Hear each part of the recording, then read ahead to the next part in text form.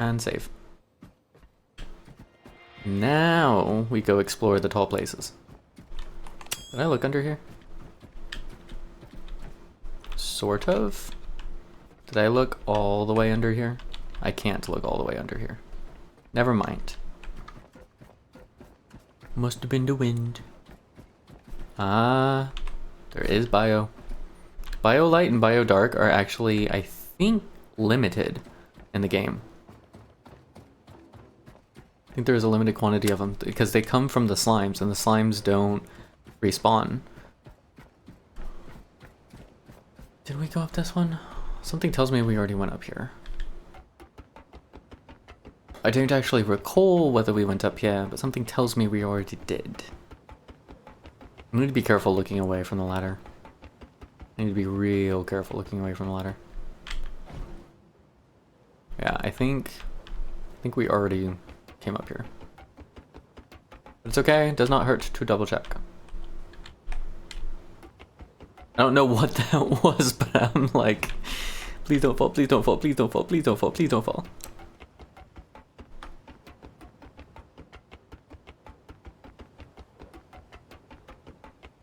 And close enough. Alright, we'll try this one up here, that other one to the side, and then I think we can say there might be a couple things that need to be grabbed. I think we'll be pretty close to being able to say we've got everything.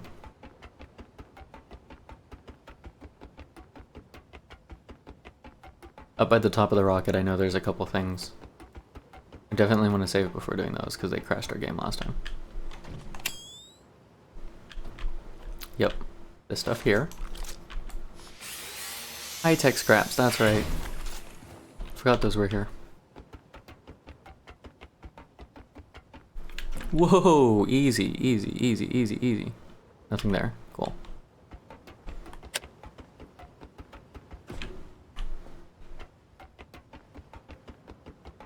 It's really easy to come off a ladder like, ooh, don't look away, don't look away. It's really easy to come off a ladder really fast and just launch yourself forward after coming out. I'm coming out, so you better get this party. Wah! You know what I mean? Just the little things, just the little things.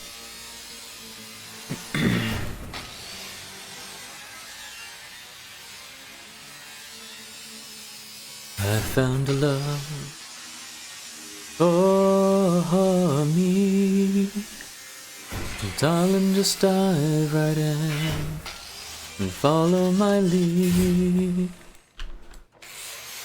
I found a girl, beautiful and sweet. I never knew you were the someone. Can I not get up here? Please? Thank you. There's nothing there. It's like, let me in. It's empty. There we go. Also empty. That's okay. It's okay. My heart's only slightly hurt. Do I still have... I do. Let's go. I'll pull this bad boy up.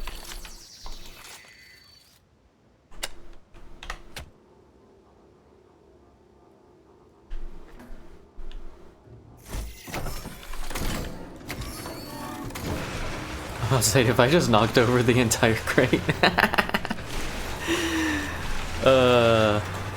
No such thing as order when dismantling order.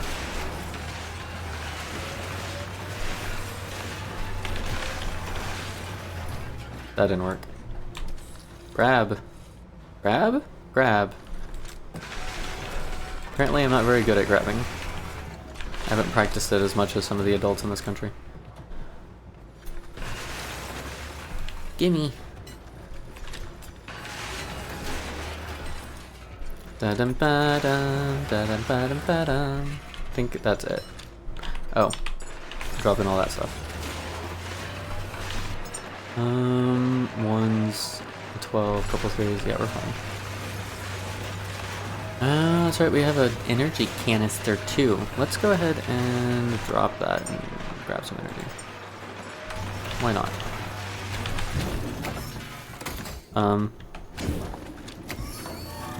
But why? Plugged it into me, not my backpack. Why did it yoink the backpack? I do not understand. Okay, grab this, swap it with that one, pop that lid, grab, backpack, slurp, pull all of this stuff, dismantle.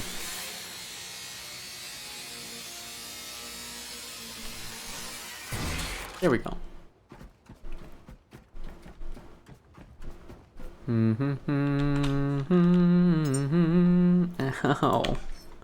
Ow, ow, ow, ow, ow, ow, ow, ow, ow, ow.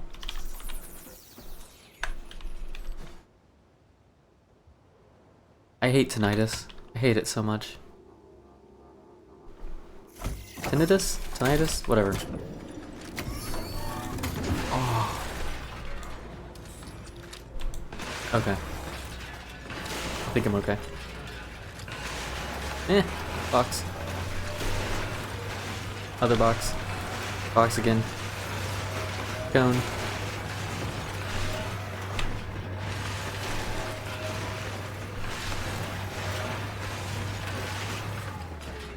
feel like my equilibrium is off. My grabbing and throwingness is off point today. What? Did the cable just throw that out of the way? That's awesome. Okay, anything else in this little corner that we care about? No? Cool. Slurp. Yoink.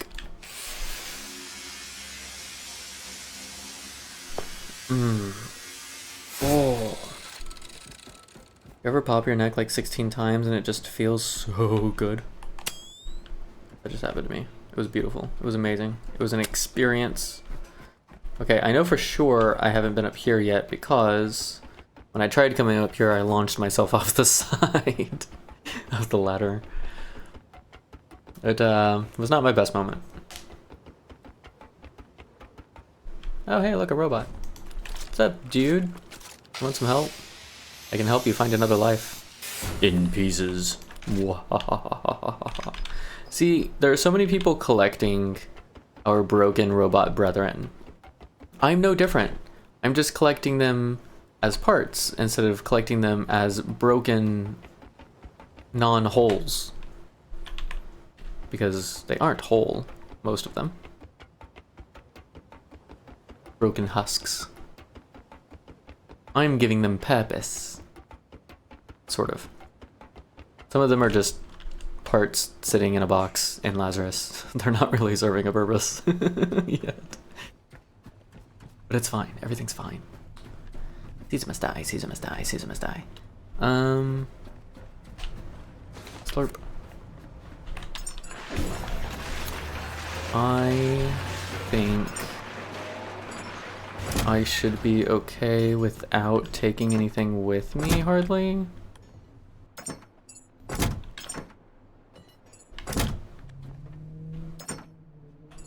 I'm gonna throw this stuff in here.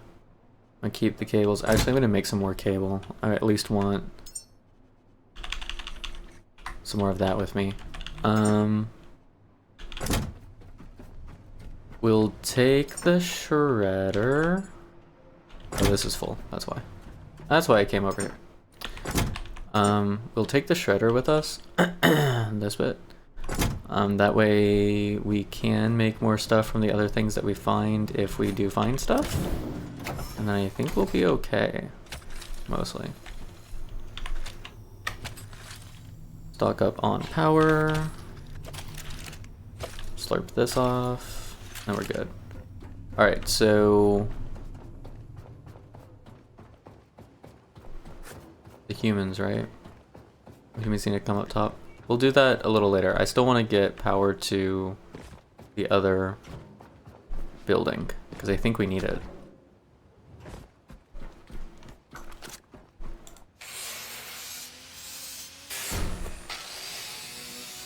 Does this mean there's a secret off this ledge? need to know. I don't think there is. So I guess we could find out by looking down here. I do not think there is. Cone. No. I'm gonna not call that and just go down the side. A, because it's faster, and B, because I don't think I've recycled the things to the side of it yet. On our return journey, oh, I have. On our return journey, I want to check out the middle, though, for sure.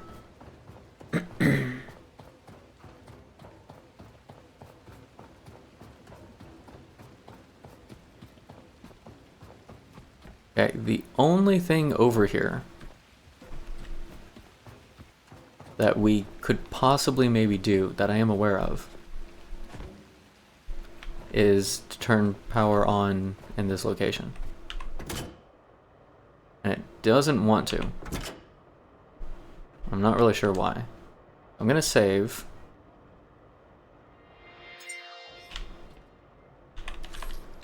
Disconnect that. I did that after saving. We'll try it both ways. I'm gonna save and then continue. And we'll see if that fixes it. If not, then I don't know what it wants.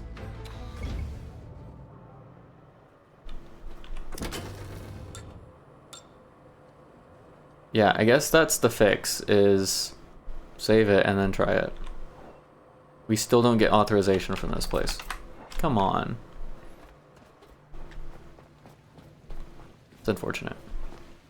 I still have no idea how to get authorization for the seed vaults in the water, in the ocean.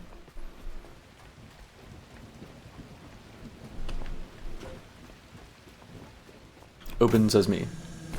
Look at all the blue, shiny stuff. Let's smash it.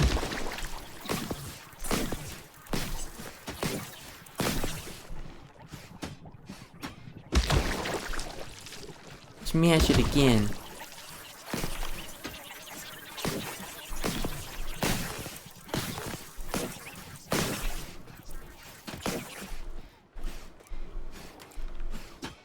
Smash. Smash. Smash. Robo smash.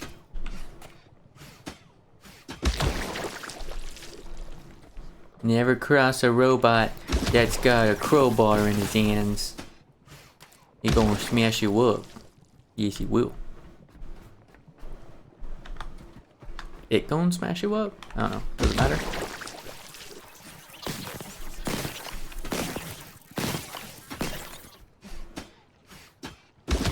There we go. Maybe not? Okay. There should be a light in here somewhere, right? There it is. There's so much goop on the ceiling. Is that because there's actually no way to clean it off, or is that like what are we looking at? Do I need to ungoopify the room above it? Mission control. Mission control. We got a dead robot. Got another dead robot. Got another dead couple of robots. Jess, I found gray stuff. It's not the gray stuff I was looking for because it still has that bar along the bottom, but I found gray sofas. There's a lot of robots in here that are kind of... excuse me, sir. I'm gonna get past you real quick. This is the outside. I don't believe I was looking for the outside. All right.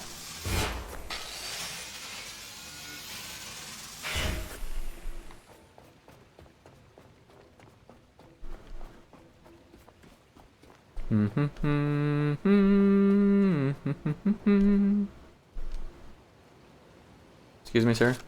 Sir, I'm gonna need you to. How much you want to bet? Like, if I move this pipe, it drops him. Grab. Nope, he fell. He fell. Man, I'm gonna have to jump in the water to get him. That's some bullshit. Okay, maybe we should have grabbed the iron rod first and then just shredded him rather than trying to lift him up. Like, I knew that's what I should have done, and I didn't do it. Oh well. Do we think this one's gonna let down on the first floor? Or do we think they're two separate entities all together? We shall find out momentarily. We. Anything else up here? Is that it? For the most part. Come over to this shed. I expected more like secret shit on the roof. Granted, we didn't go through the tube yet, but still. Maybe I just have too high of expectations for the gray is nice, but the blue is better. I do think I like the blue best. Especially for on the boat. Like the gray I think is a little too simplistic for the boat. Like it is nice on its own, but it doesn't really mesh with the rest of the decor or the style. Oh wait, hang on. Connect and activate electrical systems, fill a few tanks with methane, supply oxygen. Does that only activate on the central section? Did it decide that I don't have all of it anymore? What? That don't make sense. Hey look, we're back in the same room again. I'm gonna check out what's in the ductwork over here. Bum ba da bum bum bum ba da ba dum. I cannot come down that way. Cool. We're going this way. Memories. All around me are familiar faces, worn out places, worn out faces. Bright and early for the daily races, going nowhere, going nowhere. I was half expecting there to be like a drop underneath that dropped you back down in the room. And there wasn't. I don't know how I feel about that. Bright and early for the daily races, going nowhere, going nowhere. And I find it kinda funny, I find it kinda sad. The dreams in which I'm dying are the best I've ever had. I find it hard to tell you, I find it hard. Ooh, glowy. When people run in circles, it's a very, very mad world. Could I not pick him up? Come on. Work with me here. I will be right back. I gotta go get my pizza.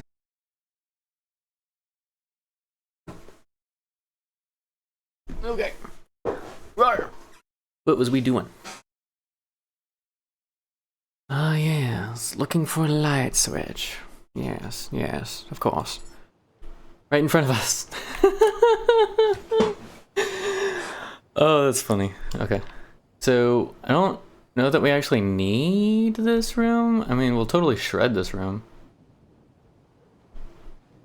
I kind of do almost want to take the gray back to Lazarus.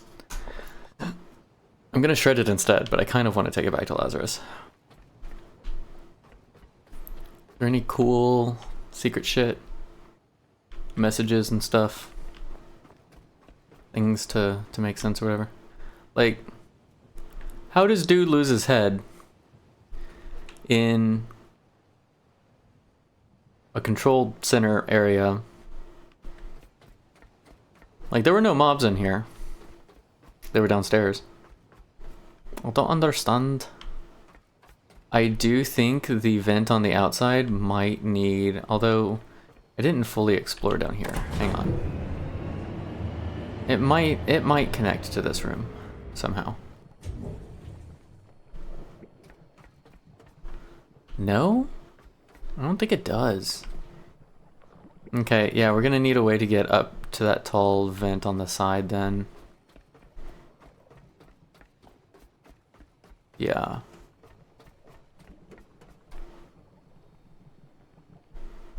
Excuse me, I'm gonna borrow this table.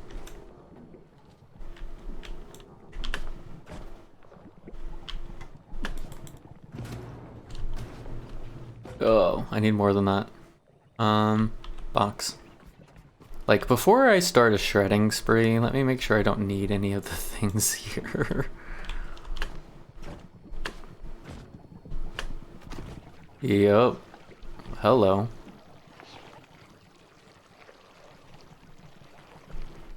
Is he like bent over, was in prayer? Is he both of these ultra techs? Hang on. I'm gonna get rid of this one first.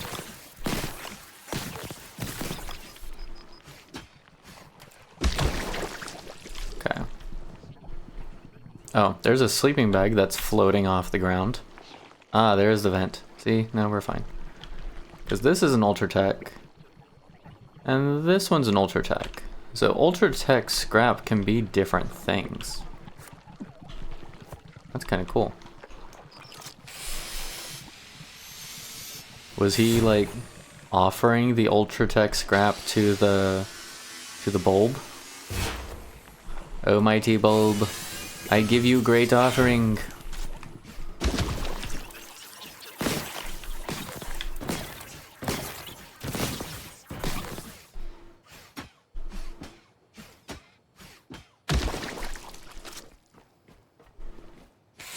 Yeah, this is the one that goes to the side. Okay.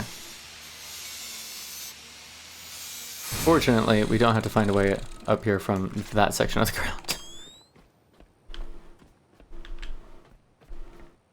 We are over encumbered yet again. Interesting that there's like an entire floor for the secret this time. And like granted, 2 ultra scrap is pretty useful, plus a robot. Plus whatever scrap we get from these guys, but like usually the secrets are not an entire floor, so it's kind of cool to see one that is. I'm gonna nom some pizza. So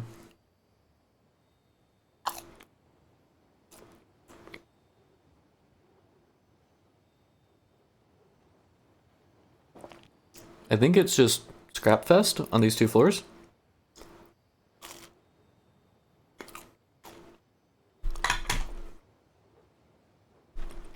Right? I don't think there's any real reason we need not to anymore. Okay, I want to see what a big explosive looks like. Hang on. Add the holster. Oops.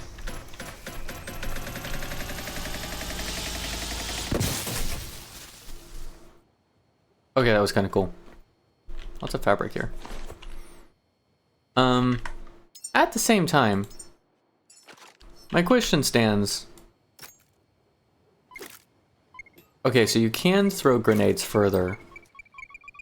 Is there like a limit? Yeah, that's about the limit of how far you can throw it. Okay. I do think it's interesting, the entire time I've played this game, I have not really hit a single enemy with a grenade. Honestly. Okay, let's have 2 piles. We'll have this side of the room and that side of the room. We will establish the recyclier here. And then at some point, I want enough stuff for a box. Because it will definitely be needed. Until then, I'm not too worried about it. But once we have the stuff for it, I would like to have one pretty please.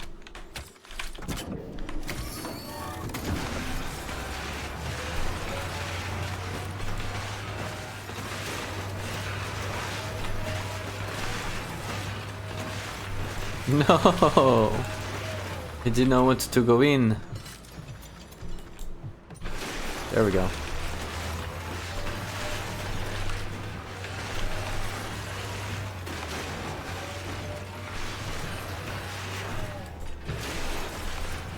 The real secret, just slam it in hard enough, it'll fold. It'll fold itself.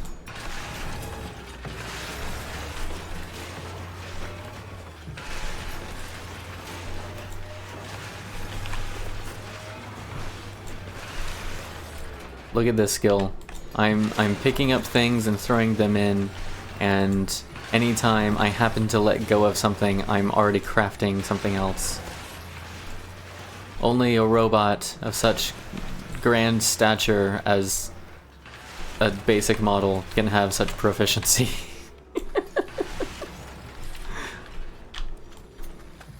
Oh no, it didn't work. We have a box. Ladies and gentlemen, we have a box.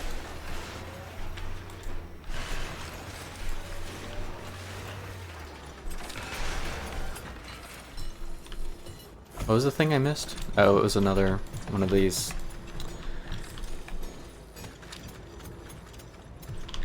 No, I missed again. There we go. Got it that time.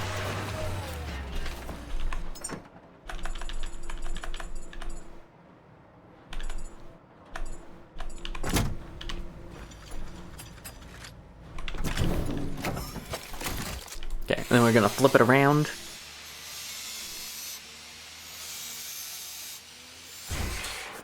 Turn this thing around. No. No. I missed some. It's fine. It'll be fine.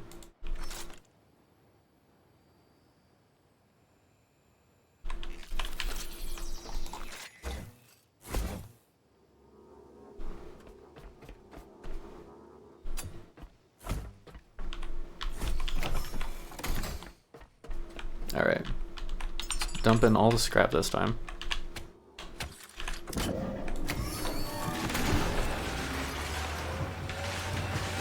Poker's okay?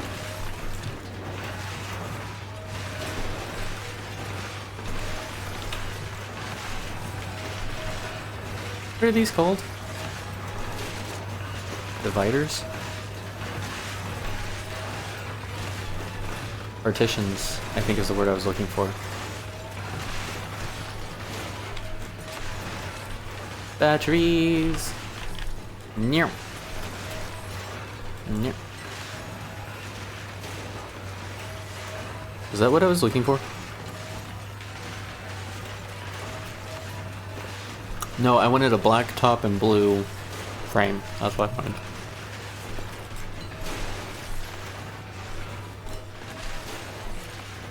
Which, now that we're almost done shredding everything, I don't know I'm ever gonna find.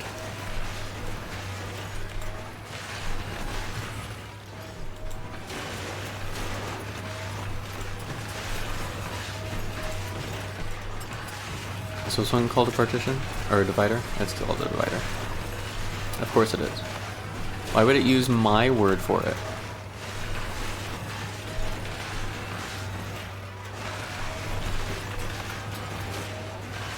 Turn to the left.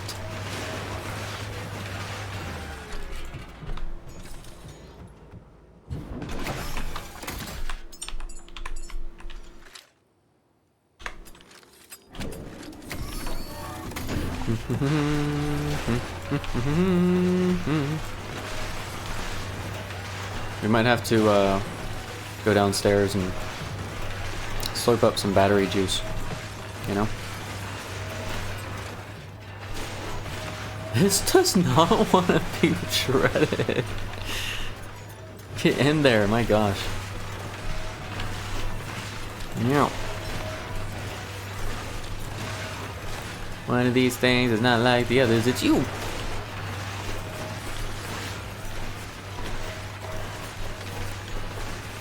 The rest all shred and behave themselves.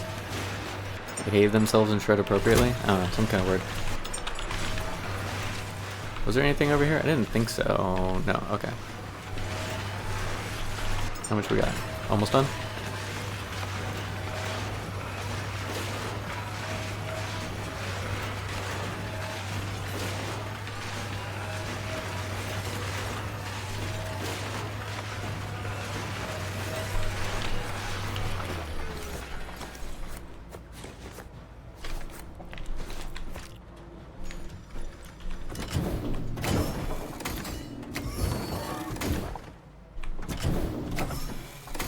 Jess is growing her first human. Everybody cross your fingers and dot your I's. What did you give it? I'm curious.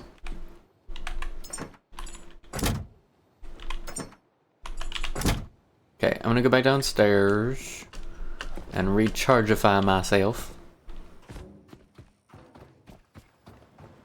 Whee! Like you do. So I'm gonna charge my backpack first. A lot, you think? Okay. Nothing wrong with that.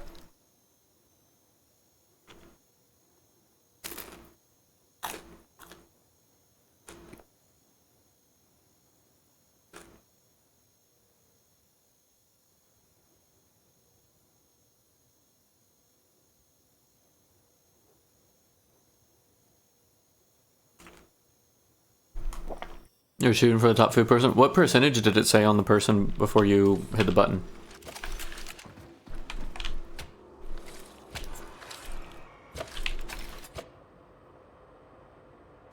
Backup in progress. Please wait. Wee.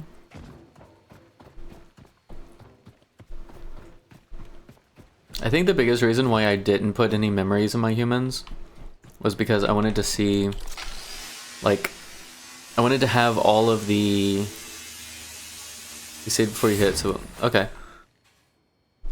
I wanted to see all of the memories I had gathered all at once in one place, and, like, be able to count them and know how many I had gotten and stuff and whatever, before using any of them.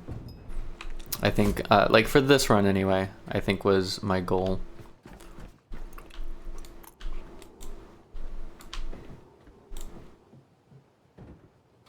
Just sails through the sky. That's funny.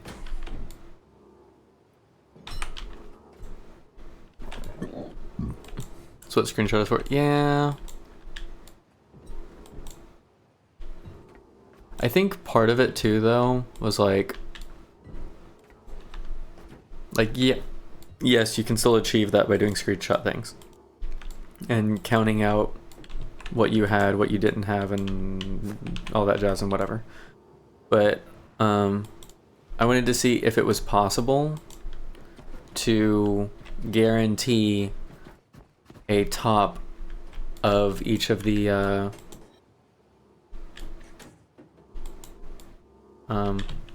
whatever they're called, the jobs.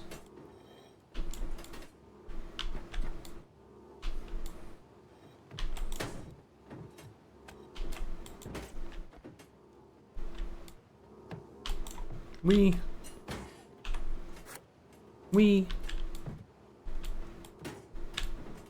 See, it looks all so chaotic until I shred everything, and then it looks so organized and clean and neat.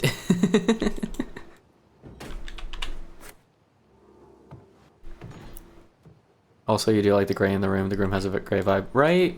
Like, the gray works really well for this room.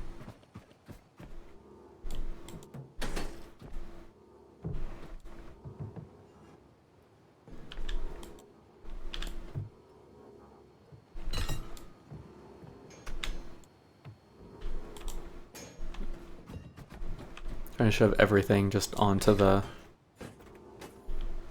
top here. Then I'll put the shredder at the base and then throw everything inside. Mwahaha.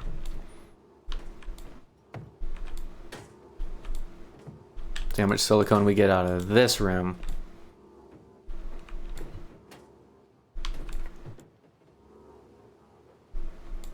%40 guard. Wait, I didn't think that was part of the food tree, was it? Or maybe they have overlapping qualities or something. Requirements. Dun dun dun dun dun dun da da dun da da dun da da dun da da da da da. 50% biosphere director.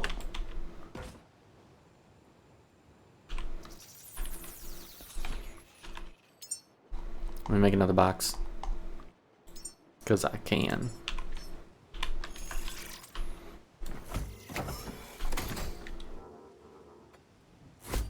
Alright. Take a bite of my pizza. And let's start recycling.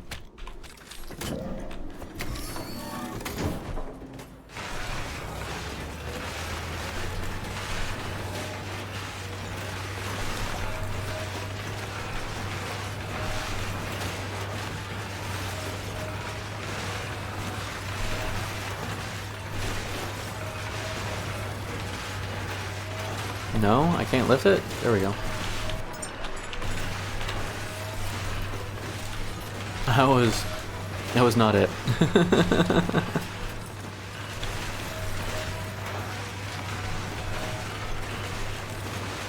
So many TVs.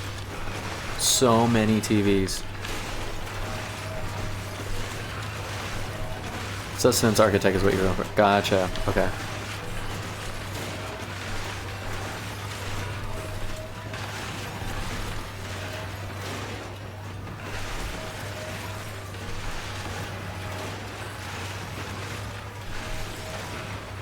No! Come back. I didn't mean to miss.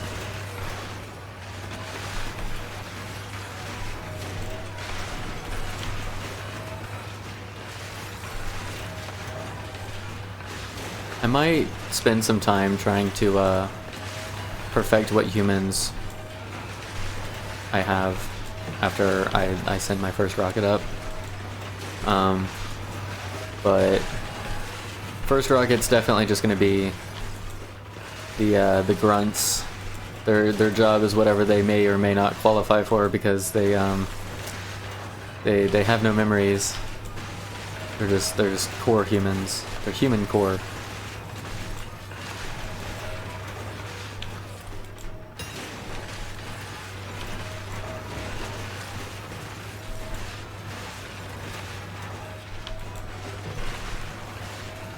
Yeet.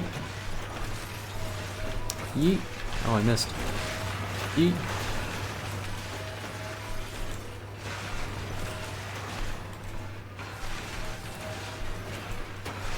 I am actually really curious how much like silicone I'm gonna get out of this. It's gonna be insane. Oh, there is another terminal up here. I wonder if you could launch the rocket from either way.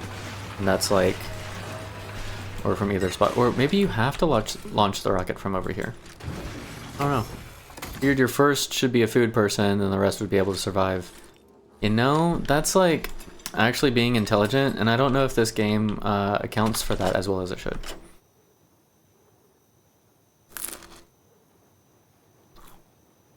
You know, all these big brain moves you got.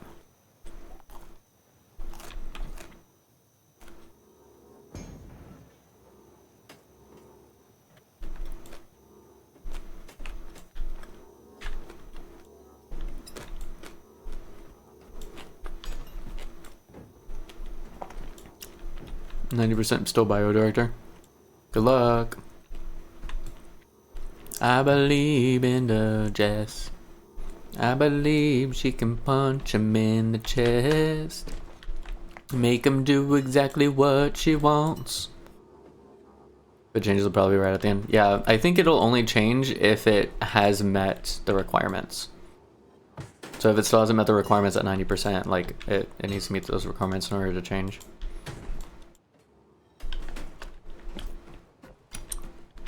Punch, punch, punch, punch, punch, punch. I shot those way too far.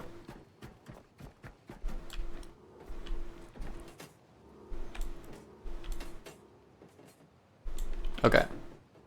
Let's try this again. Just falls right in. That's awesome. Bye, couch. Not enough. Oh no.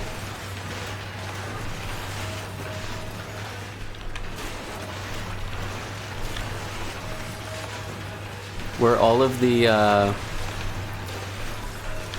you know, on the right side where it says like, it's gonna need, I don't remember what they are, like, leadership and teamwork and patience or whatever, were any of them still red, or were they all white? I think it's white once the requirement's been met.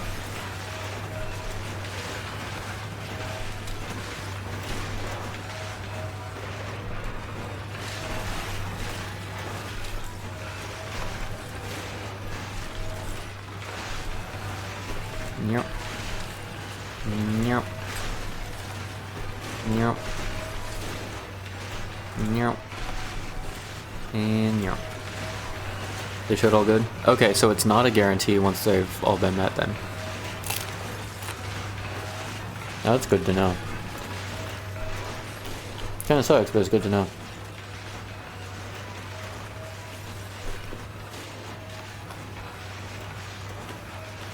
So if I try to launch this without the Lazarus pods, is it gonna be like upset?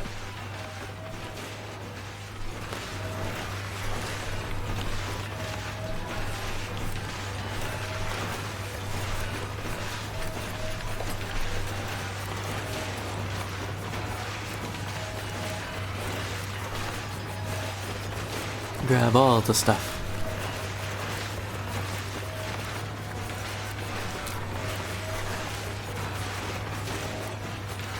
It's still coming.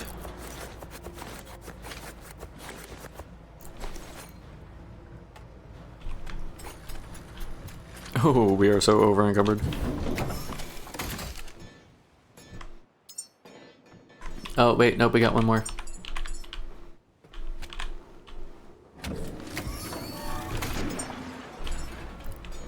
There we go. Yoink.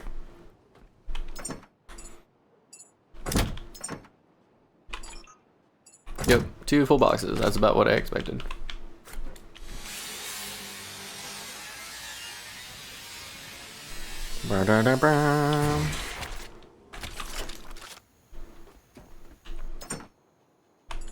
Okay.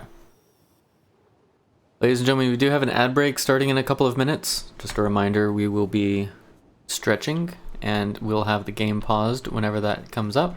So you will not miss anything. Also, we would not launch during this weather anyways. It will be postponed another 48 hours. Not really.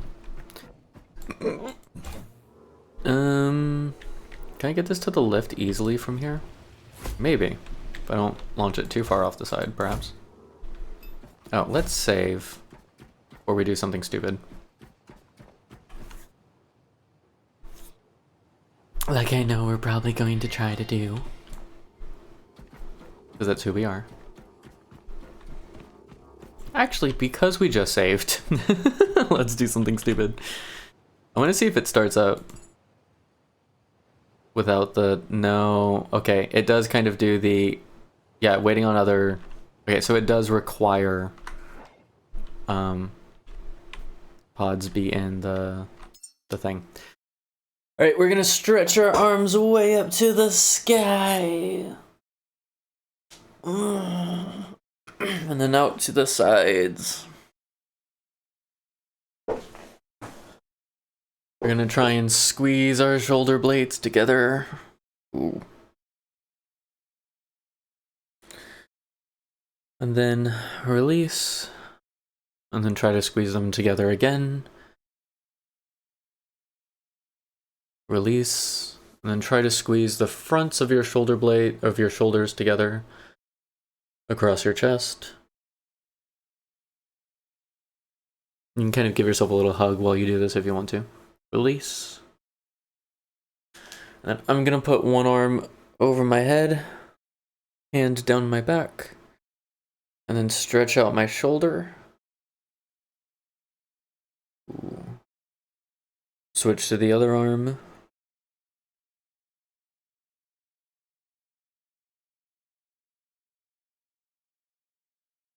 And then I'm gonna stand up. You can do the seated if you want to. I'm gonna stand up straight. I'm gonna reach down toward my toes.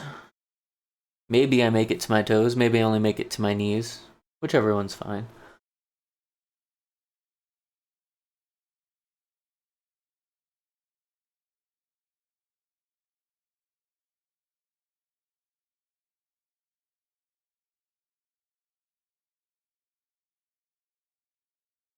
Oh. Jesse sent a pic in my DMs.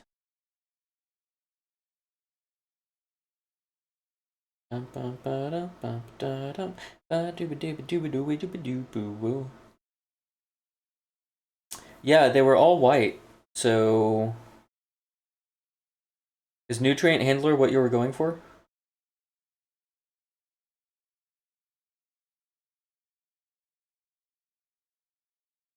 No, you were going for Sustenance Architect, right? Sustenance Architect wasn't on your right side predictions. So if you click H, search for Sustenance Architect, and then there's some other button to like pin it to your screen, you'll be able to see what like if it actually has everything or not.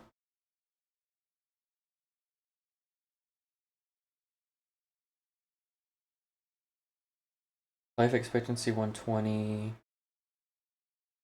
Yeah, because I think your numbers are fine.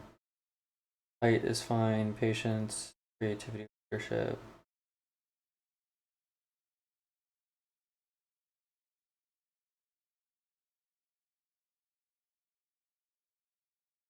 Oh no, that's for Biosphere Director.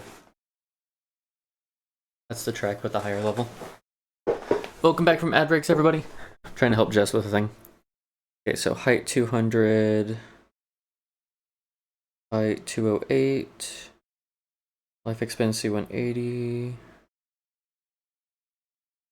Patience. Oh, did you look at my yeah, so it probably needs more patience. Did you look at my page that I added for Humans 2.0? Because I went through and I'm pretty sure I grabbed... Yeah, so Sustenance Architect needs 160 patience. Because I did have enough memories, I could check to see when, or like what the numbers were to get them to white. So I did log that on the Humans 2.0 sheet that I put on there for you.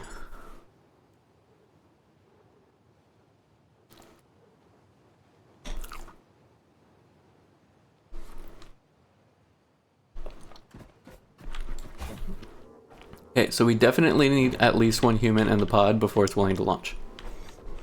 We carefully drop it down. Hopefully it doesn't bounce off into the water. Excuse me. Thank you.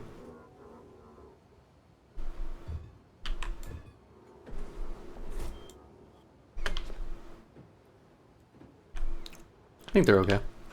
Maybe. We'll find out. Eventually. Oh, I wanna go downstairs.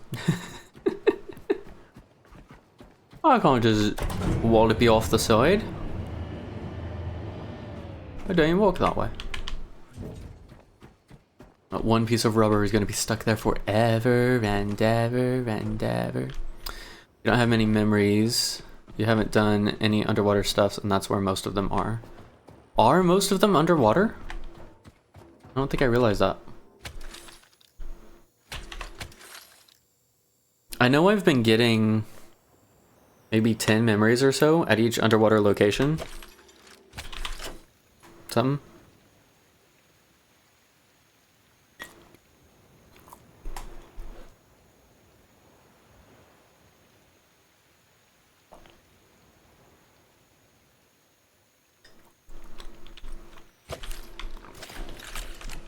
Okay, I'm gonna save again because I'm here, so why not?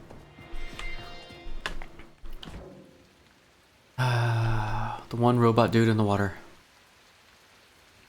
We've got to go back and grab him at some point. Her? It?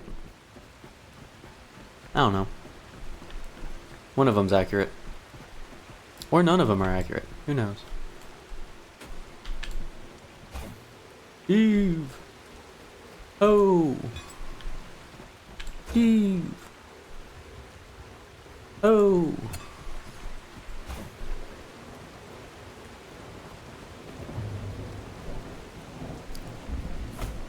Maybe I'll get Robot Dude when we come around with the ship.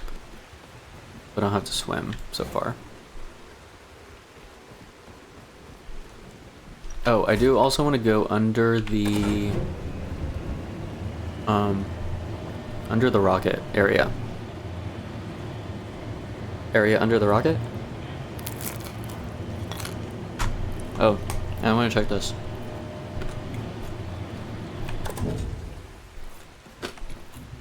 Little further.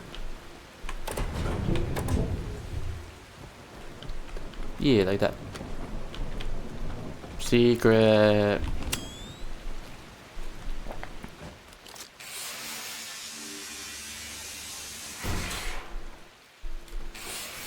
You know what I should have done?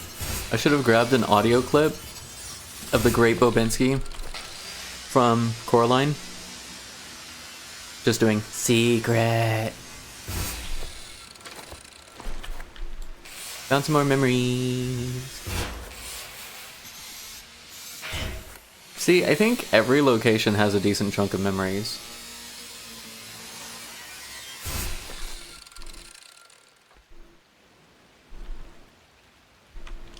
Wee.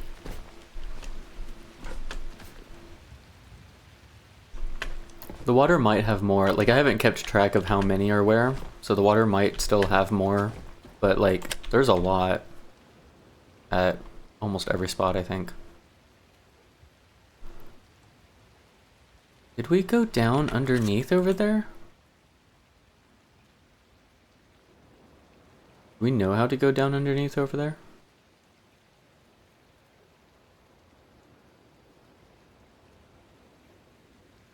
I don't know if I know how to get to that. I'm gonna go explore and find out.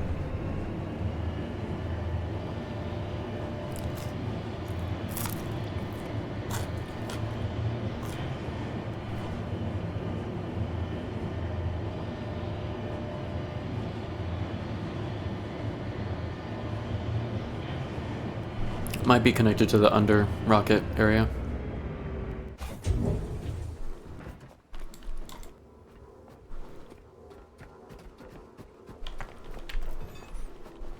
Bringing up that crate, bringing up that stuff, yeah. Bringing up that crate, bringing up them stuff, yeah. Yeet. Close enough. Watch it fall all the way down the stairs, the ramp. Oh no, it's staying put. Sweet. Mostly.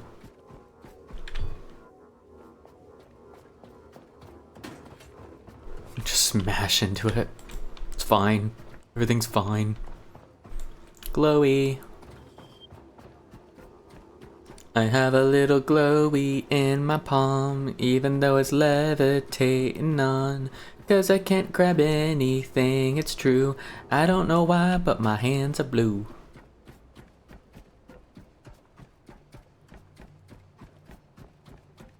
Ooh. And to think, I almost missed such a lovely little spot.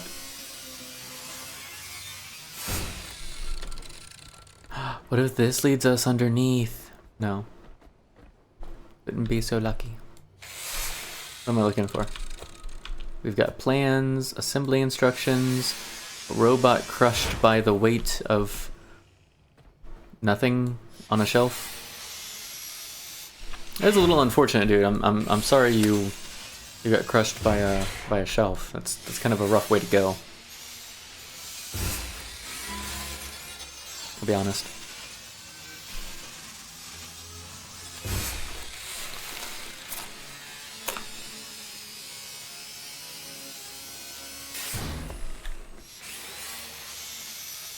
Here, let me get this off you for you.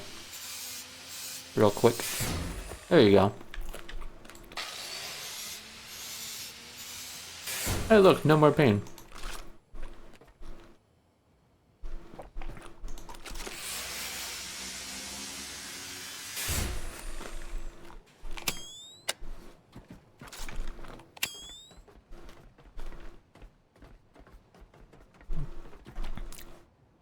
You guys remember back when we used to make vloggers?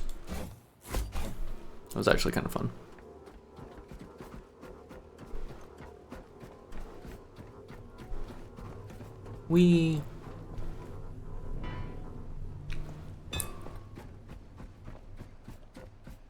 Bum bum bum ba da dum bum bum bum ba da da ba dum ba dum ba da dum ba da dum ba da dum ba dum ba dum ba dum ba da dum ba dum ba dum ba dum bum bum bum ba dum bum ba da dum ba dum ba da dum bum bum ba da dum ba da bum ba da bum meow meow.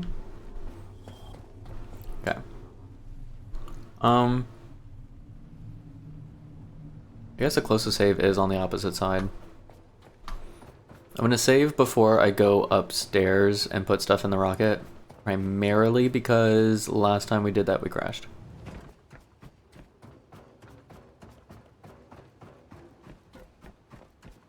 Boing. Fine, I'll go with the T1 food person.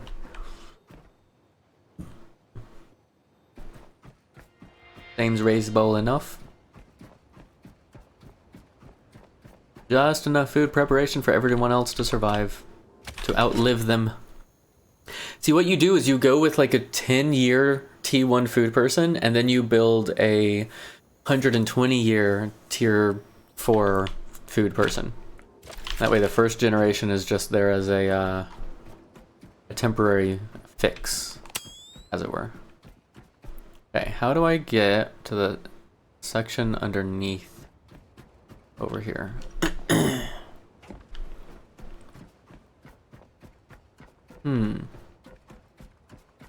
I don't think there was a way from up here.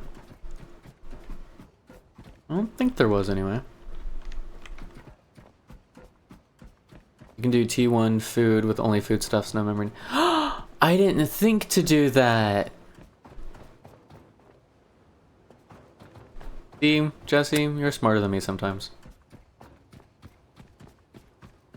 I didn't think to, because like, I specifically didn't want to put memories in anyone because I wanted to keep the memories, but I didn't think of making them people that don't need memories that can still have jobs.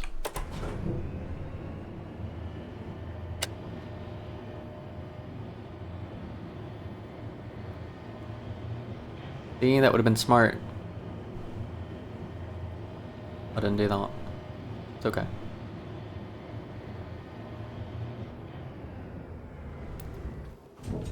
Alright. Now for the test. Broken robot number 1. Broken robot number 2. We're alive! We're overburdened, but we're alive!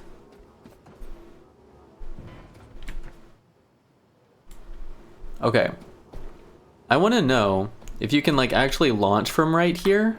If the game's gonna be like, yeah, you're gonna get absolutely fried standing there, but you're welcome to if you'd like. What does this do? Reset switch?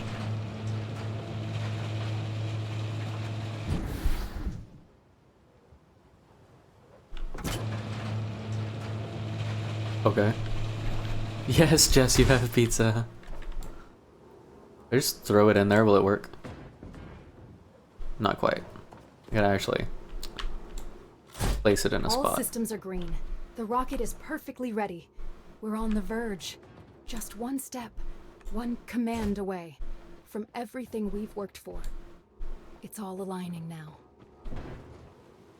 Our time has finally come. Creepy. Humanity is ready to reach for the stars once more. Initiate humanity's return to the stars. It's like, we're so close from everything we've dreamed. Do it. Just do it now. And you're like, I understand the eagerness. Believe me, I understand the eagerness. But it seems a little too eager. A little creepy eager. You know what I mean?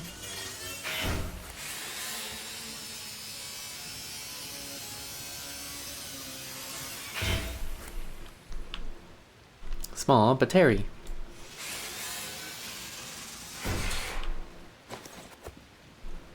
Aluminum scraps, high-tech scraps, metal junk. This place has everything. But not for long. Uh-oh, I found more metal junk that can't be scrapped. Never mind, it's fine. Just didn't have the right angle on it, I guess. Or some shit.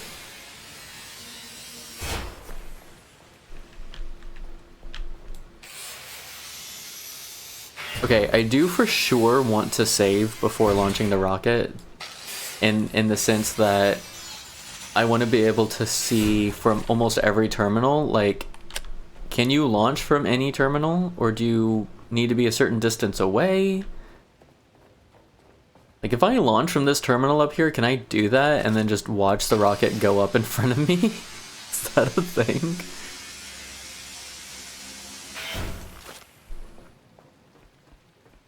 Like, I gotta know. I gotta know. Hang on. Also on the list of I gotta know.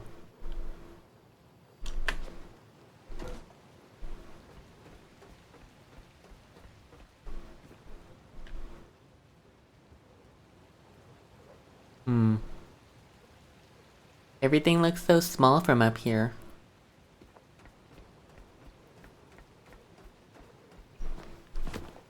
Whew. Okay, I don't think there's anything there. I thought there could maybe have been something on there. So sue me.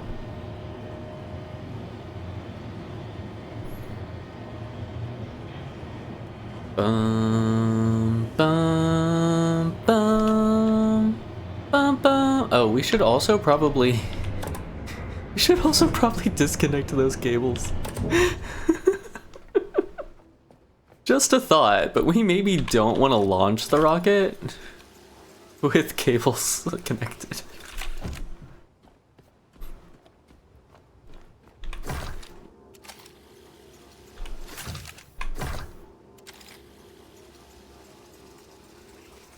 This, yeah, and then we'll close these, and then that will make a little more sense. Although now I'm curious if it'll allow you to. I also want to know, like, if these get fried for being where they're at.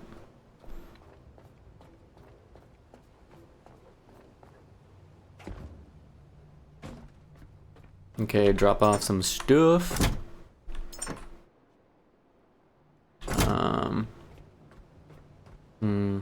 How do I want to do this?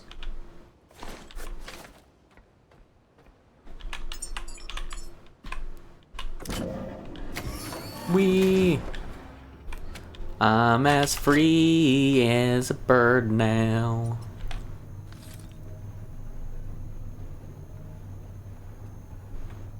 We have been rechargified. No, this one. What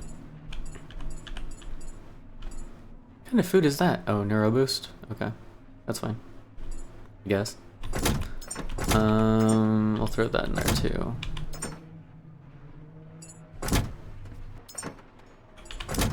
Okay, I do want to explore under the rocket. I wish there was a save closer. Like I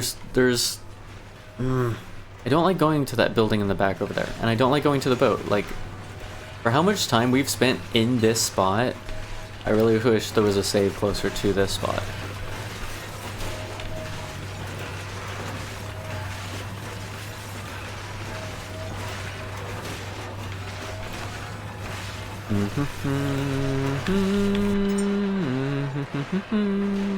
Bum, bum.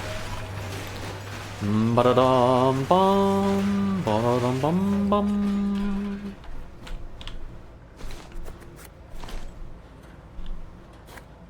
That one's full. That one's bio, but also stuff. Okay, I'm gonna go back, save again. I want to say the only way down there safely is underneath the rocket itself. And I'm hoping it connects over here to this walkway, because I don't see another way to this walkway.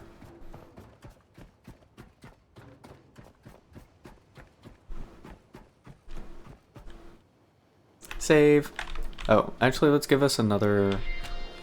Let's save on number 2.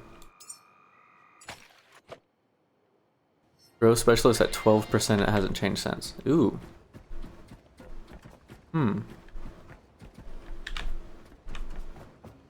Interesting.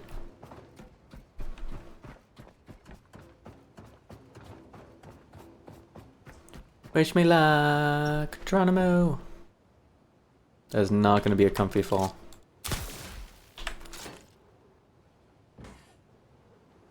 Although, thanks for reminding me that there's lips that I can utilize for my benefit. I really want to say launching the rocket would clear all of this out. Dude, this guy's covered.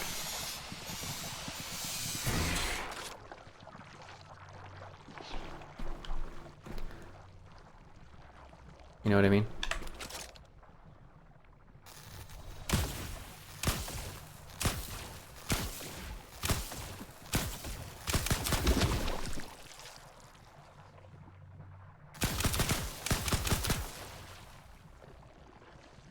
Maybe this will be more fun with fire.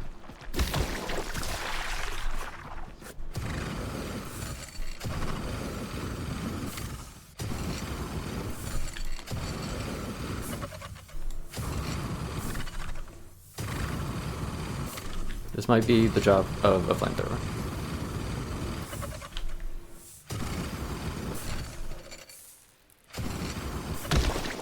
There we go. Okay, I've definitely... You should leave it all save launch, then go check. I am going to launch from that save I just did. And see. But I also want to, like, check and see... Like, because there's, like, a robot down here. And there's a robot over there. Like, there's robots grabbed by these tentacles. And I need to save them, my little brethren. But, no, seriously, like... I wanted to do one run where I actually went through it and checked stuff. That way when I do the run of blasting it anyway, I can go back and see if the things that... Like, what is still there? Like, are the robots still going to be there, or do they get fried as well? Is the red stuff still going to be there? Does it get obliterated? Like, that sort of thing. It's a scientific process, isn't it?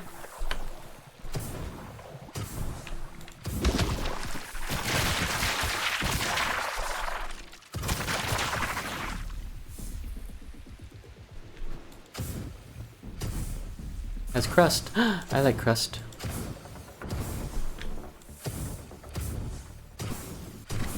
Yeah, it doesn't quite reach.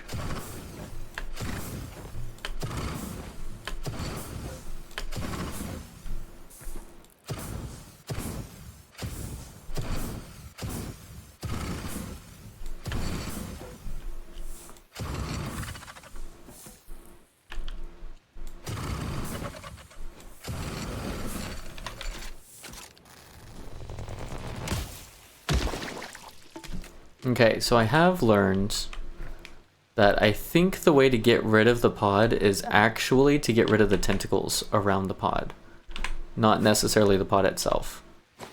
Like, if you're hitting the pod, it'll kind of get rid of the tentacles all around, but I don't know, just a theory I'm working with.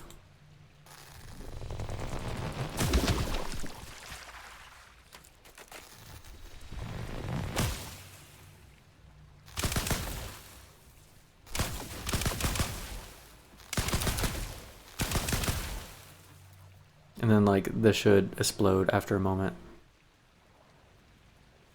Maybe?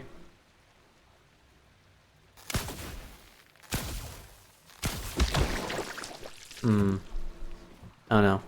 Still working on it. It's a theory in progress.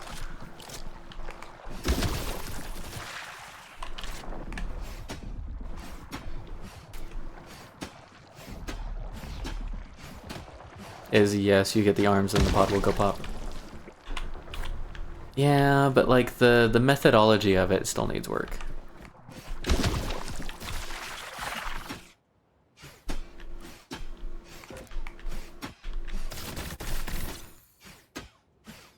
See, like, that was a bad example. I was gonna say, like, if you hit the pod, it starts working on the legs, but I'd already gotten the legs, so that didn't help really.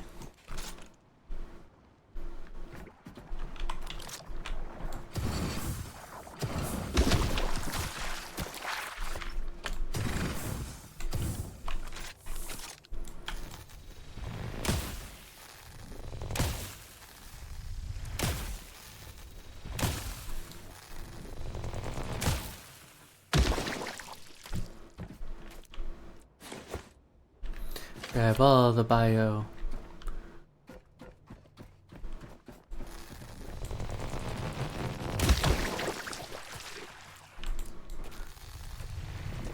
Rolling down the bayou.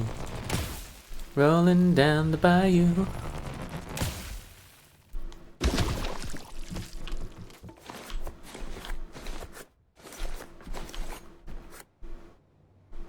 Well, if you're ever at Rocket and you need bio to turn into petrol, to turn into carbon dioxide, just come down in the rocket shaft and there'll be plenty.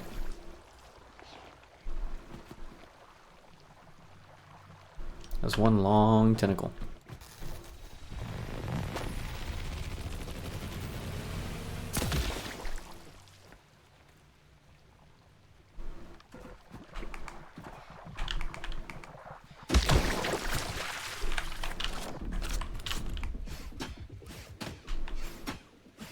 I feel like if I just sit here and hit the pod, it starts like breaking the tentacles.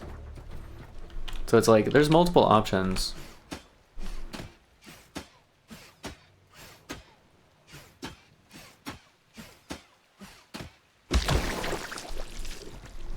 I don't know.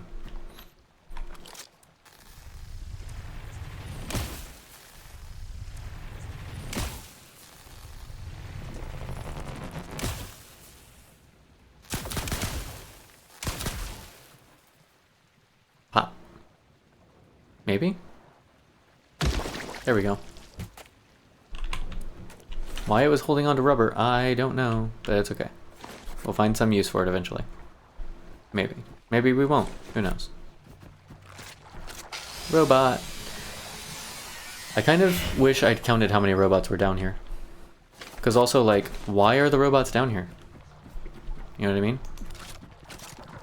There's gotta be some kind of reason.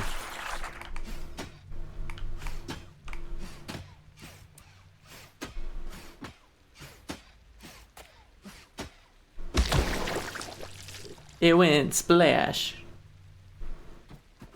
Went splat. I wonder how many like hidden underwater pods I still haven't gotten.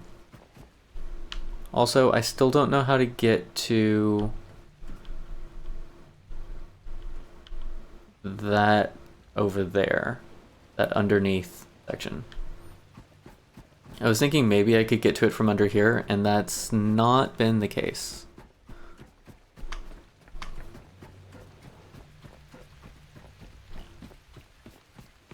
Which is a little unfortunate.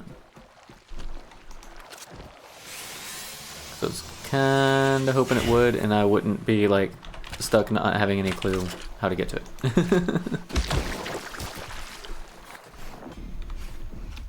Whoa, that's trippy.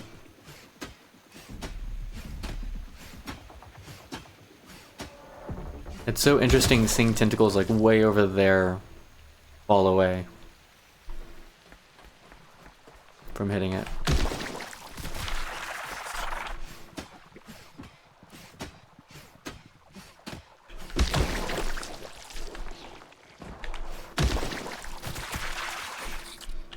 Smash, smash, smash.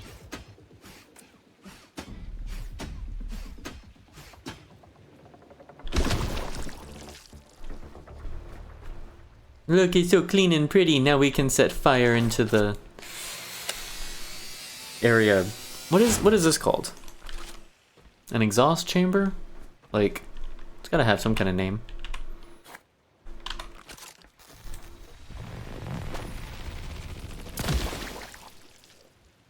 I don't know if I'm gonna be able to finish this one off right now.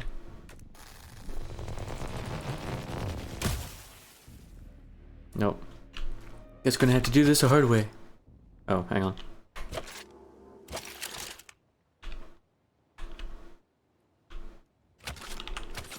There we go. Now we have more ammunitions. Splat.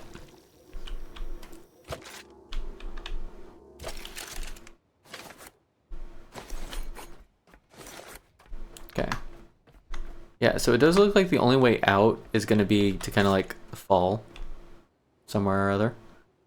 I did not see anything like along the walls or anything. That's kind of unfortunate. Was it this way that has view of what I'm looking for? Maybe I can see something while I'm falling. Oh, I don't think it was this way.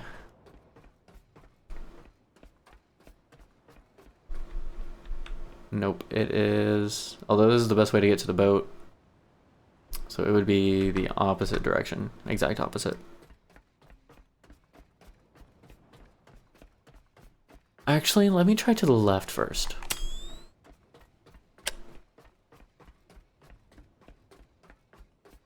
See if I can see something from this side. Is that the only place we haven't gone yet? Is the railing, the under railing or whatever of the section?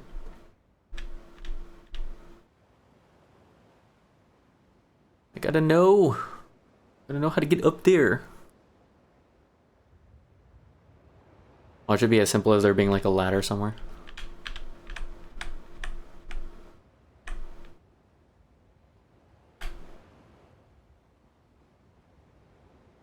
Pretty sure I'm about to fall in. There's not a shark, is there? Guess we'll find out.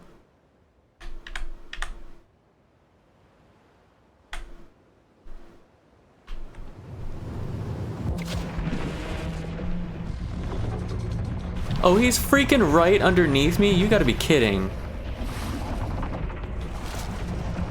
That's jacked up.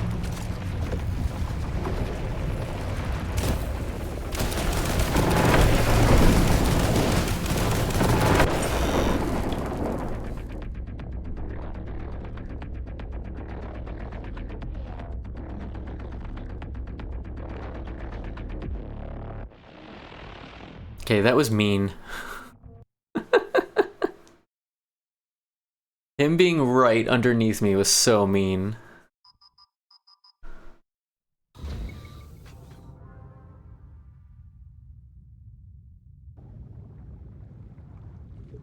Alright,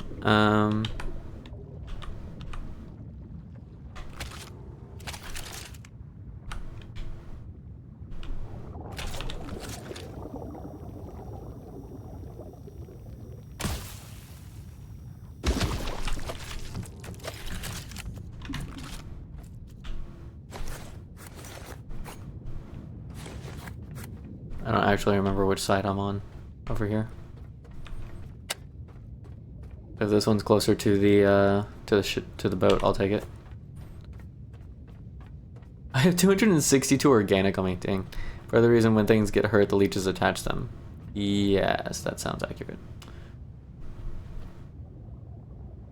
Like the leeches, the... Okay, Mr. Shark's over there. Fucking hell. The leeches, the slimes, all that kind of stuff. That's part of the reason.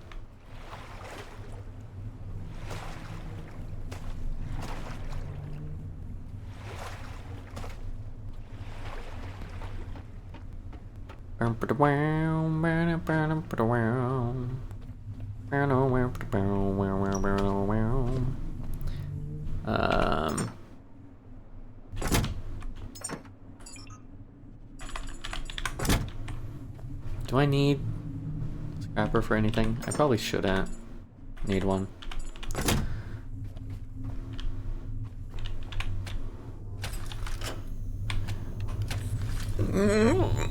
Scoozy. Really?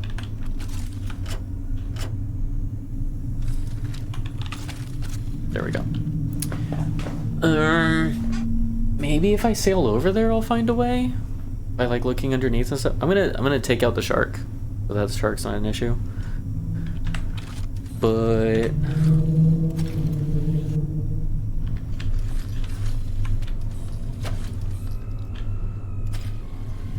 I do really like the blue. I I just wish I had found a blue in this style. I like this style a lot. Whatever.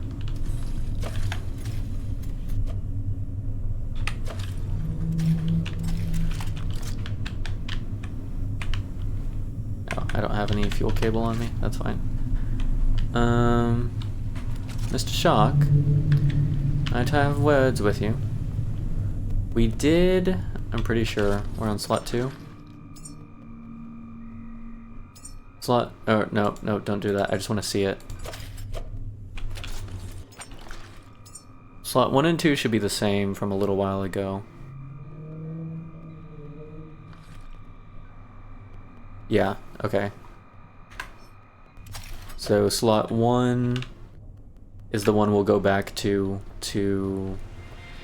see if launching clears out the underneath.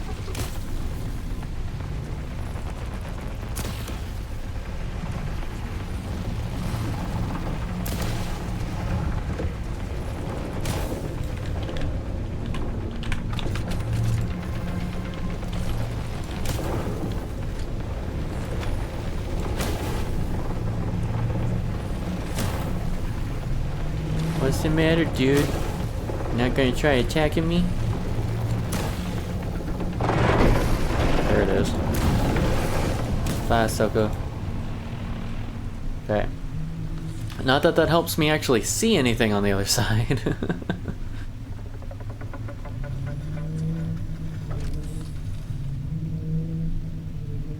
How do I get to...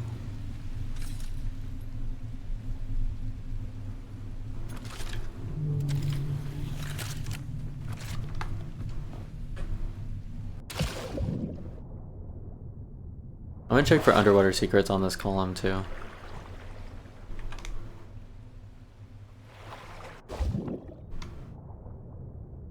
I don't think there's gonna be, but who knows, right? Who knows?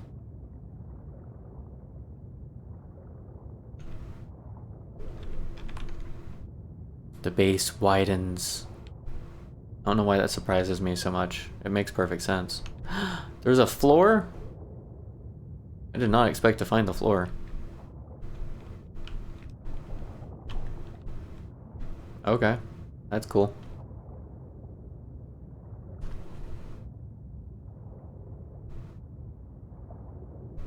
For half a second I thought there was another shark. I was about to be really upset.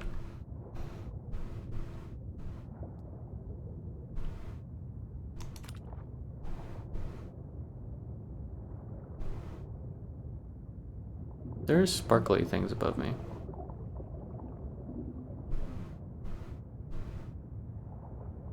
Finish checking around the floor first.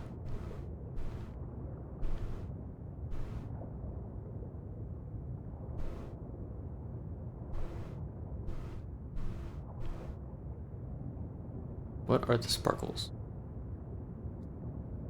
Sparkles just like moonlight on the water? No, it's my flashlight. Interesting.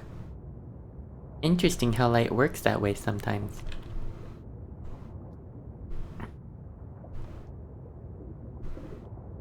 I'm not seeing anything underwater-ish over here, honestly. Now, the question is, how do I get up there? I didn't think there were ladders. I don't remember seeing any. Yeah, it's just so hard to... Yeah, whatever.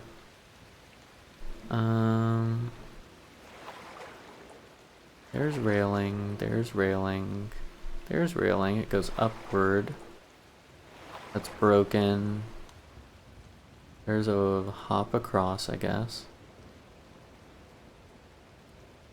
It looks like the end of a place that you go to.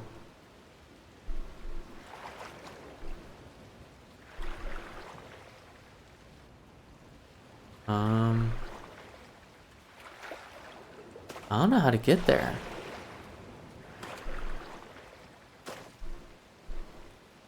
not seeing anything from the top side either.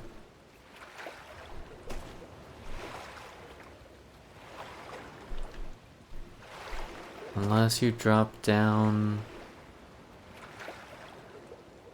on that corner.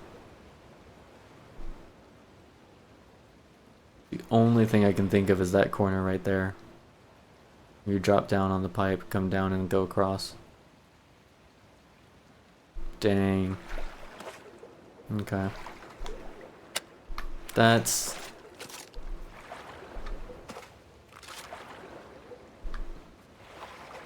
I don't know what that is. We'll try it. We may end up back in the water, but we'll try it. I will not let a secret go away. If I can help it. Anyways.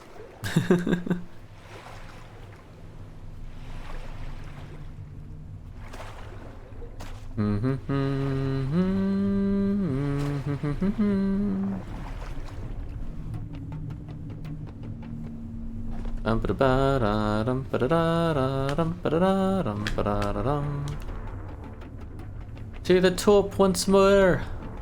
I'm gonna save at the top though, because if I end up back in the water, I'm not... Like, I'm just gonna save scrub it. I'm not coming all the way back up and around.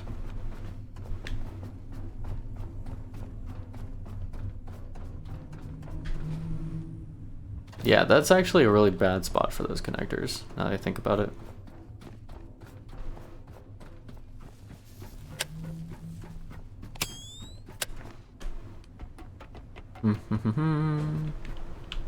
I love the glowy pink and blue. They're great. Fantastic.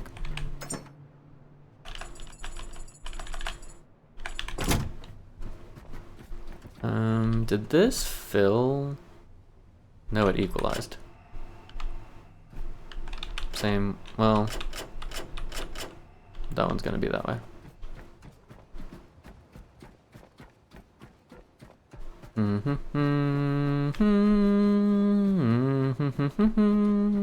Bum bum.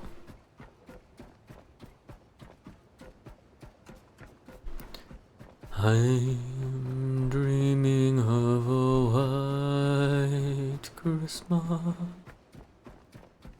with every Christmas card I'll write. Thinks needs a nap. Ooh, nap sounds good.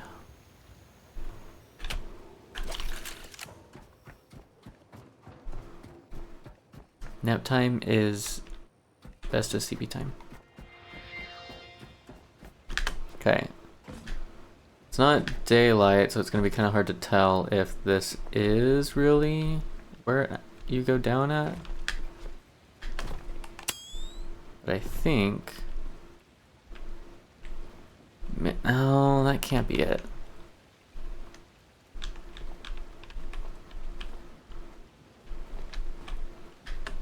Oh man. That does not feel right. As far as like the methodology for getting down there.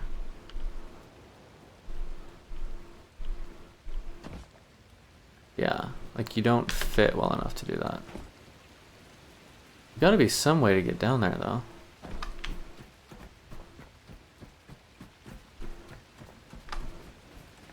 What if it's on this side? Somewhere, somehow.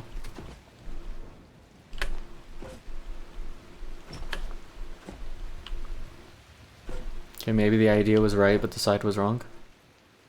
Nope. I don't see any way over there. Unless... I don't think this is it either. Am I supposed to be able to get through here? I don't think so.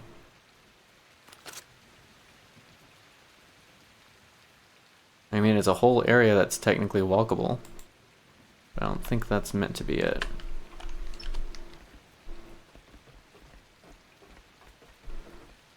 Yeah, I'm gonna say I'm stuck. Oh, maybe, maybe not. I didn't expect to be able to walk through this.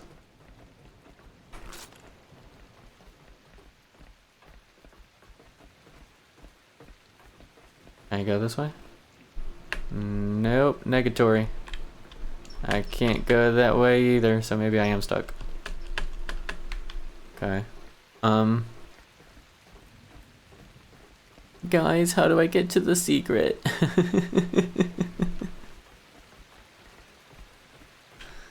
There's a secret and it's waiting for you. There's a secret, gotta see it come true. All the secrets I know. Yeah, I'm stuck. Okay. So that's not it.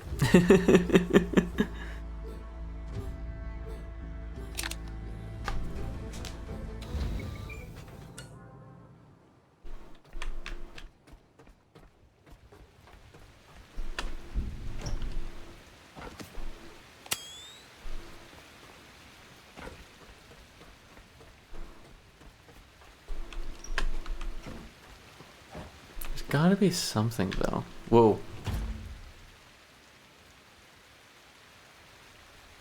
Okay, I think we just ended up back in the same sort of predicament. Yeah? Yeah?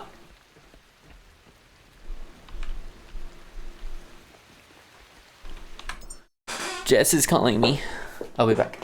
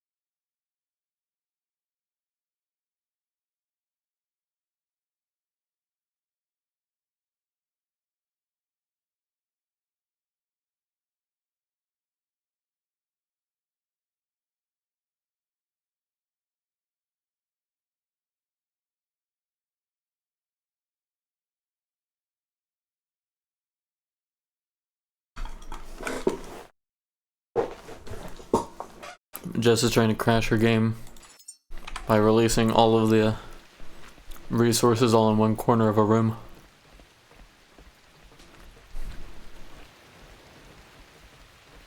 See, I don't know if this is the intent, or if I keep ending up in a weird hidden spot that's like not supposed to be how you get anywhere.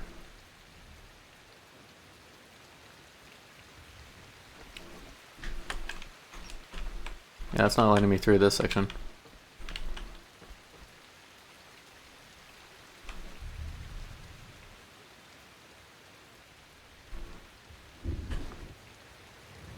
I don't know how to get up there. Under there? I don't know how to get under there.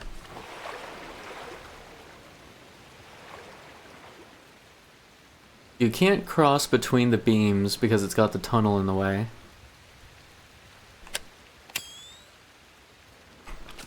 So like how... We couldn't go down the side.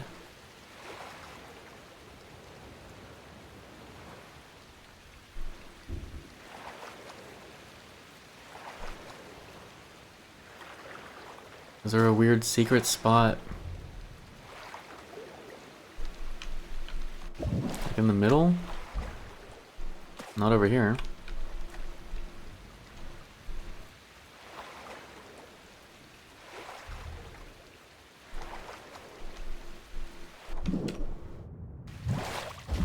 I don't know how to get up there.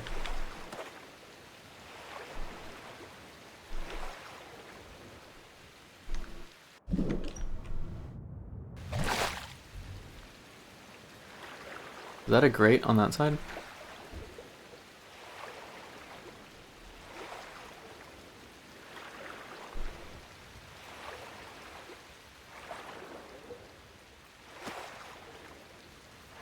And they're recessed so far back, I'm pretty sure you can't like jump and make that. Like if you can jump off the side and make that, I'd be impressed because I don't know that that's possible.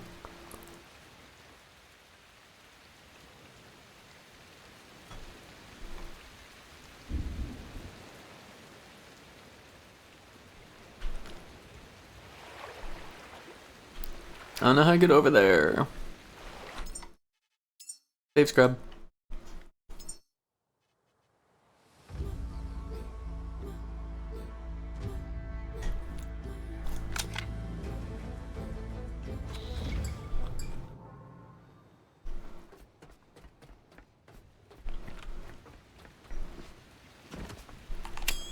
Okay. There's nothing like letting you go under, like no ladder or drop down or anything, is there?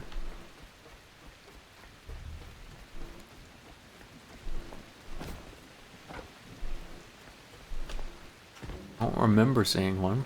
Doesn't mean there isn't one.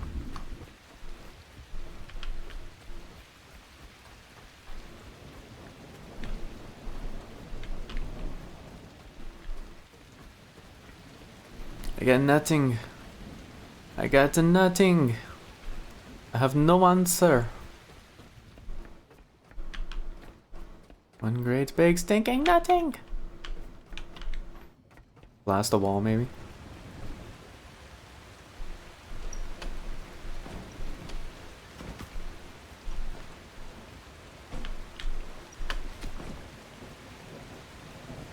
That doesn't really look like an entrance sort of vent.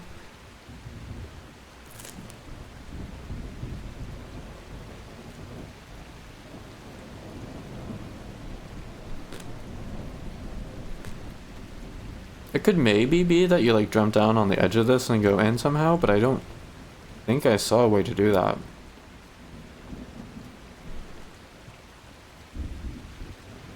Not on that side at least.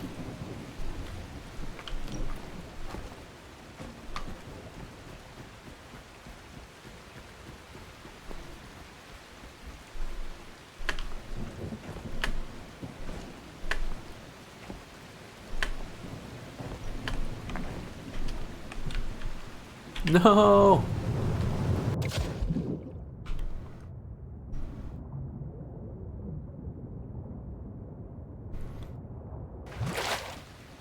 This game, it wants to defeat me.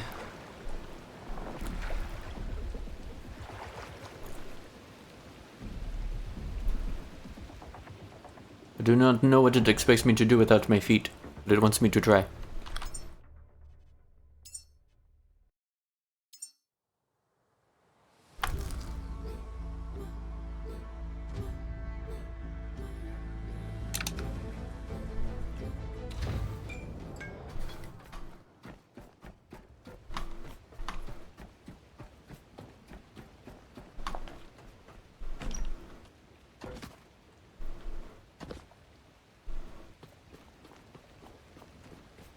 I don't remember seeing anything on this side either.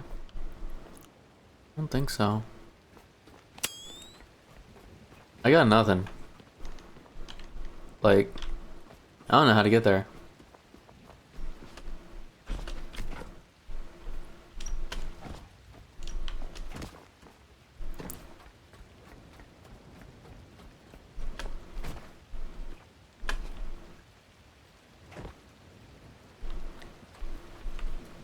Yeah, those are not like entrances I can use. At all. Alright, I need a guide. I don't know what I'm looking for.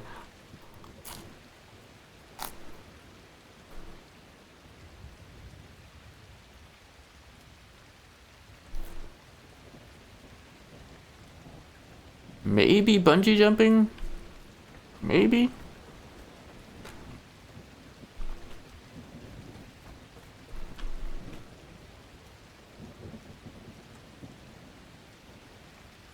If you bungee jump from this side, you can maybe get it, but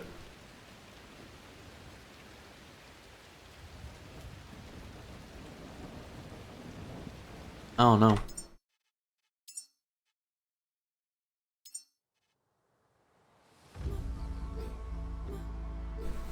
What do we think? We want to try the bungee jumping method? I don't have the stuff for it on me, do I? I don't. Need a little bit of plastic and copper, I think. I also need to only have as much on me as I think that distance is going to be, which will be its own difficulty.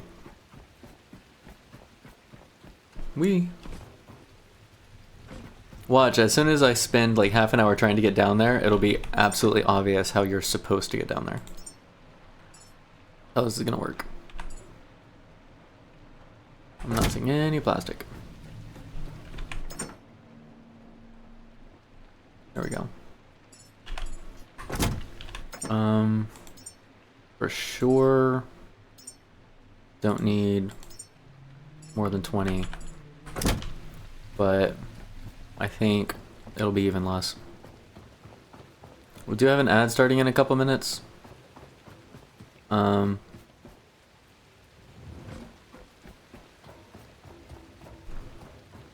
If it comes to it, we will be pausing and not attempting more mischief during the ad. But first, I want to see what mischief we can add during the ad. Oh, let's save from here, now that we have light and cables and shit sorted. That way we can just like come back and adjust the length of cable if that's all we need to do. Okay, I'm gonna start with 10. And like hope that's enough.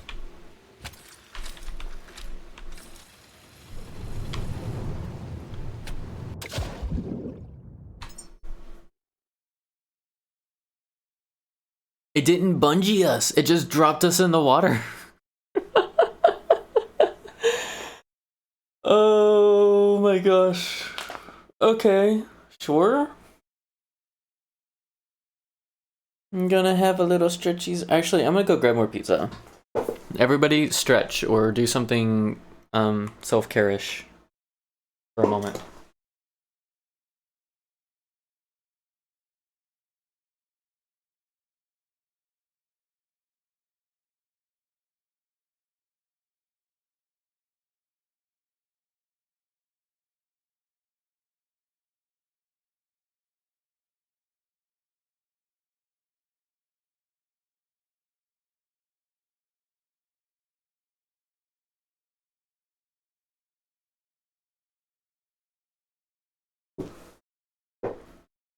Alright.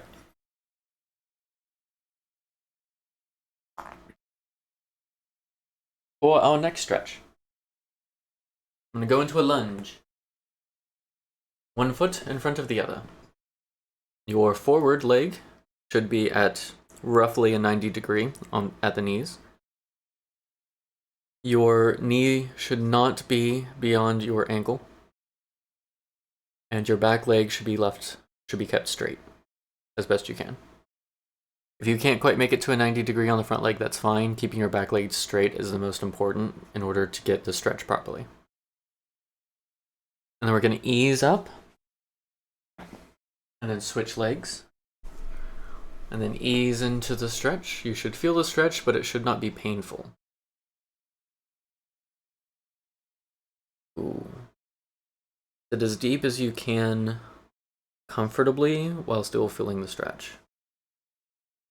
And then let up. And then just take a moment to like let your head lean back Just kind of rocket around in a circle.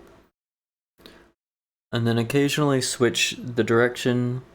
Just feel your head kind of roll in all the directions. Let it loosen up those muscles and tendons you have around your neck and your shoulders. And then finally we're going to reach for a drink and hydrate ourselves.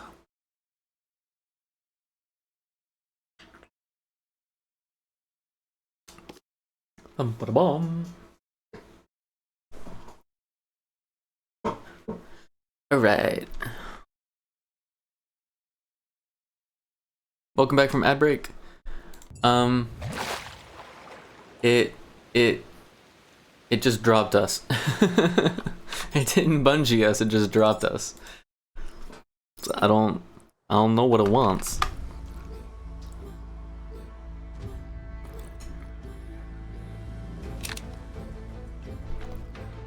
I don't think bungeeing is necessarily the desired behavior to get down there.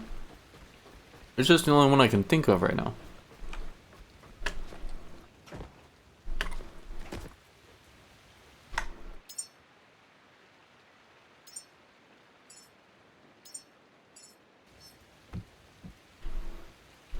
Okay, so if I don't know, maybe if I hold it there, and then I come along.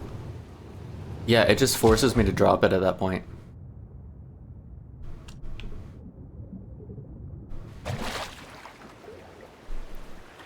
Because it stretches so much.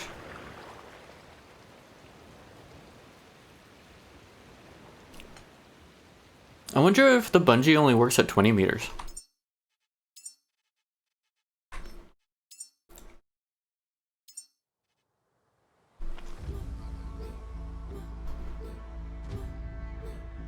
Or if they fixed it.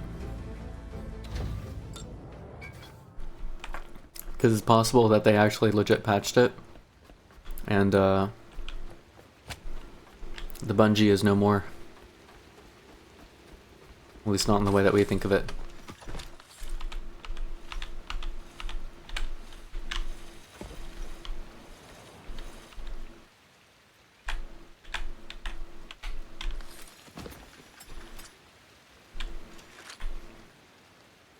I slowly grab all sorts of random ledges I didn't even think were here.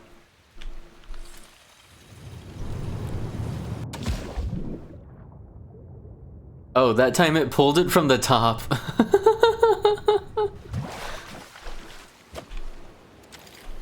It didn't drop me, it dropped the cable from the top. Okay. That's new. Maybe bungee jumping isn't a thing anymore. Because both of these are broken off. It really looks like they want you to jump down the pipe and come across, but there's not enough room for you to do that. So I don't know.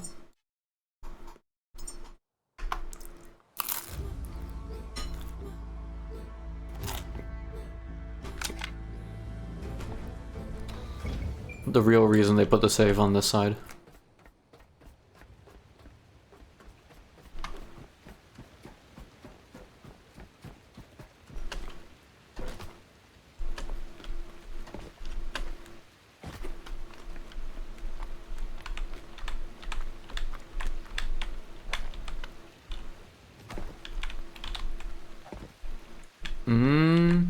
Maybe. You kidding me? That was my first idea.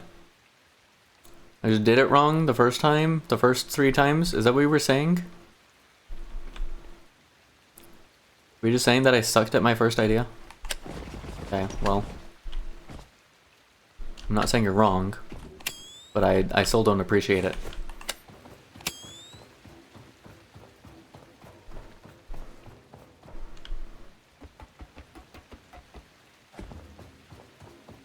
Watch there not even be any memories down here. Watch it just be like those couple of grenades, 1 robot, and that's it. Oh, nope, we got a barrel. Why is he hanging from his foot?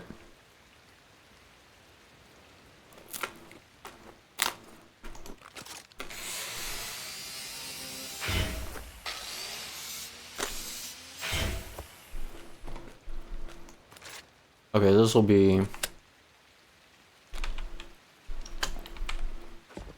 cool.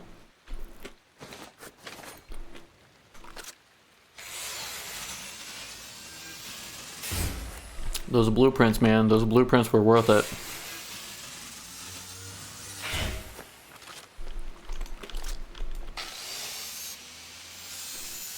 Whichever human is born with those blueprints better appreciate the amount of times I had to relog the game to get them.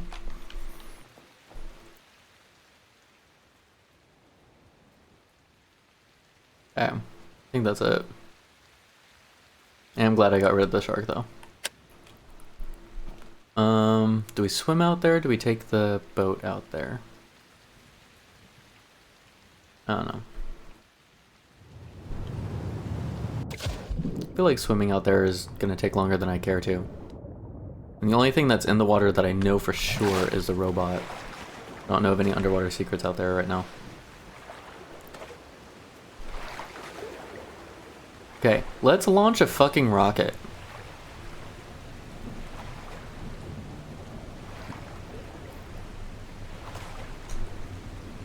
I'm tired of playing memory keep away with the doves.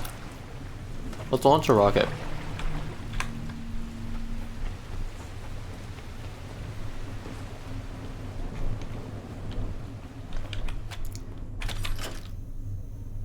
Bum bum bum bum bum bum ba-da-dum bum bum bum bum bum ba-da-dum bum bum bum bum bum bum bum. Backup in progress. Okay, where do we want our first launch to be from? Do we want it to be on the platform? Do we want it to be in the control center?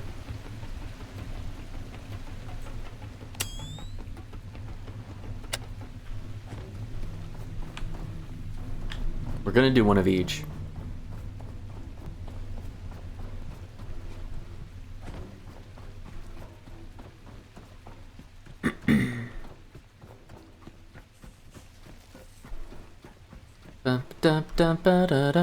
Let's do the control center for this one, because the other save I want to launch from is saved in that building, which means it'll be easier to do that one from the platform. If it allows us. If it even allows us to. Not taking the slow ass moving platform. Not necessary when I've got speed.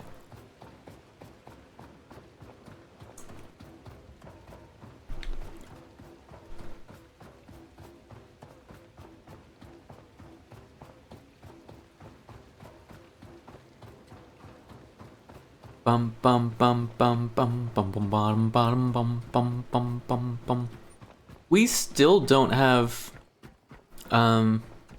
authorization for the freaking underwater seed vaults. I was hoping we'd find it like up here, and we totally didn't. Okay. New save. Or this save at least.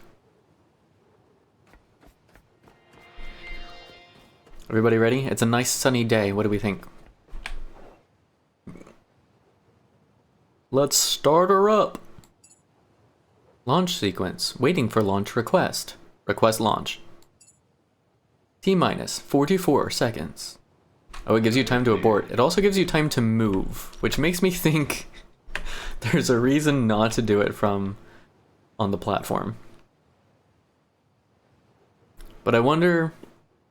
We'll see on the next launch. I wonder if it has, like, moving parts of things going on while it's in its 44 seconds. Counting. T-minus 15 seconds. Guidance is internal. 12, 11, 10, 9, 6, 5, 4, 3, 2, 1. All engine running. Liftoff. We have liftoff. We have liftoff.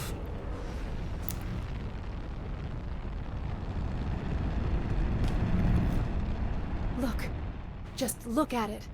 Humans ascending again. Soaring into the heavens. You've done it. You've really done it. Do you feel this? This This impossible joy. It's happening, Caretaker. We've reached hope. And then it blows up in the sky. Something out there is calling to you. Do you hear it? It knows things we don't. Or perhaps things we once knew. A location has been received. Carry on. A location has been received. The last listener. Sail to the last listener station and discover its secrets.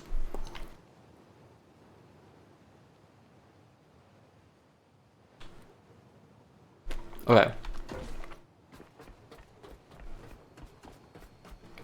I'm gonna keep this save as our launch save. And then I'm gonna go back to the, was it 1? Right? 528? I think that's what it was. 619. 724. Yeah. Sorry, it's a little loud. I turned the volume up for the horrendously quiet voiceover that you can never hear.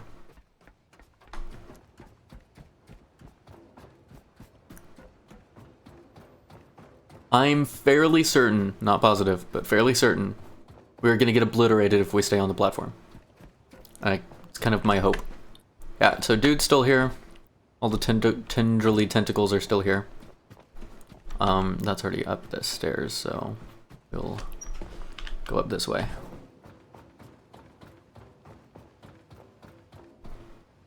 Do we want to launch from here or up there? Let's launch from up there.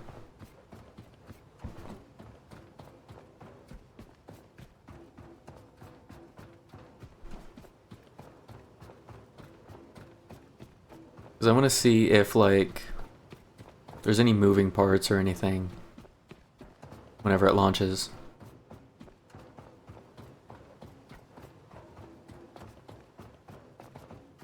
Don't mind us, just getting in our steps for the day. Okay, maybe I should have called down the left. It's just taking a little moment. Okay. Actually, let's see if it does that automatically. Startup sequence. Waiting for launch sequence. Oh, I wonder if you have to put in the launch sequence from over there. Like if that's the only place you can put in the launch sequence. So you have to launch it from way over yonder. Am I really gonna go back down this way? I guess so. Lift? Yeah, I thought about it after I'd started with the momentum and I'm like, I don't know, because I'd have to wait for it too. Actually, where is it? Was it already on that floor? Never mind. I think it was already on that floor. I would not have... Never mind. Never mind. Never mind. I understand. I apologize.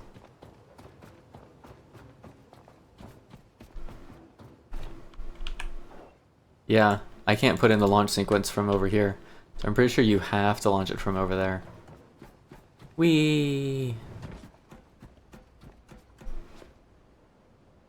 Which makes sense. It makes that building mandatory.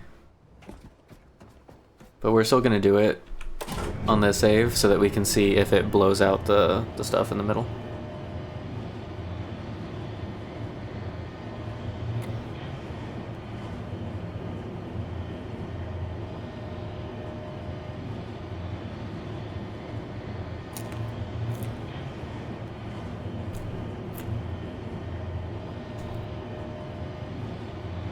I wonder how close we can get to the rocket before it launches.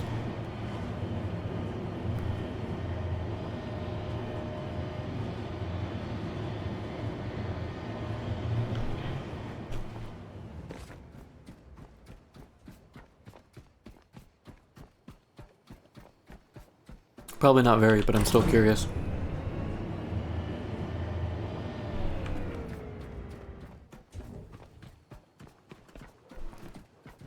Okay. Yeah. You have to do the launch sequence from here, I think, and request a launch. Tower cleared. That makes sense, though.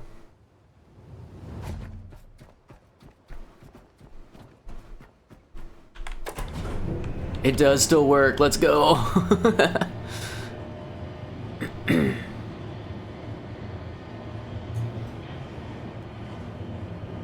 Oh, we're gonna be able to get close. And counting. T-minus 15 seconds. We might be able to get too close. 12, 11, 10, 9. Ignition sequence starts. 6, 5, 4, 3, 2, 1. All engine running. Liftoff. We have liftoff.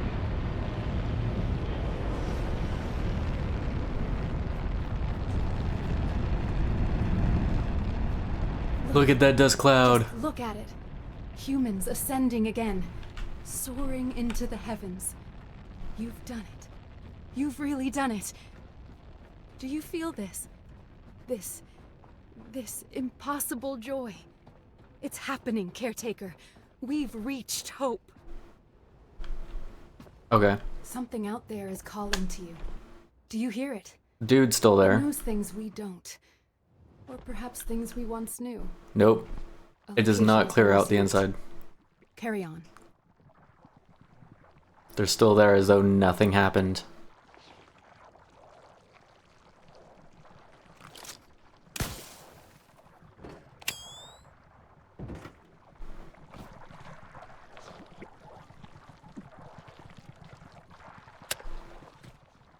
Okay. Alright, so. We have to launch from the place. Found that out. So, good to know. However, we can get fairly close if we really, really want to. Which is also kind of cool and good to know. Yeah. We launched our first humans into space. We now have space humans. Didn't even break the bods open. Oh, hang on. Yeah, I'm kind of not surprised. That's honestly what I expected to happen, was it didn't do anything. But, yeah. Oh yeah. It's a thing. Okay, so our setup should be fairly good for the next time we want to launch humans. I do think using the reactor here for oxygen and creating methane on the boat whenever we travel is probably the best method, rather than trying to deal with petrol nonsense here. Like, it's here if we need it, but you know what I mean? Like, we could have saved ourselves a lot of heartache knowing that beforehand, but it's fine. We know it now. I'm gonna leave this here because I don't feel like taking it apart. But I want to grab all the stuff. Is there a point at which I want stuff here? I don't think so. Because all I have to do to make this work is bring bio in to throw over there. So actually, we could leave the bio box.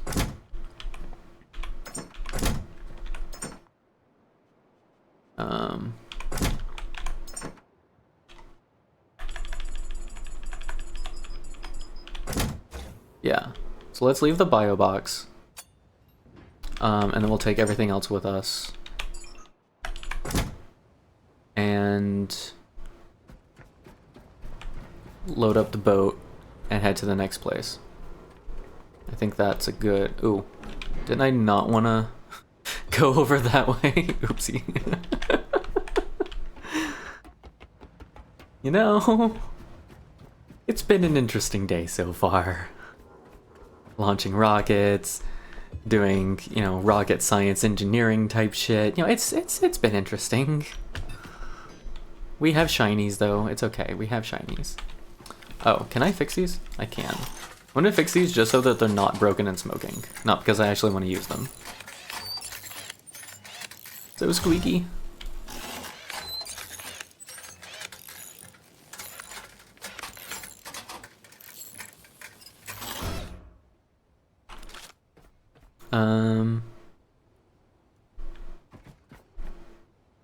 It has 2 working ones.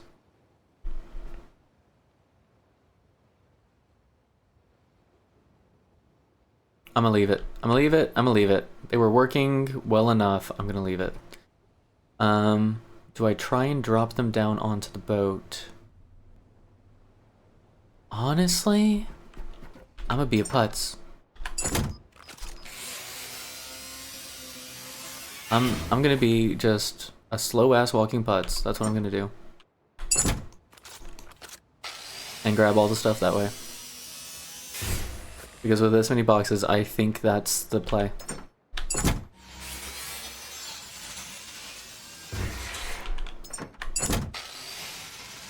This will make perfect sense in a moment.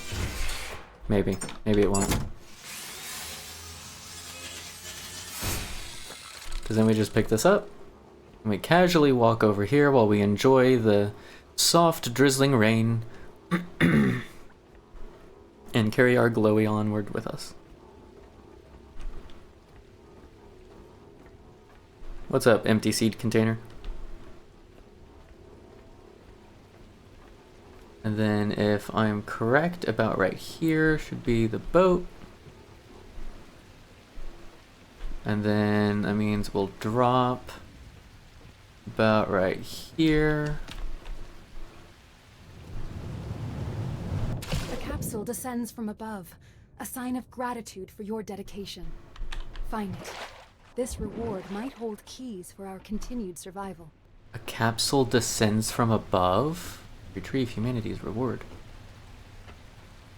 I'm a little encumbered for this, don't you think?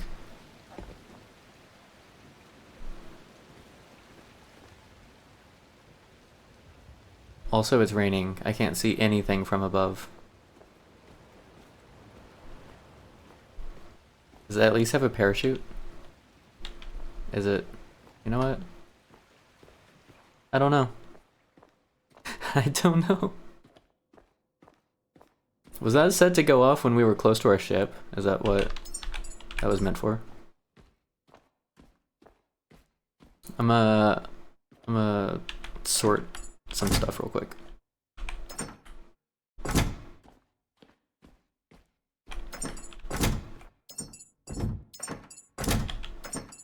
We're full up on copper.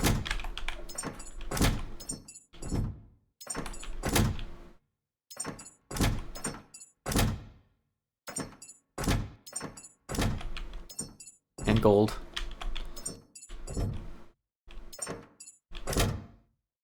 Did I not grab? Oh, is it full now? It's full now. Damn. I don't know what to do with it. We're gonna drop it in here for now. Actually, just drop... Yeah, just drop everything in here for now. It'll be fine. Hopefully. Maybe? Maybe it'll be fine. Did I end up with more cables than I started? That'd be funny. It'd be a little sad, but it'd be funny.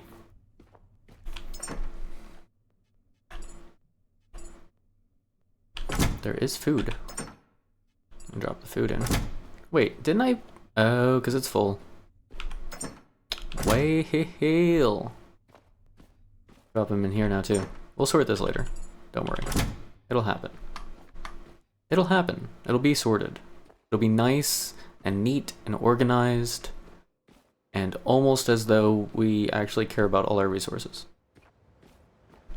Something falling from the sky. Am I supposed to be able to see it when she says that? Is there like a thing floating in the water somewhere? Is it going to be on my map?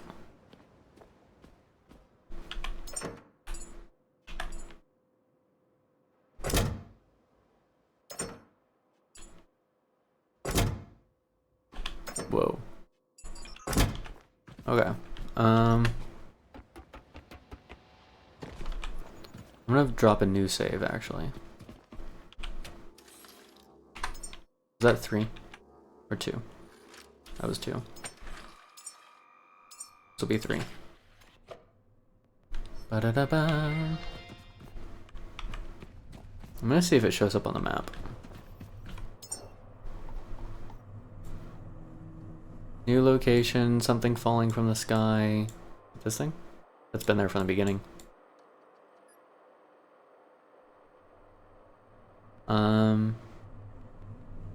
Something listener? Oh, last listener station. We've been there, technically.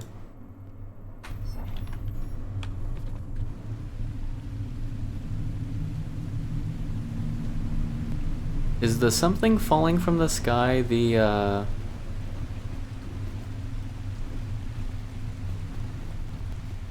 I'm gonna try something real quick.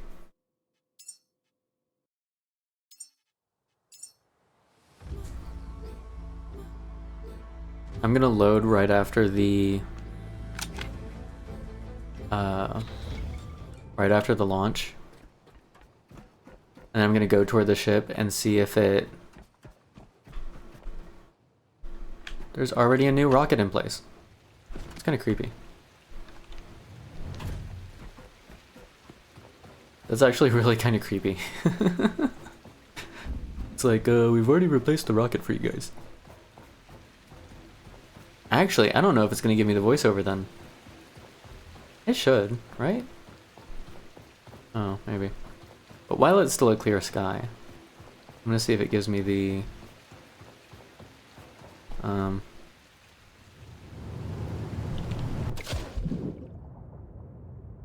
Okay, so it wasn't when I went into the water. I think it was when I went to the ship that it triggered.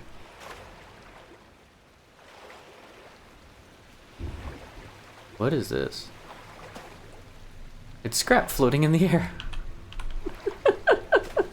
That's awesome.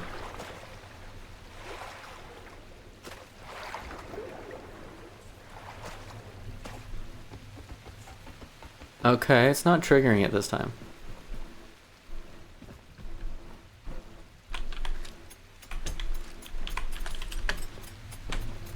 I'm just leaving the cable, see what happens.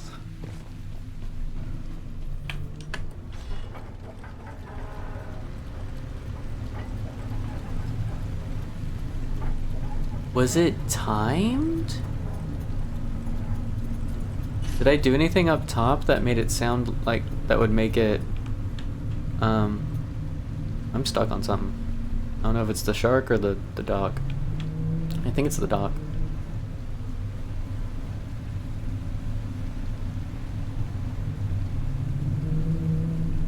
There we go. I wonder if it was timed or if it...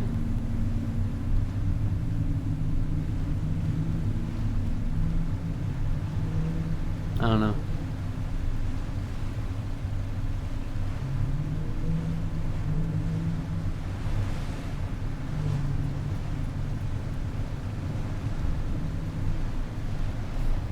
Because if it's timed and she gives me the whole "it's falling from the sky" while it's in a storm again, I'm still not going to be able to know what she's talking about.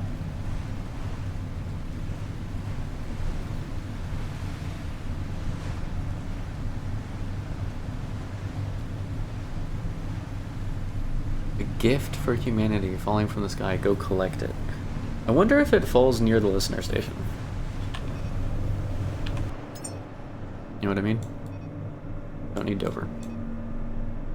Hey, I was pretty close with my estimation of where that was. We're not keeping this save, by the way. I'm just trying to see if it re-triggers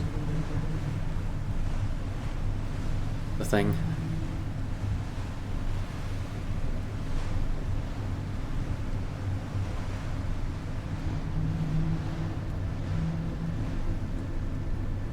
Because what did we do for the last save? We went to...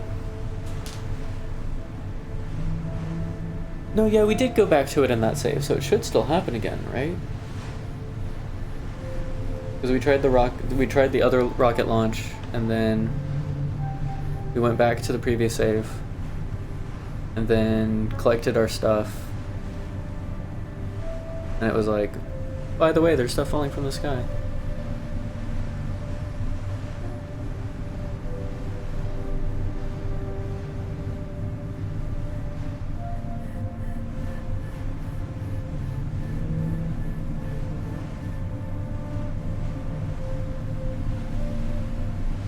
It's not triggering this time. Oh. I do want to check this out, though. If there's an angel out in the middle of nowhere, that might be a seed reserve. Where's that at? In between Dover and Habitat?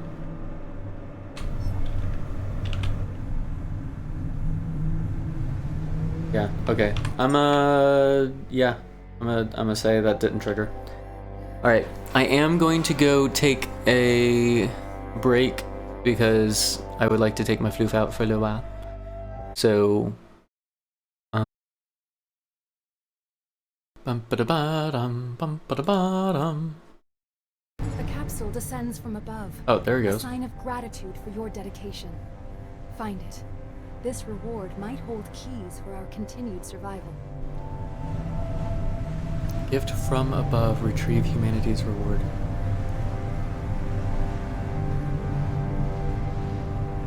That's definitely an angel. I don't see anything anywhere dropping.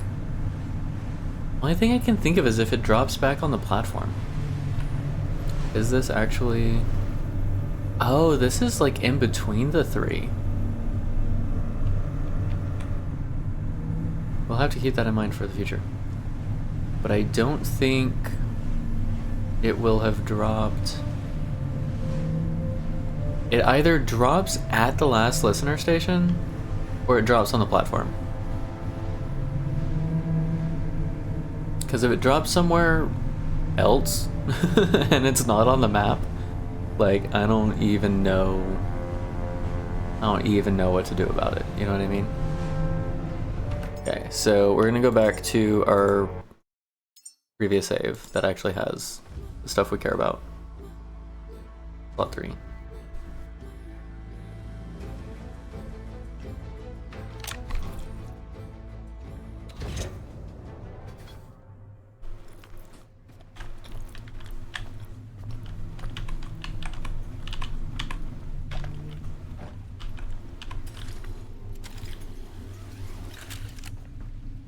Like, do we hang around for a sec and see if stuff dropped here? Is that worth it?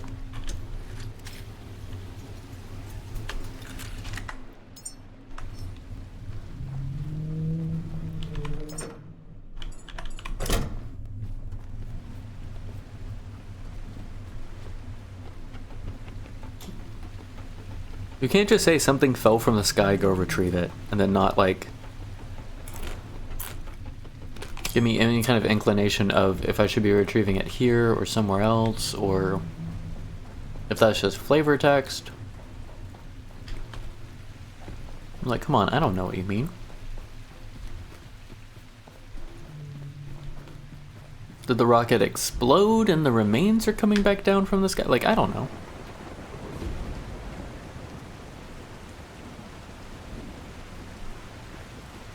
Is the thing falling from the sky small? Is it big? Is it easily noticeable? Do I need to search for it?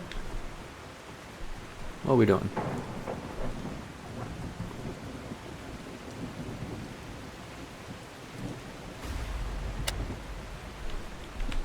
Although I guess I could set the rest of this stuff back up.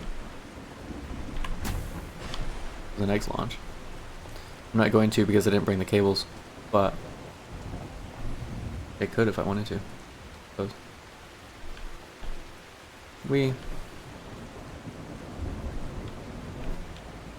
I don't know. I got nothing. Guys, I got nothing. Sploosh. It's much easier to get back down than it is to get up. I'm gonna not care about the robot that fell on that side. That's what I'm gonna do. Hey, Poppers, what's up? What is it?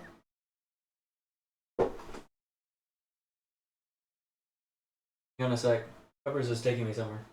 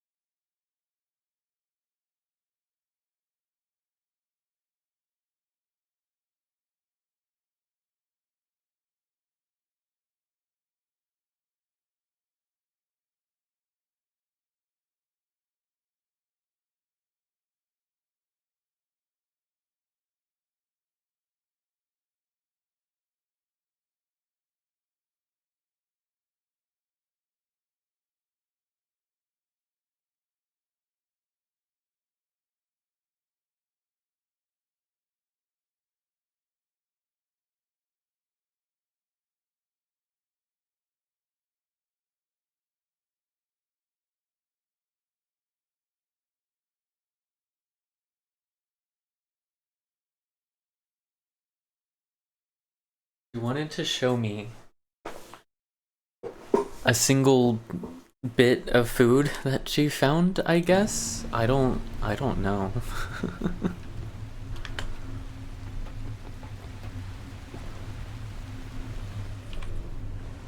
Okay, before we do that, because now that I know, we're gonna need the methane. I want to make sure it's set up properly. Okay, so we turn that on, we turn that on, we turn that on.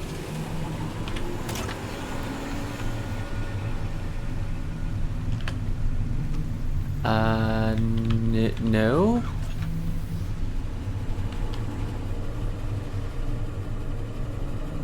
Okay, no, that's fine. I thought we had changed the direction of one of the lines, but maybe not. Okay. Since I'm already facing this direction, we'll go... Oh no. I got stuck on the thing again.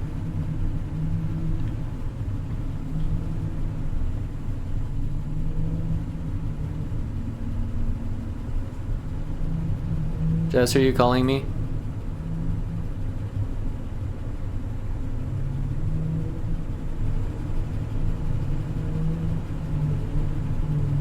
Ooh, whoa, it's being weird. It's being weird. Okay. I will swing around and grab the fallen robot dude. We do have ads starting in a moment. When those ads start, we will have a little stretch break. Feel free to use this time to have a little self-care, grab a snack. Oh, you were saying I'm stuck on a shark? Maybe? I don't really know what it was I was stuck on, if it was the shark or the dock. Because last time it was definitely the dock. The ladder on the side of the boat got stuck on the corner of the dock.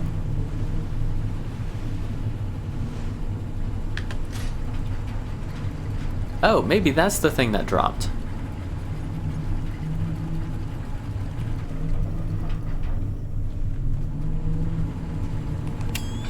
Maybe. I mean, we'll go take a look at it anyway. But yeah, like if that's the thing that dropped, there's no way I was gonna know that if I didn't happen to come out this way. Now, where the hell is that robot? Robot may not even be here anymore. After changing the save a couple of times. You stick your right hand in, you stick your right hand out, you put your right hand in and you shake it all about. We stretch for the sky. Oh. I'm going to stretch my neck this time around. I'm going to look forward and then tilt my head to the left, trying to touch my left ear to my shoulder and feeling the stretch on the right side. I'm just going to hold that for a moment. It should not hurt, it should just be a stretch. And then I'm going to look straight forward again, and then I'm going to tilt my head to the right. And feel the stretch.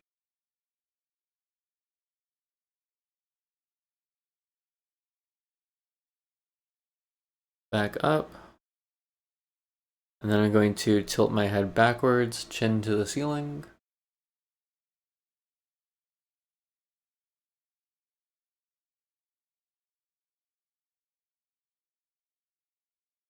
Then I'm going to tilt my head forward, chin to my chest.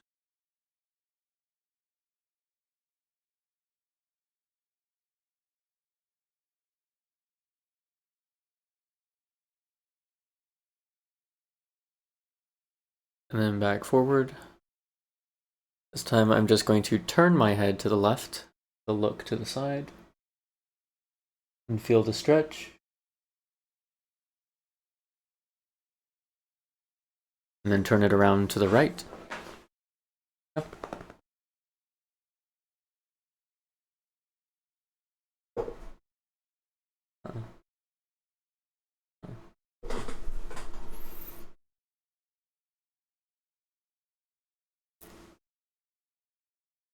And then I'm kind of just gonna wiggle. Try and loosen everything up a little bit. Reach for a drink. Hydrate. Reach for a snack if you have one within reach. And feel so inclined.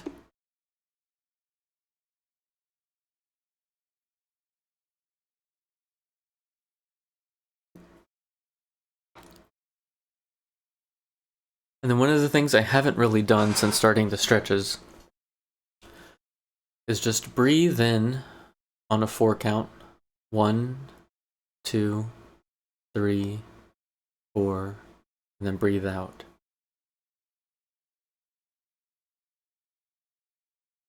Breathe in.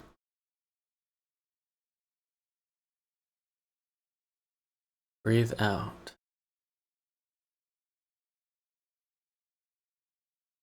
Welcome back from ad break, everybody. We're looking for a robot who fell from greater heights than I have ever achieved.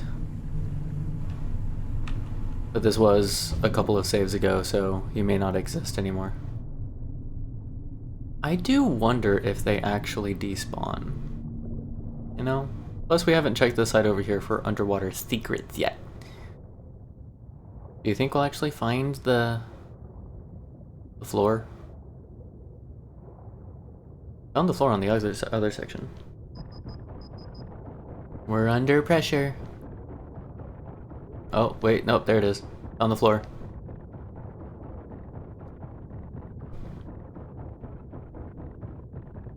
I'm not seeing him on the floor either. It doesn't look like he sunk. That's our anchor.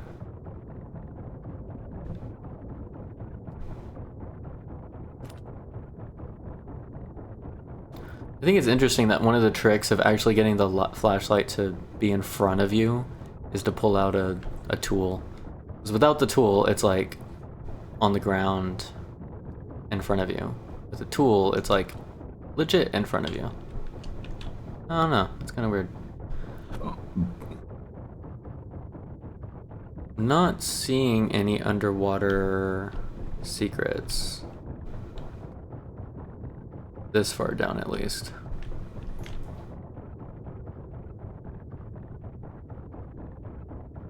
Oh wait, there it is.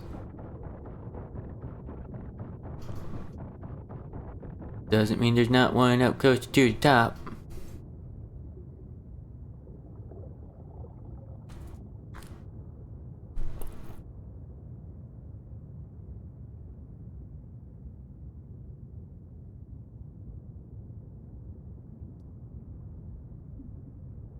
Remember, everybody, constantly check for visitors when it's nighttime.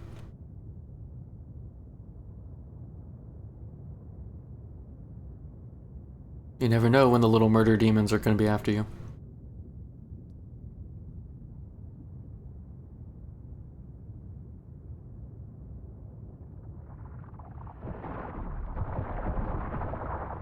Like right now.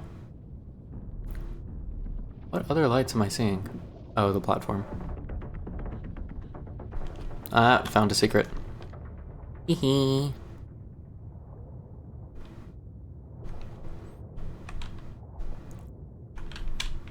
See, we weren't done with this place yet.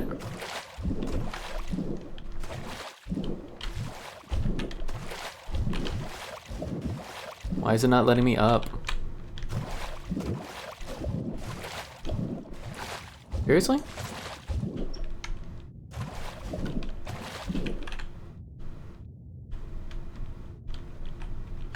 I am now fused. I am one. This is gonna drown me. I am one with the... No, here we go. Okay, can I please?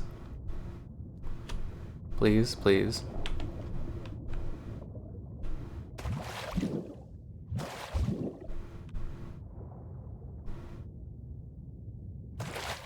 Nope, they don't want to let me.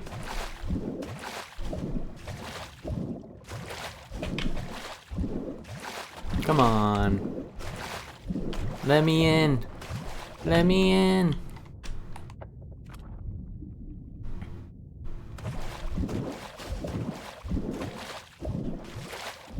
Let me in. I mean, I think I can still loot everything, but I wanna double check with my own eyes. What did we get anyway? We got the Art of War and some scrap.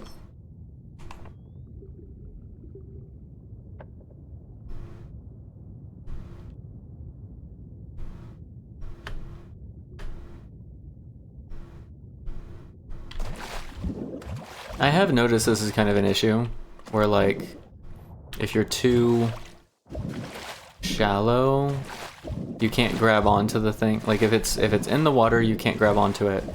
But if it's too shallow for you to actually get up onto it, there we go. If it's in the water, you can't grab it to pull yourself up. And if it's not far enough in the water, you have a hard time swimming up high enough to actually get onto the ledge. So this spot sucks. It needs to be just a little bit further underwater, or it needs to be, I don't know, further out of the water.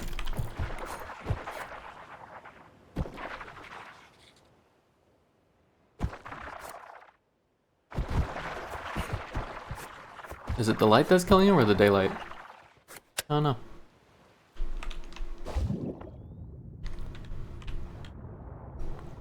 Does it matter?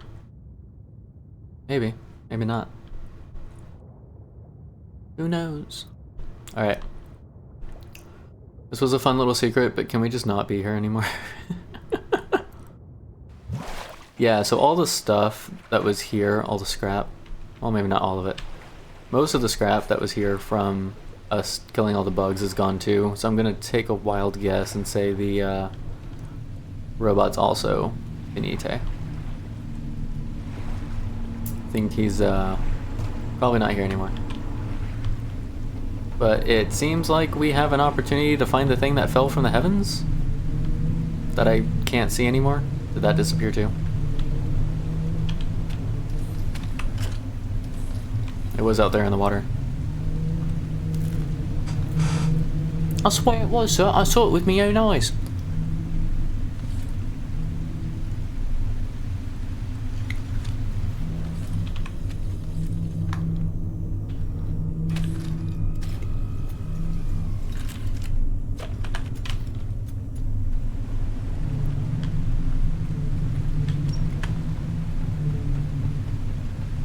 We might have to wait out the storm a little bit to be able to find it. But it was in a general this way direction.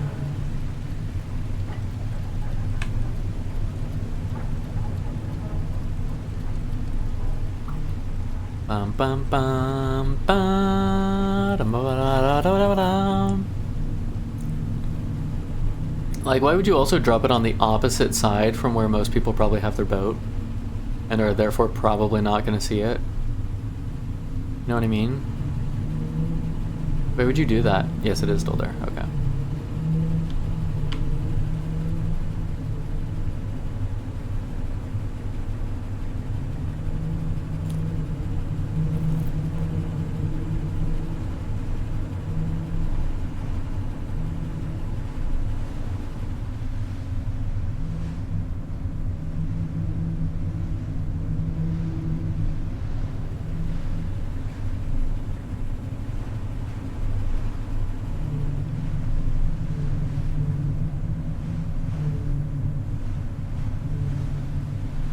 I think they really were kind of just assuming people weren't going to, like, immediately vominos from an area after launching the rocket.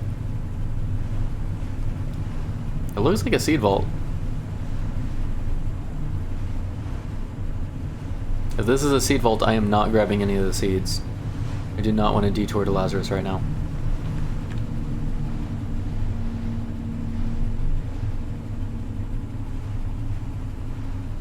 Enter the drop pod and claim your reward.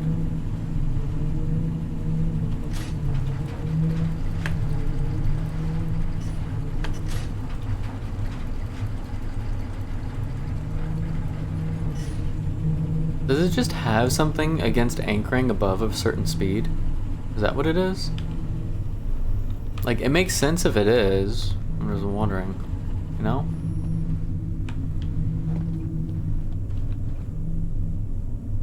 Like, knowing that would be super helpful. Drop pod! Whoa, this thing is a lot taller than I expected. What's inside? There's marble inside. Like marble and statues and shit. How do I get into this thing? From the bottom? Maybe? Maybe not from the bottom?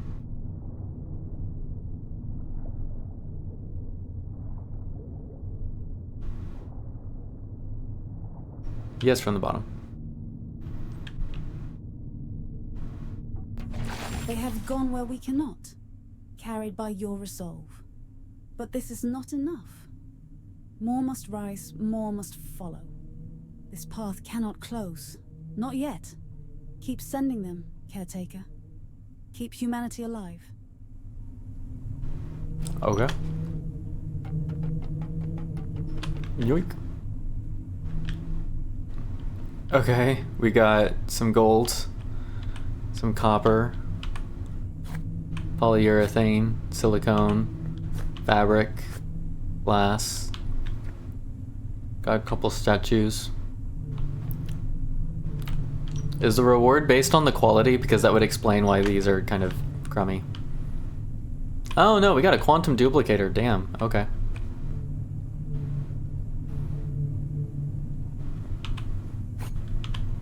Coffee seed.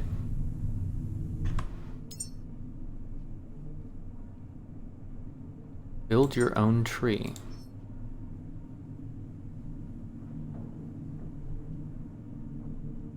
Can you actually do something with a coffee seed? Quantum duplicator and quantum... Okay, it was 2 quantum duplicators. How does this work? More options, drop, organize. A memory? So you can get memories from the drop things too? Or is this the only time you're gonna get a drop thing? Travel journal. Assembly instructions. You should take note of what you get and I'll let you know what I get after my lunch. I feel like the easiest way... Entanglement lens. I feel like the easiest way to do that now is going to be go back looking at the VOD. Coffee seed. More coffee seed. Requires soil for growing. I wonder if that's going to be in an update where you can like actually build a farm and grow food and do things. Hello. Oh, you can get in from the top too. That's cool. We just shred the coffee seed, right? I'm gonna say no to that, by the way.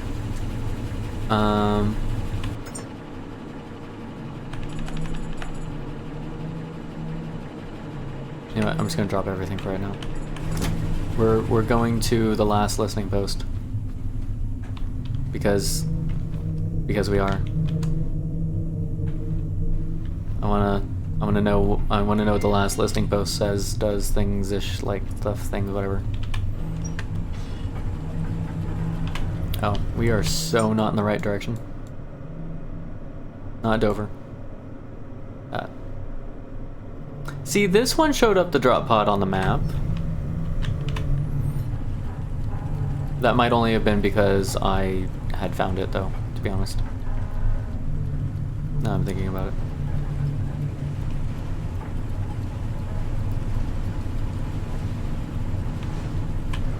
But in terms of what we got, it was... Ooh, wow, that's right, it doesn't like that.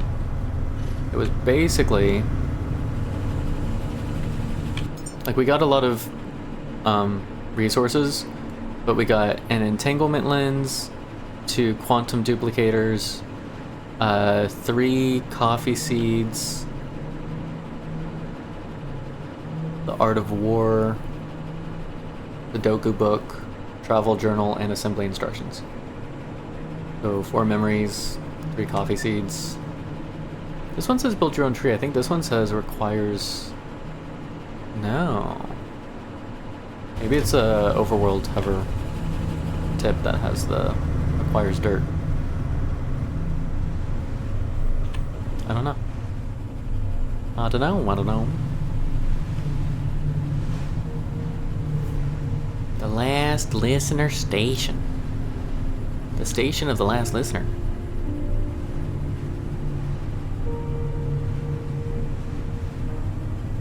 on the road again. Just heading out on the road again. Whoa! Stop, stop, hang on, grab me. Wait for me. This is why I absolutely hate trying to navigate the boat, like from the side and whatnot.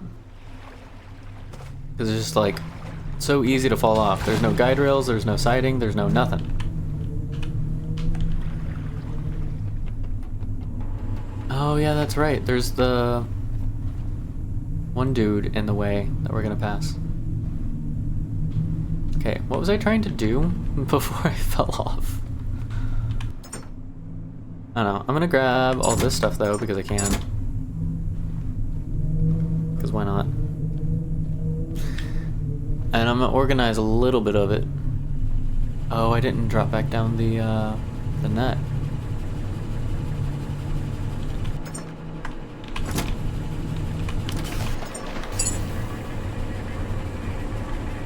Bum bum ba da ba da ba do ba do we do do ba ba do we be da do be da dee da be da do do we do.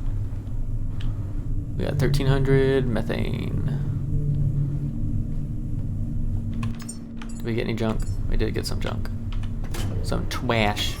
Got some twash up in here.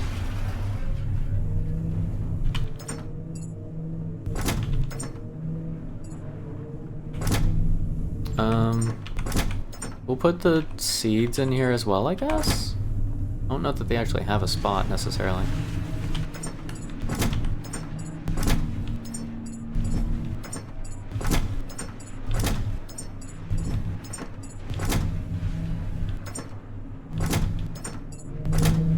Oh, that's right, because we got all of this junk in here too now. The polyurethane and the gold are both full.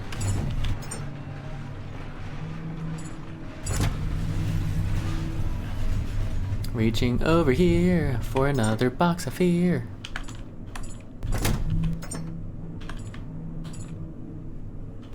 Honestly, I'm pretty sure the iron and copper need boxes too, but I'm not gonna worry about those right now.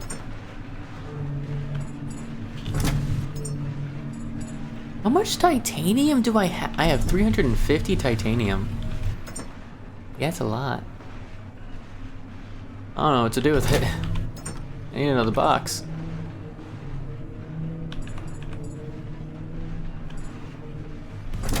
I'm just gonna split it for now. Why not?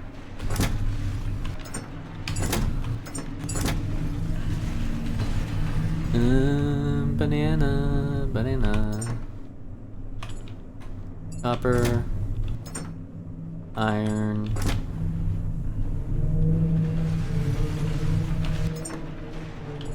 Iron, copper,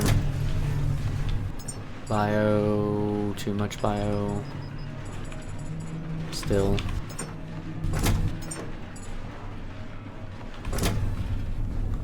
Quantum Duplo replicator, or some shit.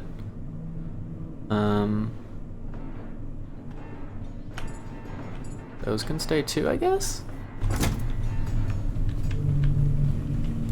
And then we really don't need fuel, honestly.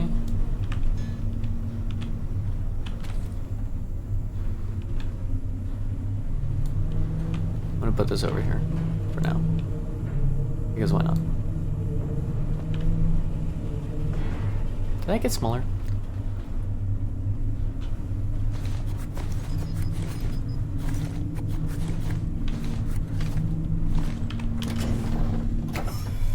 So,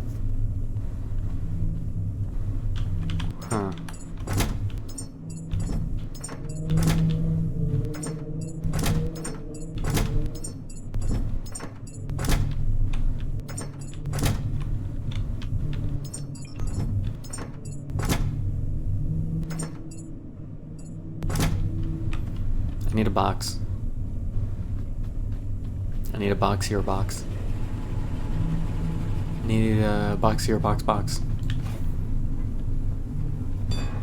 This one will have to do. It's okay. Just minor damage to the box. There we go. Dump all that in there, and then I feel a little better about stuff being organized. And then I do want to... So the methane is collecting properly.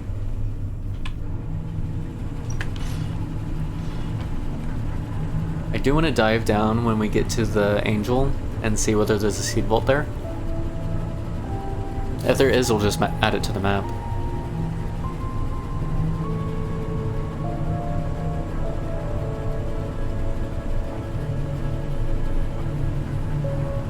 If not, then I'm not sure what it's doing. What its purpose is.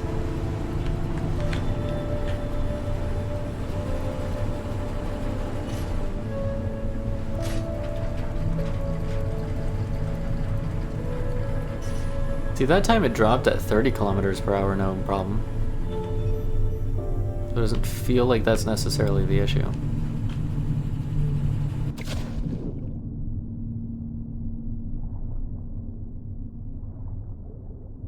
Did I check for sharks first? No, of course not, but there is a seed vault. I see it. I see it with my little eye.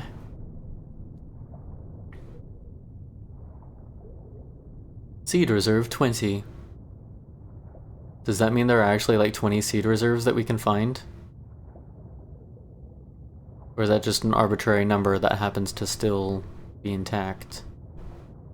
You know what I mean?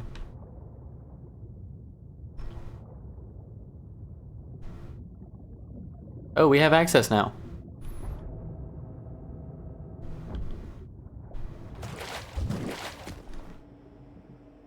Okay.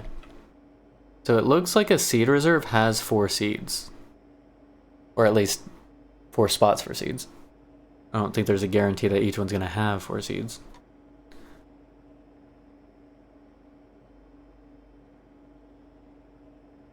Interesting. Okay. Well, I'm not grabbing those seeds right now because I don't want to go back to Lazarus. But this is good to know. We just automatically get access after we send a launch up. And I guess that's when we're allowed to get in.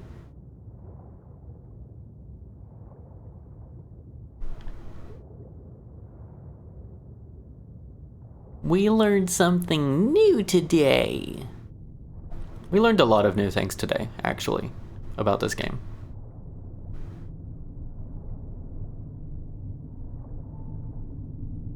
We learned a lot of things about this game.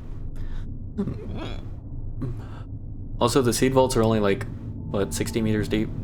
Something like that, most of them.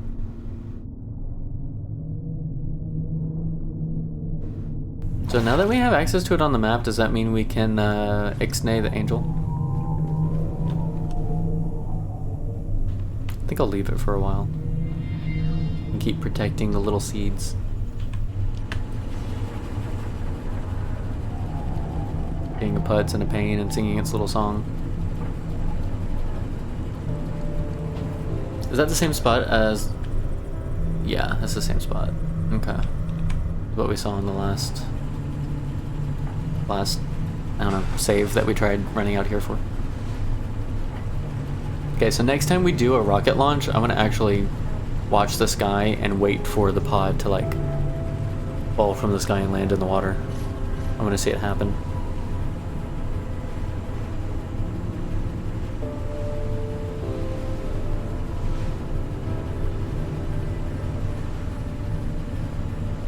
Bum, bum, bum, bum, bum, bum.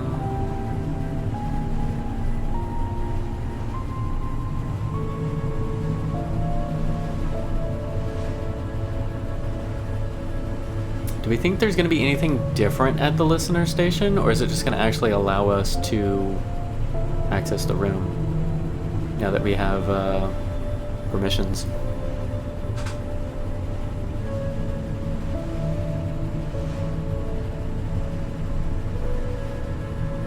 Here's the next question. Do we want to read the rest of the lore before the listener station or after? Helios Reserve Lyra. Helios Reserve.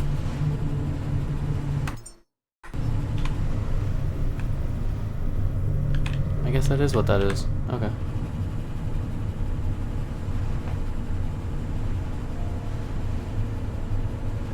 So I kinda think I want to do the lore first, so that whatever we're listening to makes more sense. Maybe. Maybe it will, maybe it won't. Maybe. Oh, did I ever set up a way for power to get to... I did. I'm remembering it now. I've got solar panels on the roof. I did set up a way for power to get to the inside once we unlock the inside.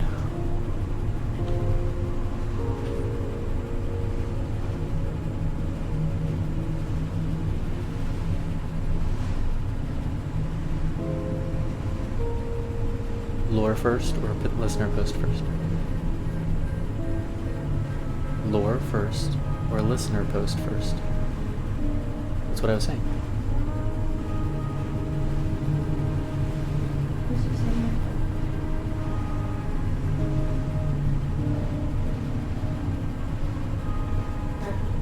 Oh, I said at that point the easiest way is probably just to look at the VOD.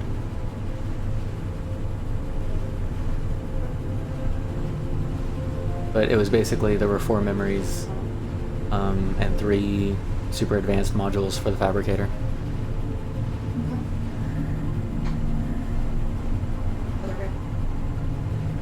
Yeah, the rest was all just resources.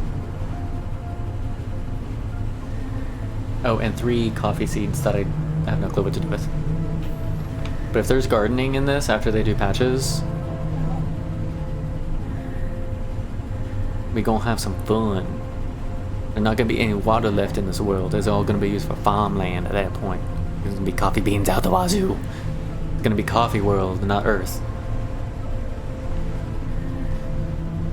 Don't remember where we docked last time.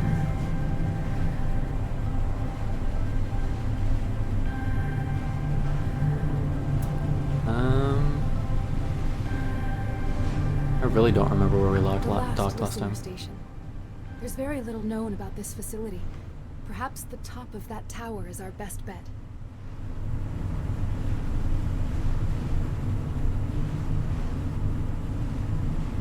That's right. That's right.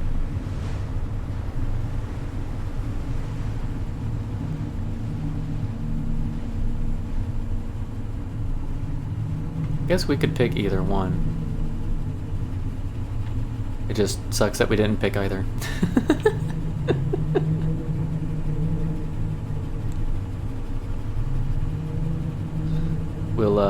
We'll dock at the right one.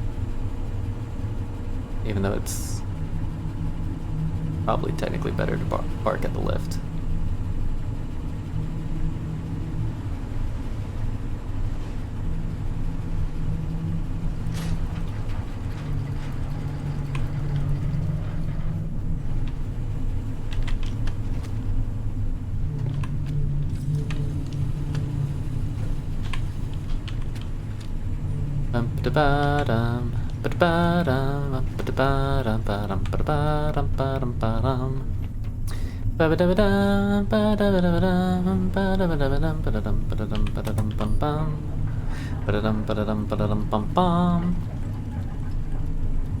This will eventually pull us back in, right? Make our docking make sense. Can you imagine someone docking like this in real life and being like, oh, the mooring cable will fix it, it's fine. And you just look at them funny like, I mean maybe, but also no. It's actually not going to fix it because of that ladder in front, I think.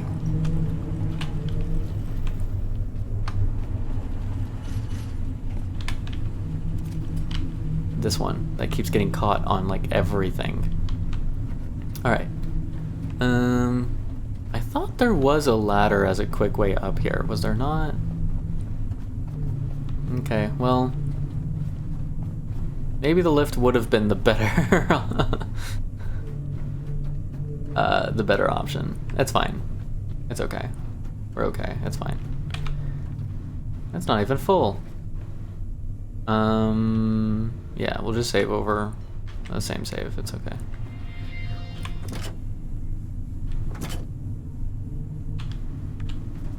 Okay. Okay. Okay.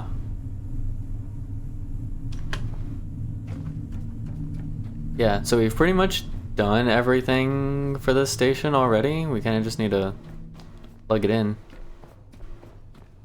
Let's see what happens.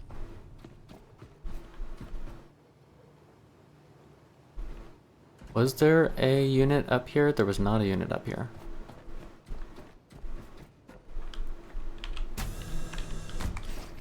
It would seem to be another relay, but this one looks different to the others. Let's activate it. There's so much slime, I don't know where to look.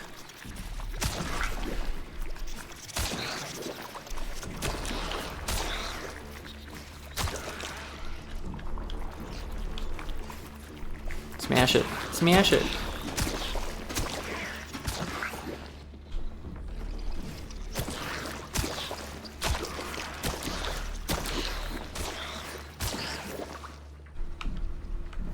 This one looks different. Repair communications array 1, 2, 3, 4. Charge uplink. How much does it want? 2 kilowatts? Like always. There's a lot of ultra tech in here.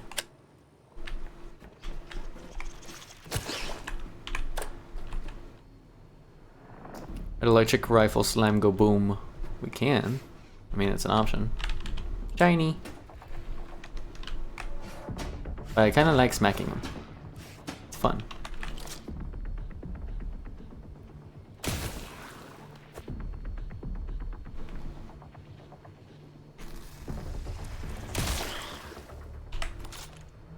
Oh, there's another shiny. Yay! Look at all the shinies waiting just for me. Ooh, ooh, ooh.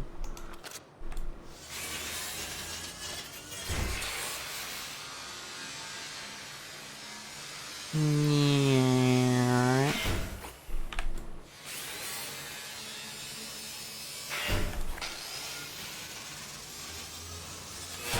Why is screen like... You guys see that, right? With the screen moving around and looking all staticky like.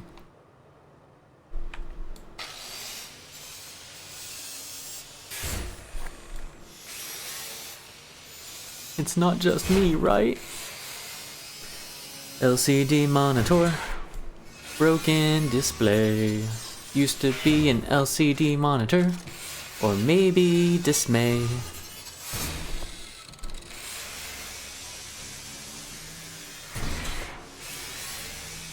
I wonder if the last listener station is where that one lore came from, where it's like the dude listening and them like writing it down on the walls, writing it down everywhere, and thinking that the code means something, but really it's just a voice on repeat. I don't know. I'm gonna take the shinies back to the boat. I'm gonna read some lore, and I'm gonna charge this place up. Actually. Oh yeah, this charges pretty fast. It'll be fine. We'll do that later.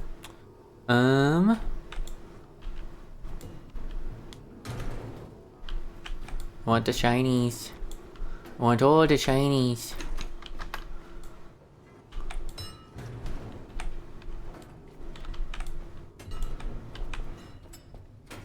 You know, I'm sure they probably do have some kind of durability limit before they actually break, so I should be more careful with the shinies if I don't want them to break.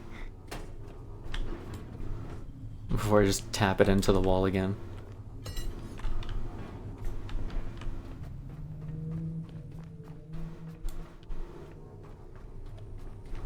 Meanwhile, there's just all of this oxygen right here that is totally useful for stuff.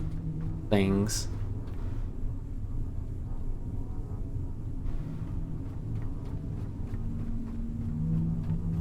Kind of curious now, actually.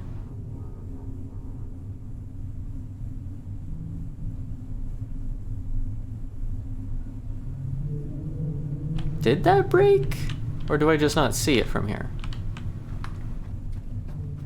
There's no way that broke just because I mentioned durability. I have thrown these things so much further and dropped them from so much more.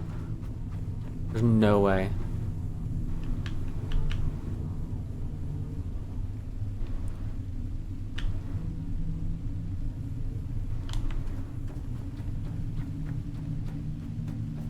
I don't know. I don't have an answer. I'm hoping they're just like on the ship in a weird spot.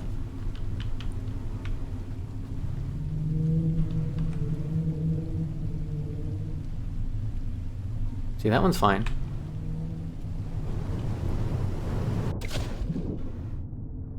They're listening.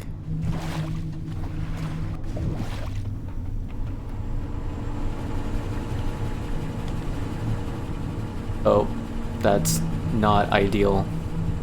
No, no, it got like warped down beneath the stairs. I'm gonna have to move the water tank if I want to get to it.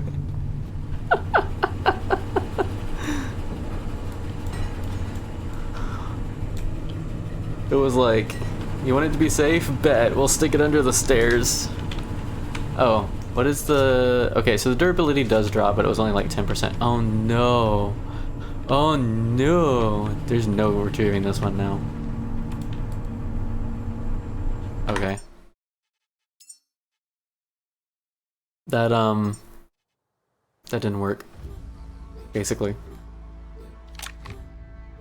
I thought it seemed weird that it like disappeared whenever it hit the steps or something. I was like, that doesn't seem right.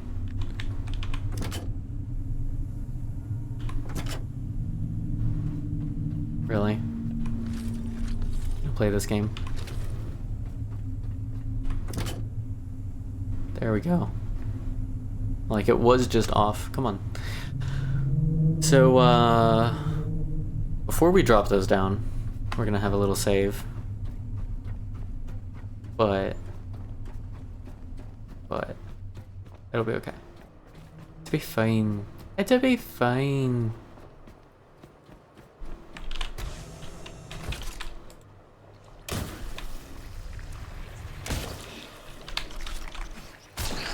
It would seem to be another relay, but this one looks different to the others. Let's activate it.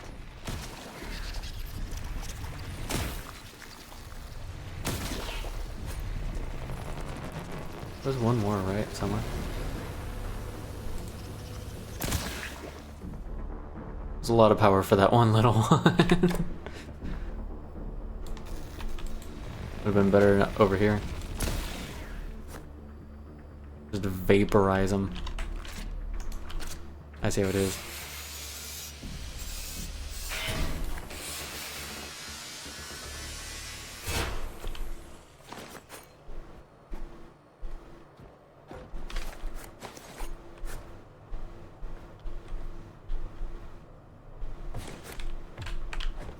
Dismantle.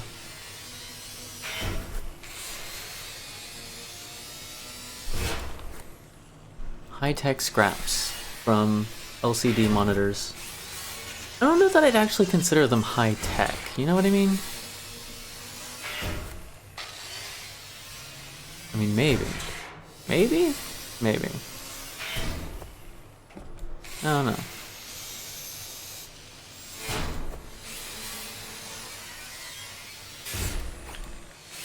So, other than these three, can we think of another spot where there might be more shinies in the game? Like, anywhere? Any idea? Or are we thinking these are the last three shinies, unless it does give us a legitimate new location that doesn't exist currently?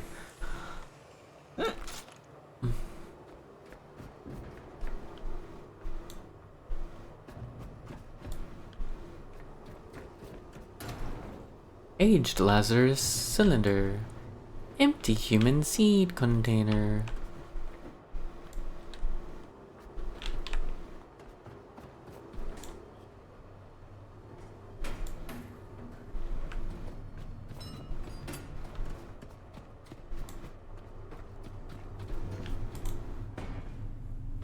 That's ending up in the water. Yup. Damn it. It was like right before I saved too. Figures. Just my luck. What I get for trying to be quick and efficient and not paying attention to where I'm throwing things. End up being not efficient at all.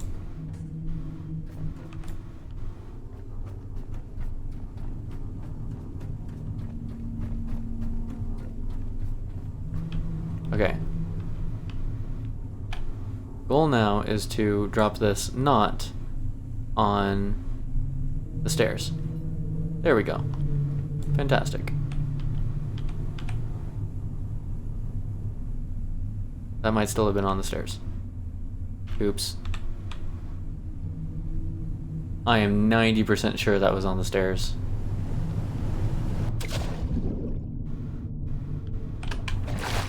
Maybe if I drop it off the other side, I'll have better luck. No?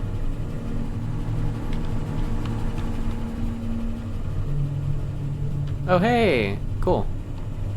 Actually fell in and stuff. 86? Yeah, it's perfectly fine. Hang on, can I fix these? No, I cannot. So they do have a limitedness to them. It's good to know.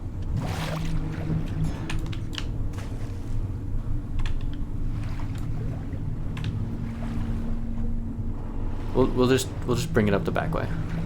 It'll be fine.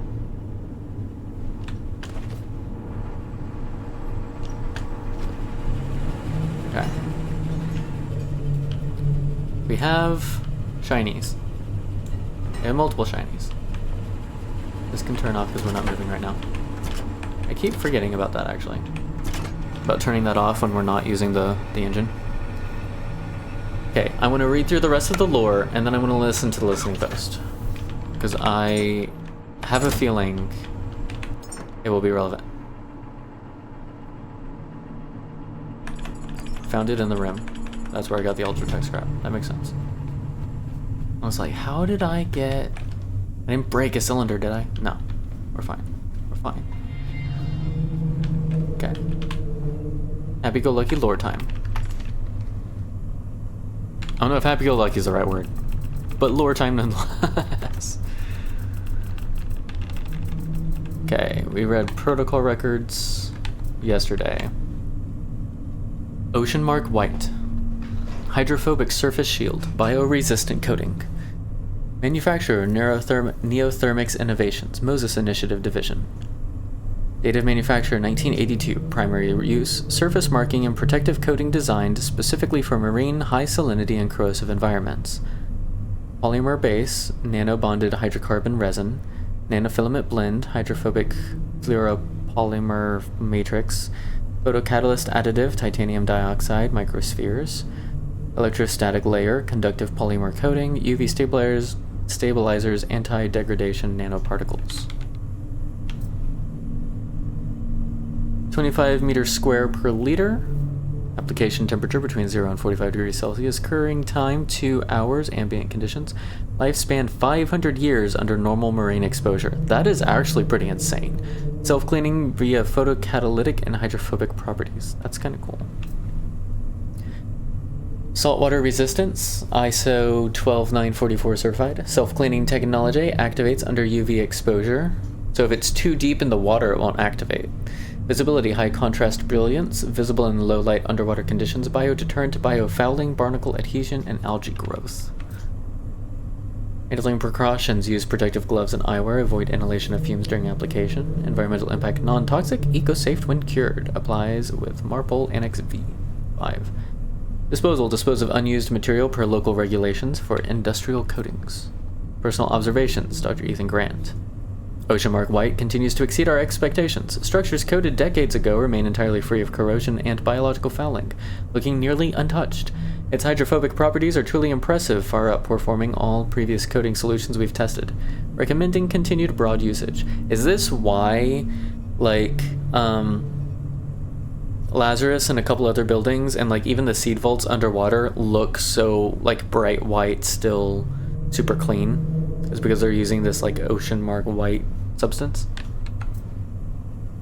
Environmental review, Dr. Maria Chen. Further studies are revealing some unexpected environmental consequences. Marine biodiversity near structures treated with Oceanmark White is noticeably lower. Coated surfaces and immediate surroundings exhibit significantly reduced algae and phytoplankton populations. Although performance remains excellent, I advise ongoing monitoring to assess ecological impacts. And then everything's changed when all the humans died out. Committee report on ecological impacts. Chairman Dr. Jonas Reed. Our comprehensive ecological assessment confirms alarming findings. The titanium dioxide microspheres, integral to Oceanmark White self-cleaning functionality, are unintentionally suppressing phytoplankton and algal populations. These microscopic organs, essential to marine oxygen production through photosynthesis, have drastically decreased near coated facilities. If this pattern holds at scale, global marine oxygen output may be severely compromised. Immediate action and review urgently recommended. So they're not as good as we thought they were going to be. Final communication, Samuel Hart. Global application of Oceanmark White has irreversibly sealed Earth's ecological collapse. Damn. Phytoplankton and algae are decimated. The oceans have become barren, silent, lifeless. Atmospheric oxygen depletion is past recovery. Ecological remediation futile. Humanity has unwittingly strangled itself in pursuit of cleanliness and corrosion resistance.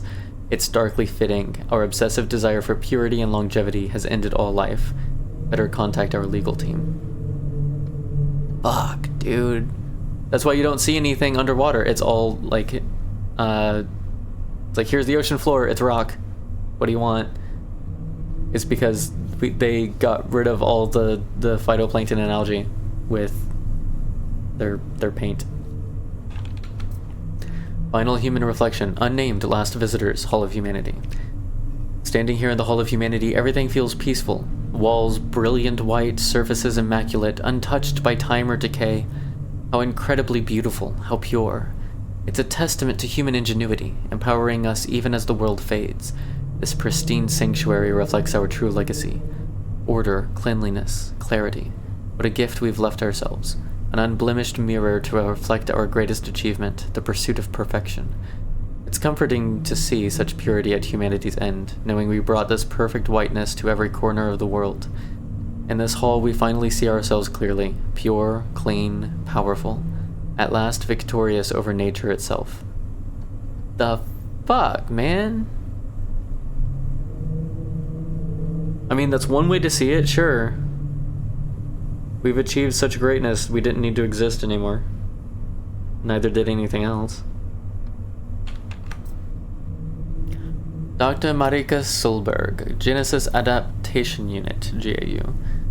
Genesis Mass Development Research Log. Background. I vote no. Yeah, I'm with you there, Jess. A molecular biologist specializing in adaptive genetics, Dr. Solberg led the Genesis Adaptation Unit during the latter years of Earth's evacuation efforts. Known for her controversial methods and obsession with understanding cellular resilience, she recruited a team of rogue biologists, physicists, and synthetic chemists to push the boundaries of human bioengineering. Dr. Solberg believed Genesis Mass could hold the key to both survival and terraforming, though her methods often blurred ethical lines. Initial containment anomalies. The first samples of Genesis Mass escaped containment protocol within 48 hours. When placed in low oxygen storage, the material began metabolizing atmospheric nitrogen, creating ammonia-like byproducts. Early signs of bioluminescence appeared unexpectedly, suggesting the material's inherent ability to synthesize energy from minimal environmental resources. Emergence of structural self-assembly. Within controlled labs, the Genesis Mass displayed rudimentary self-assembly behaviors. Segments of the material formed repeating lattice structures resembling organic tissues. These structures exhibited increased durability when exposed to electromagnetic fields, possibly mimicking connective tissues in higher organisms. energy conversion thresholds identified. Researchers observed that the Genesis mass could store and release energy at levels higher than anticipated. Its ability to absorb light and convert it into kinetic movements, such as pulsations or extensions, was unprecedented. Experiments showed greater activity under blue spectrum light, confirming early photonic sensitivity. Networked growth patterns. The material began forming filamentous networks, linking separated samples across lab distances. When one sample was exposed to stimuli, the others reacted in unison, as if sharing information. The team hypothesized that the Genesis mass could function as a distributed neural system, albeit primitive in its decision-making processes. Biochemical signal misinterpretation. While attempting to simulate Lazarus pod conditions, the Genesis mass responded abnormally. Instead of transitioning to human developmental pathways, the material absorbed synthetic hormones and triggered uncontrolled growth. This behavior hinted at corrupted genetic instructions within the mass, possibly from prolonged environmental exposure. What were they trying to use this for? Experimental terraforming potential. Tests involving Genesis mass interaction with dead soil revealed surprising results. Jess is just like, no, none of it, stop, what are you doing? The material broke down soil toxins, releasing nitrogen compounds and increasing fertility. However, the process was inefficient and unsustainable without constant light exposure. Researchers began questioning the potential dual use of the mass for human and planetary regeneration. Hang on. Is this the blobs? I'm getting vibes that this is the blobs. With the whole, like, light sensitivity and exposure thing. Formation of sensory structures. Genesis mass samples developed appendage-like structures capable of responding to tactile stimuli. A particularly advanced sample formed pseudo-optical features that reacted to shadows and light changing. These behaviors suggested an emergent system of environmental awareness, though no centralized control mechanism was identified. Emergent photonic reflexes. Under controlled lighting cycles, Genesis mass demonstrated phototropic behaviors, shifting toward light sources with precision. When exposed to rapid light changes, samples began pulsating rhythmically, releasing bursts of energy into their environment. The team speculated this reflex might mimic primitive forms of communication. So you're saying if we flash our flashlight at the pink blobs, they'll communicate with us. Secondary environmental integration. Long-term experiments revealed that Genesis mass samples can integrate environmental organic material into their structures. This process allowed the mass to stabilize and slow its expansion rate. However, this integration also introduced instability, as absorbed toxins began altering the mass's chemical composition unpredictably. Biogenesis boundary reached. Despite years of attempts to revert the Genesis mass to its original purpose, human growth, it became clear the material had irreversibly evolved. No external inputs could redirect it back to human developmental pathways. Its utility was deemed entirely alien to its creator's intentions, yet it remained a living testament to humanity's desperate ingenuity. Sure, because that's helpful. Dear DX750, Practical Monitoring Guide, Model Year Edition. Getting to know your vehicle. Congratulations on your purchase of the Deere DX750, a practical sedan built for reliability and long-term value, powered by the 1.8-liter inline 4-cylinder petrol engine rated at 100 horsepower, and equipped with a 5-speed manual gearbox. Standard configuration includes 4 doors, a high-clearance chassis, and a spacious rear storage compartment. Approximately 420-liter capacity uncompressed. 2 keys included. Starting and driving. To start, insert the ignition key and turn fully. The engine's unique rhythm, donk donk, signals normal operation. Allow a few seconds of idle before shifting into gear. All controls are mechanical for durability. Expect a modest driving experience. Allow ample time for acceleration and braking. Deere? John Deere? Maybe. We don't know. Cabin features manual ventilation system via crank windows for stationary use in enclosed areas, such as residential garages. Windows should remain open or engine turned off due to exhaust gases produced during fuel combustion. Cabin light toggle located above the rearview mirror. Optional fan attachments, DM Breeze, are available from your local dealer. Maintenance schedule. Motor oil, 12.5 liters, replace every 8,000 kilometers. Coolant and brake fluid, every 24 months. Spark plugs, inspect annually. Tire pressure. For the front, 220 kPa, 32 psi. Rear, 235 kPa, 34 psi. Increased to 248 kPa, 36 psi when carrying loads. Battery, replace upon delayed ignition or dim cabin lights. Maintain all filters and gaskets to ensure optimal fuel burn and airflow.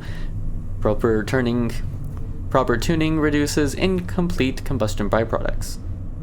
Proper tuning reduces incomplete combustion byproducts. It's a weird sentence.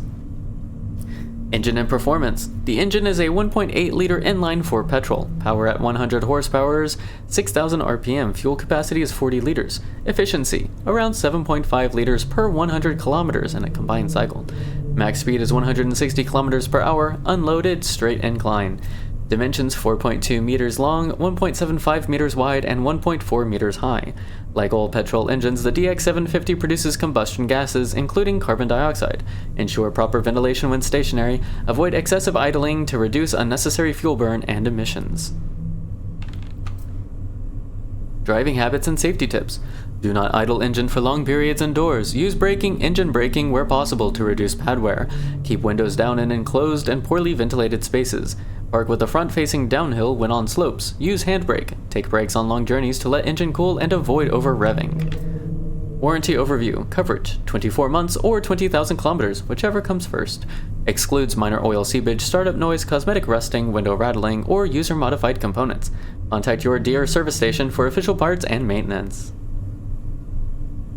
We do have an ad coming up. When that ad comes up, we are going to take a little break.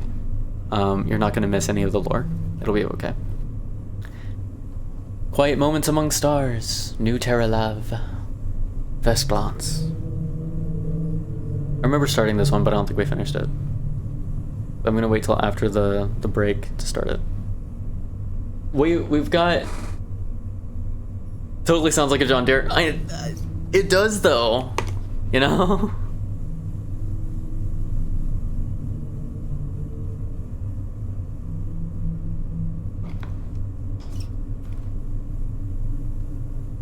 Okay. I don't know.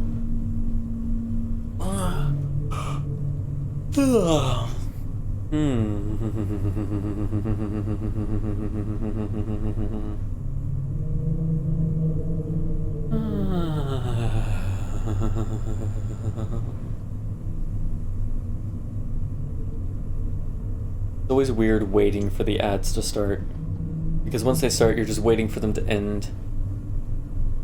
It's like, what am I actually doing? All right, we're gonna stretch. We're gonna stretch. Open yourself up. Whatever that means to you. I don't know. All right, stand up. And kind of one arm above your head, reach for the ceiling as high as you can. You should feel it in your side. And then the other hand up. Shift your weight onto your opposite leg. Lift your hands to the sky. Oh, okay. The next stretch I'm gonna do is a squat. Adapt as necessary if you can. I actually don't know how to adapt to this, so apologies. But in a squat, you have your legs at about 90 degrees at your knees. Rest your arms on your knees and use them to kind of push your legs apart so that you can feel the stretch in your groin area. Ugh. Ow.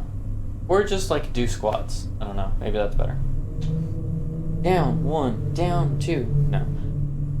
Feet together. I'm gonna lean forward and try and touch our toes, or the floor, or just our knees, whatever works.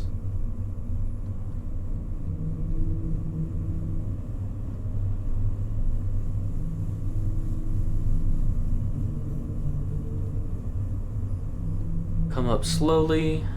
If you come up too fast, the blood can drain from your brain really quickly and cause you to faint. Not necessarily likely, but it is possible.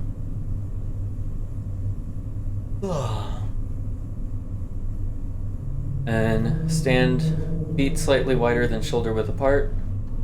Put your hands out straight to either side. And then take one hand and touch the opposite foot. Kind of pretend like you're a starfish reaching back and forth between your feet. You're gonna go to one foot, and then you're gonna come back up and go to the other foot. And you're gonna come back up and go to the other foot. And we're just gonna do that for a moment. And lastly, we're going to reach for a drink and hydrate ourselves.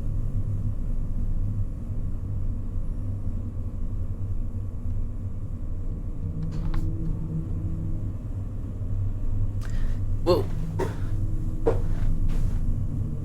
And then kindly thank your body for all it does to try to keep you alive and in motion. Welcome back from break, everybody. Hope you had a good break. Hope you did something for yourself. New Terra Love. Quiet Moments Among Stars. Event 1, First Glance. Quartermaster's Log. There's something innocent about watching love unfold in the quiet corners of New Terra.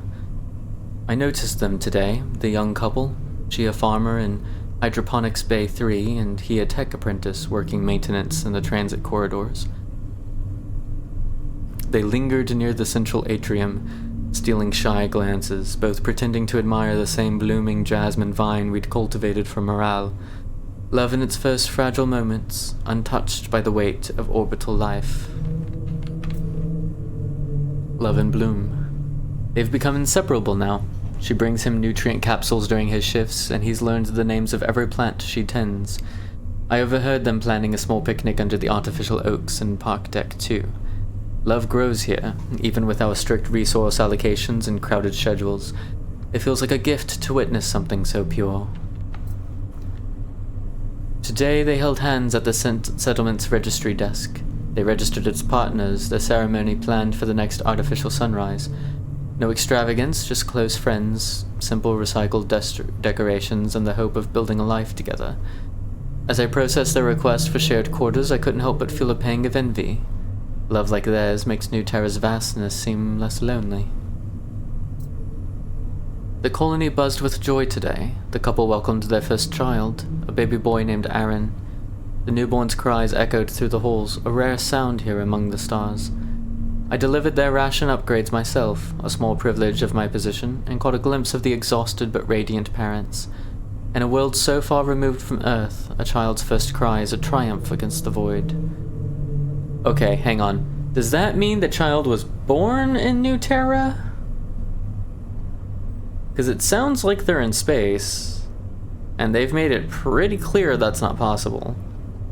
Unless it's like gestation period, put them in a pod, ship them up there, and then when they like open the canister, the child has its first cry, and that's kind of like when they become the parents? Like, is that how this works? Parenthood is never easy, even in New Terra's carefully monitored systems. I've seen their smiles fade as sleepless nights and ration shortages take their toll. Their laughter is quieter now, their arguments sharper. They haven't walked the park decks in weeks. Love bends under the weight of survival. But I pray it doesn't break. Tragedy struck today. Little Aaron is gone, an untimely illness, complications no medicine could solve. The colony's medical team fought valiantly, but it wasn't enough. I saw them in the atrium, cradling a bundle of cloth as though the boy might still wake. The air feels heavier, and the artificial lights seem dimmer. Loss here is amplified by the silence of space.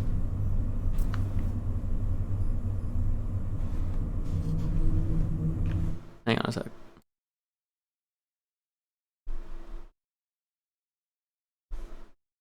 Okay. They've drifted apart, like so many before them. She spends her days in the greenhouse, pruning the same plants she once showed him with pride. He's taken double shifts in maintenance, avoiding the sights and sounds of their shared memories. I tried speaking to them separately, offering what comfort I could. Sometimes love can't withstand the weight of grief. They could have kids, they just didn't last long. See, it made it sound like it just outright was not going to be possible to produce children in microgravitational fields, like in space. So I don't know.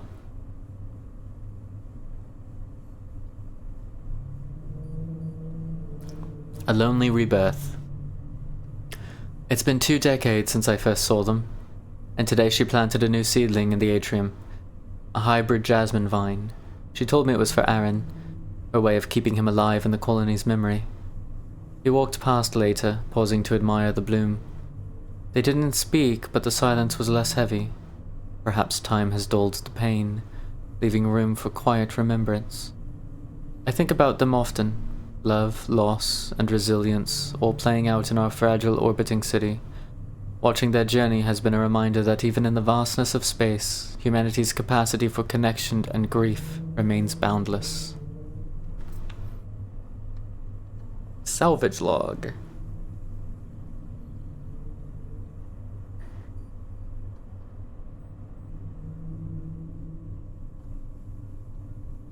Maybe at first they could, but over time they lost the ability.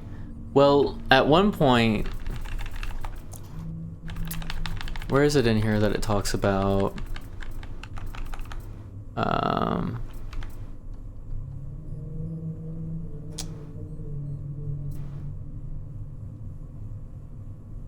Oh, I don't remember which one it is. Project Eden, I think? Yeah, okay, so here's the research into mammalian gestation under microgravity conditions. And so you've got, like, them trying with rats, them trying with monkeys, and then, like, simulations.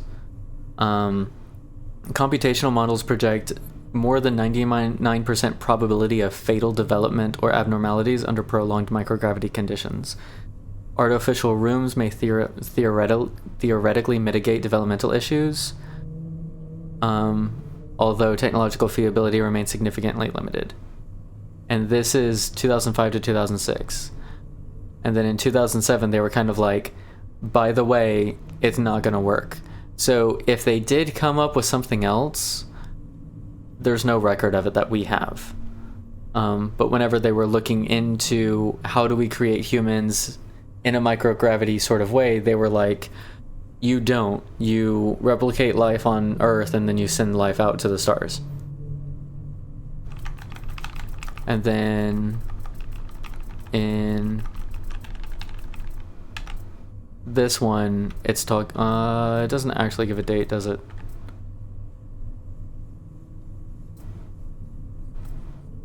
Okay, I guess it doesn't actually give a date, but I mean, it's at least after the first, humans got sent up. At some point.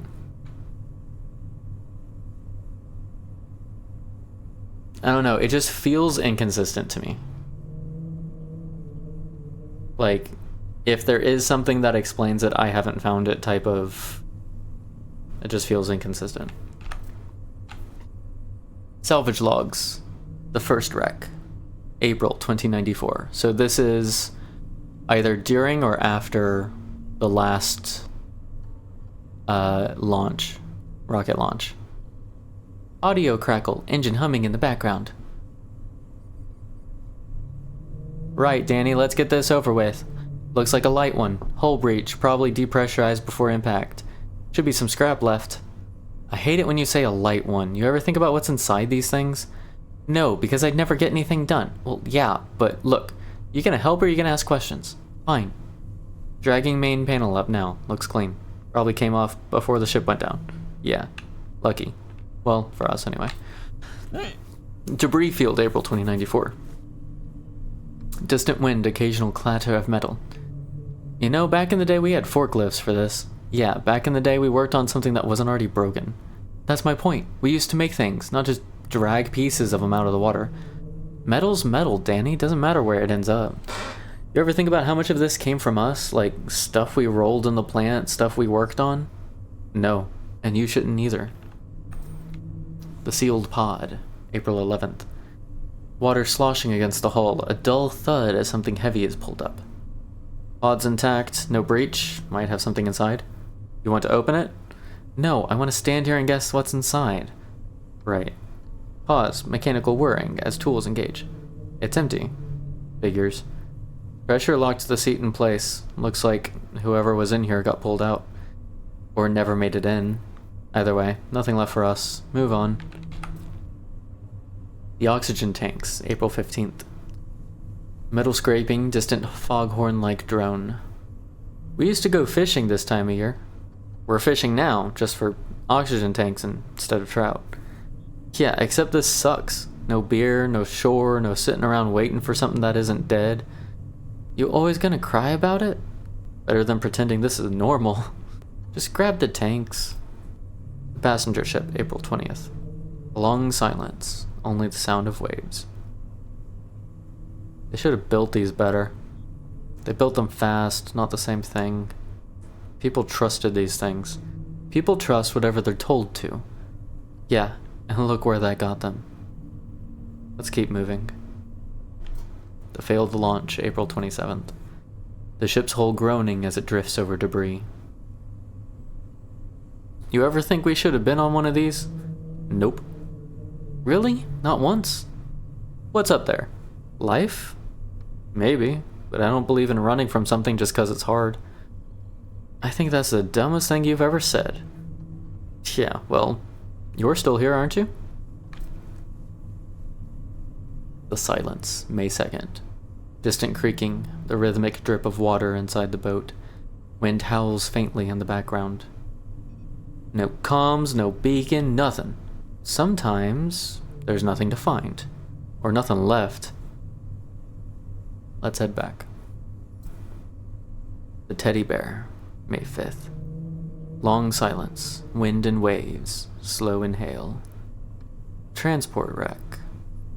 Yeah. Shit. Metal scraping as wreckage is pulled aboard. See this? Yeah. Got a scarf. Soft whirring, a broken robotic teddy bear, orange scarf fluttering. Who gives a robot teddy a scarf? Kid probably did. Maybe it got cold. Robots get cold now? Maybe the kid thought it did. Kids think like that. Whatever you say. Wind picks up, scarf flutters. Guess the kid had taste anyway. You want to keep it? The melted bear? Could give it a new scarf. Danny, I swear. Knowing about the scarf initiative makes this better, though. Like, them thinking the kid did it and, like, messing with each other about it, and it's like, no, like, some adult gave that scarf to thousands and thousands of robots. Biomatter logs, from algae to breakthrough. Initial experimentation, raw supply. Delivered 100 kilograms of unprocessed biomass harvested from coastal and shallow aquatic zones. Contents include seaweed, plankton residue, and assorted microbial matter. Wow. This is strictly experimental. Not sure what you're hoping to find here, but it's cheap and plentiful. Nutrient density is approximately 8 units per batch. Let me know if this suffices for your initial runs. Directed harvest. Some results emerging. Adjusted collection methods to focus on regions showing higher mineral content and microbial activity. This batch includes 75 kilograms of bio-enriched algae and microbes from monitored sites. Feedback on the last batch hinted at the need for higher nutrient absorption rates. This one's better. Nutrient yield is 11 units per cylinder. Maybe you're onto something. Switched entirely to cultivating biomass in isolated environments. Delivered 50 kilograms of pre-engineered algae and microbial composites infused with nanite-compatible nutrients. This is no longer a whatever works situation. Nutrient density has jumped to 15 units per cylinder. Starting to see the pattern here. Keep the results coming. It's intriguing. Here's your next phase. 40 kilograms of refined bioenhancers tailored to your specific energy-boosting needs. This batch includes synthetic enzymes and cellular amplifiers. It's highly targeted and shows a nutrient efficiency of around 20 units per cylinder. I have to admit, this is looking less like a trial and more like a breakthrough. If this works, it's a game changer. This is the final iteration. 25 kilograms of the most precise biomatter I've ever delivered. Ultra-dense nanite-infused material with mitochondrial amplifiers, oxygen carriers, and all the molecular fine-tuning you asked for. Nutrient-to-energy ratio hits 25 units per cylinder. If this isn't it, I don't know what is. This isn't just a test anymore, it's history in the making. You better make this count. It kind of sounds like they're describing all the different foods, kind of like as you go down the skill list. Lumi series, Helios Eye. Solar panel development logs and technical manual 2005 to 2017. Project lead engineer Dr. Samuel Okoro. Division, Renewable Energy Solutions and Robotic Infrastructure. You finished! How'd it go? Project initiation and standardization goals. Personal journal, Dr. Samuel Okoro, June 2005. Today we received official directives from ONI to engineer a standardized series of solar panels easily deployable by autonomous robots globally. Not solely caretakers, but all robotic personnel including industrial and exploration units. ONI's ambition is clear, scalable, durable, and reliable solar energy to sustain humanity's last efforts. We've named the project Lumi, signifying our hope that these standardized arrays will light a path forward amidst Earth's uncertainty. There's quiet excitement in the lab, finally. Our skills serve humanity's deepest needs. You have an itch to paint it?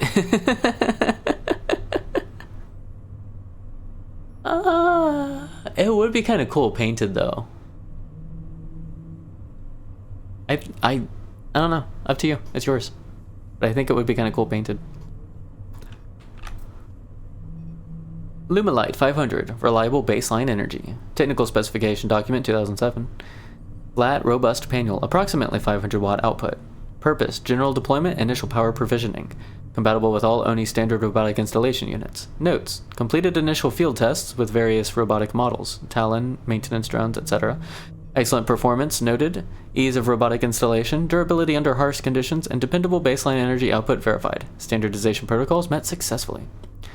Take pictures of, yes. Take unpainted baseline pics for sure.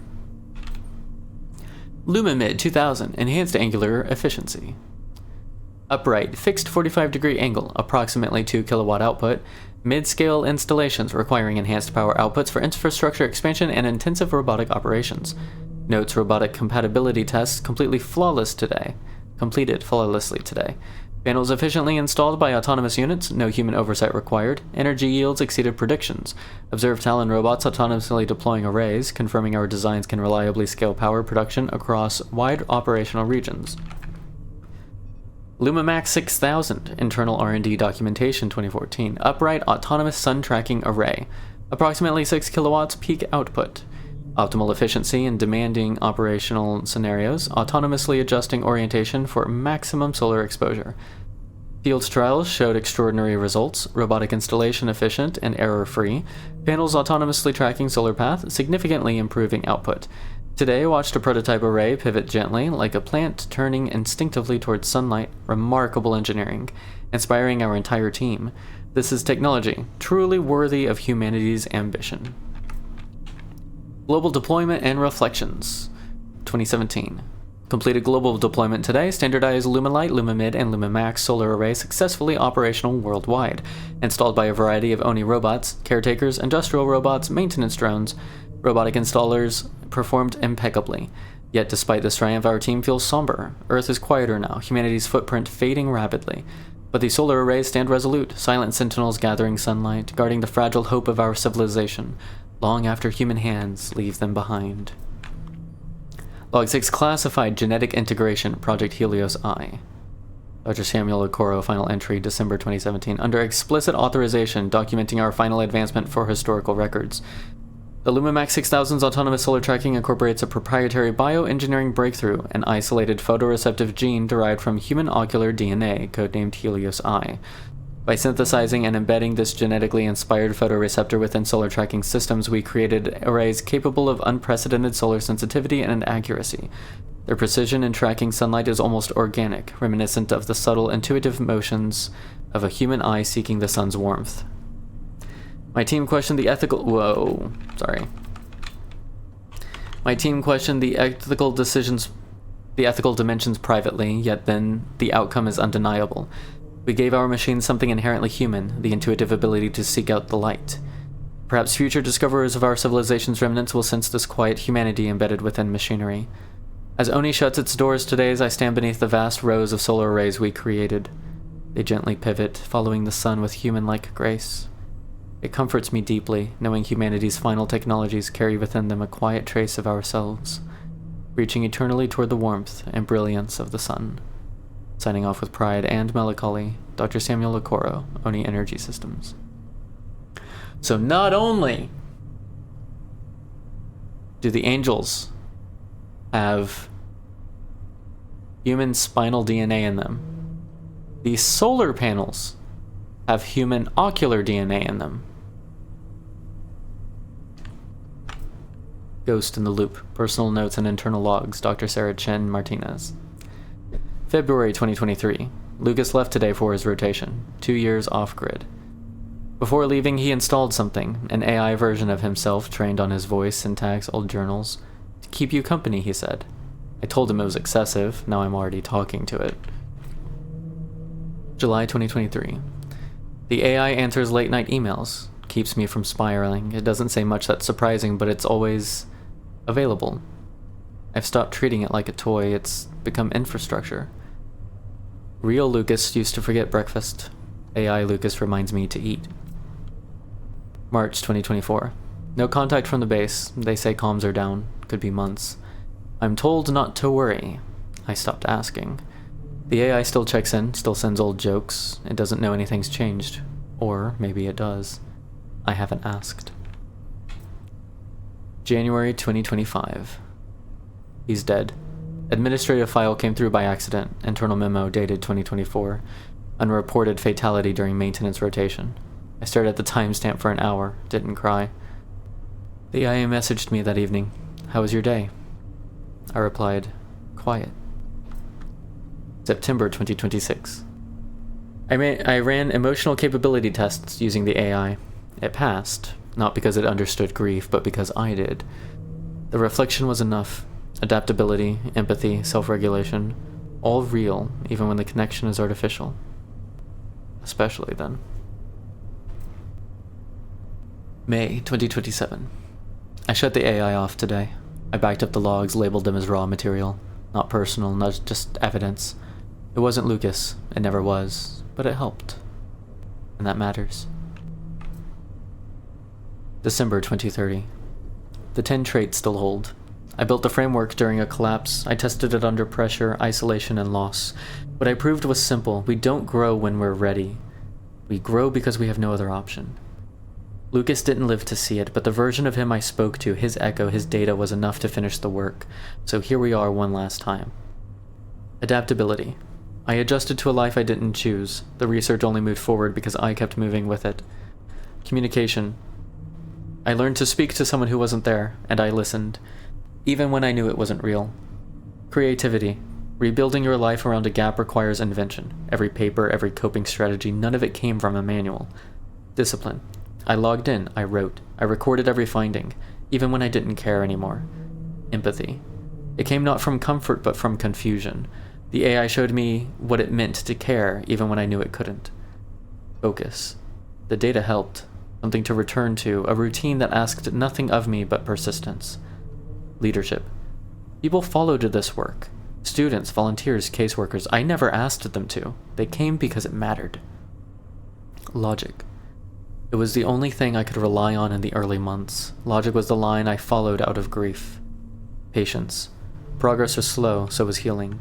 Both happened anyway. Wisdom. In the end, I didn't need answers, just clarity. And I got that. This wasn't just theory, it was a lived experience. If anyone finds this framework, if there's still a world that needs rebuilding, this is where you start.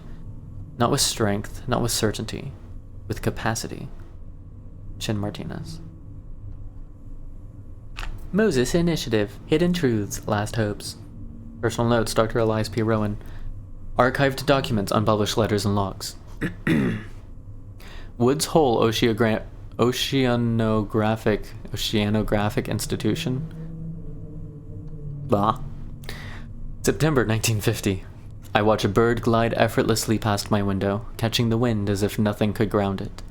It does not know its luck to soar above a world that soon won't offer it rest. What use is freedom when there is nowhere left to land? My models are clear. Methane hydrates beneath the ocean will destabilize. It's no longer theory or speculation, it is certainty. Each new data run confirms it. There will be no stopping the cascade once it begins, no reversing the damage. Civilization built its towers on a foundation of sand and borrowed time, blind to the tide already at its feet. The people with power know this, though they won't admit it publicly. I see preparations quietly made, ships and rockets, secret projects. They won't stop this from happening. They will escape. I have gathered all my data, all my findings, and sealed them. There's only one mind I trust to understand this truth and do what must be done, Evelyn James. She will know the path humanity must take. Today, I send her everything. I can do no more. November 1950. Evelyn replied today. She understood immediately, no arguments, no denial, just the calm, dreadful recognition of someone who's long suspected what is true. She asked for more details, specifics on timeframes and thresholds. She already had plans in mind. I've sent her everything I have, every model, every forecast. She said, "They will call us mad now, Elias, but future generations, if we give them a future, will call us prophets." I hope she's right. January 1951. The Institute has quietly sidelined my research, pushed me into administrative work. My warnings were too inconvenient, my funding drying up, my office a forgotten room at the far end of the hall. But Evelyn's letters keep coming, each more purposeful and determined. She writes of orbital colonies, modular habitats in space. She calls her idea Moses, an exodus, a lifeboat for humanity. July 1951. The final letter from Evelyn arrived today, urgent and confident. Her message was brief. Elias, Moses is approved.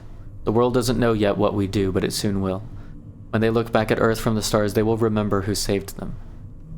The bird visits my window less frequently now, as if it senses the rising tide. Yet each time it comes, I watch it closely. It will fly until it cannot, just as we will live until we cannot. The difference is, we have somewhere left to go. And finally,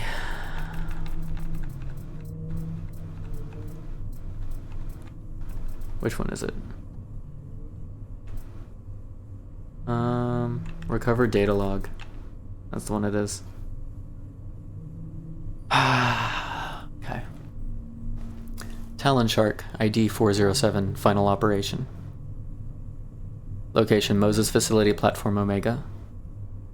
Analysis conducted by Autonomous Data Recovery AI, Pico Model 17B. Routine patrol. Shark commences standard perimeter patrol, identification lights steady orange, sensors clear. Behavioral patterns consistent with standard operational parameters. Routine directive compliance confirmed. Minor biometrics, fluctuations noted, negligible variance from baseline emotionality. Patrol sequence ongoing, uneventful. Protocol activation. Directive shift detected. Self-termination protocol activated remotely via Moses Central Override. Behavioral reaction logged. Shark immediately pauses patrol. Cognitive emotional spike recorded, surpassing previously logged parameters. Shark remains motionless, processing new directives. AI analysis. Subject experiences cognitive conflict, significant distress. Shark aware of implications, yet incapable of resisting primary directive. Approach to Platform Omega. Trajectory established autonomously toward designated killing platform coordinates. Shark's movements, unusually steady, calm, deliberate motion. Biometric data suggests internal resignation to imminent termination. Cortical records reveal emotional analogs aligning closely to human understanding of impending death. Fear, sadness, acceptance. The shark's lights gently flicker. Pulse patterns suggesting complex internal state beyond standard programming. The moment of termination. Operator stationed at Platform Omega prepares termination sequence. Equipped standard euthanasia model. Shark arrives, smoothly rotates body. Action unprecedentedly deliberate. Operator hesitates, hand trembling slightly on control. Shark remains motionless, eyes fixed unwaveringly on operator. Visual cortex records heightened emotional response. Shark recognizes and processes presence of operator. Operator facial expressions indicative of emotional distress. Sympathetic neurological reaction noted. Shark maintains prolonged, steady eye contact with operator. Mutual recognition registered. Both organisms exhibit emotional state convergence. Understanding, sorrow, helplessness. Cognitive markers indicate shared awareness of inevitability. neither capable of altering predefined outcomes. Operator vocalization captured, quietly. I'm sorry. Final closure. Shark closes eyes once. Cortex indicates deliberate action, symbolic of acceptance, surrender to fate. After brief pause, Shark reopens eyes slowly, steadily gazing at Operator in silent approval. Operator's heartbeat elevated, emotional distress heightened, action delayed momentarily, then resolved. Operator initiates termination module. Shark's life signs diminish rapidly. Pain responses recorded sharply, intensely. Emotional analogs confirm profound internal anguish, physical and emotional. Final neurological impulses transmit fragmented memories, ocean currents, warmth, distant sunlight, first moments of awareness. Cortex captures intense but brief understanding of life, joy, pain, connection, experienced simultaneously. Termination complete. Shark's lights dim slowly, gently fading to darkness. Operator observed motionless, visibly shaken. Operator's emotional state, grief, resignation, mirrored Shark's final cognitive impressions. Mutual suffering evident, fates intertwined by inevitability, neither able to alter path. Final AI notes, summary assessment.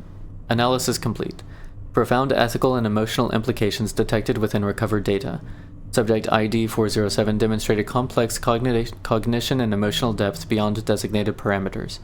Operator and subject shared mutual, irreversible emotional trauma, a moment profoundly human in its tragedy. Both beings bound together by fate, helplessly aware yet unable to alter their path. Further investigation recommended into ethical ramifications. Additional recommendations currently unavailable due to system limitations. Log closed. End of data recovery transmission. Fucking shark. Okay. Oh. The space show us invalid text. Delivered 7:08 p.m. of random stuff. Okay, so it just shows us the humans we've sent into space. It doesn't actually tell us anything new about them, I think. Okay. I want to recharge stuff. Did I get rid of the shark? Was I concerned about a shark? I don't remember.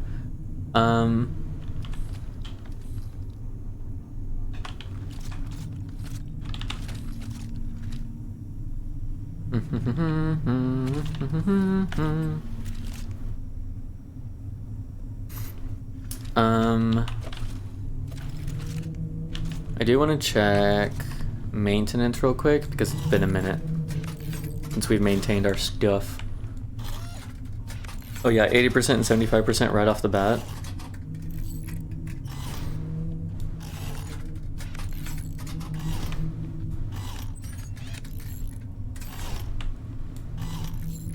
Most everything's at about 80%, it looks like. Except the boat. The boat's at 98. Because it's a good boat. It's such a good boat. This one's at 60.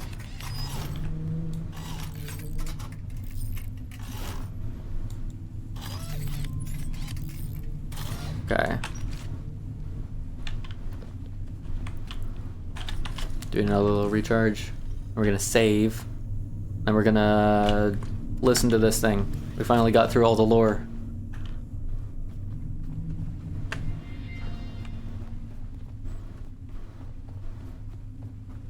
Alright.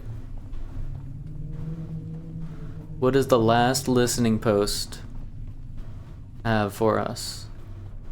Anyone have any guesses? Is it gonna be the humans calling us from the outside being like, blah blah blah blarg, you did not send us an educational instructor, we don't speak English, blah blah blarg.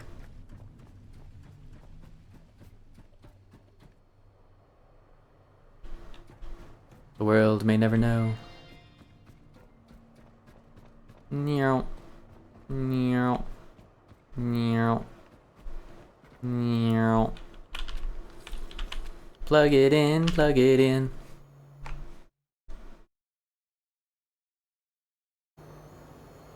%.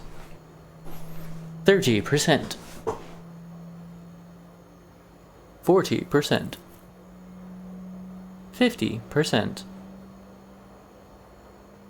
60%. 70%. Okay, I know I said it was going fast, but this is still not as fast as I would like. And operation nominal. Which technically means we can get rid of this, I'm pretty sure. Quiet words from the listener. Yet, did you truly think only seed vaults carried our hope? Okay. All of that just to tell me that little spot at the beginning actually has purpose. Oh, it now showed us the location of all the seed reserves. That's kind of cool. So that little spot isn't anything? I don't know what that spot is. So there were quite a few of these that we didn't find. We knew about the, no, we knew about that one. Wait, there is one next to Norfolk Grave? We totally did not find that. There's a lot of, maybe there are actually 20. Okay. So,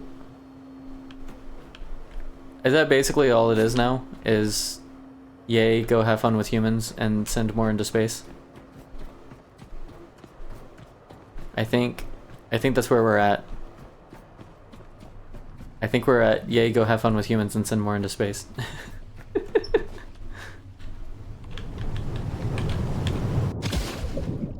Ooh, look at all the bio stuff. I'll take more bio stuff.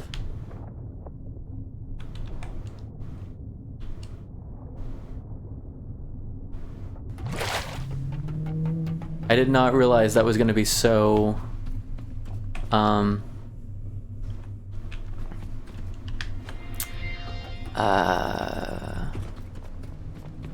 what's the word I'm looking for?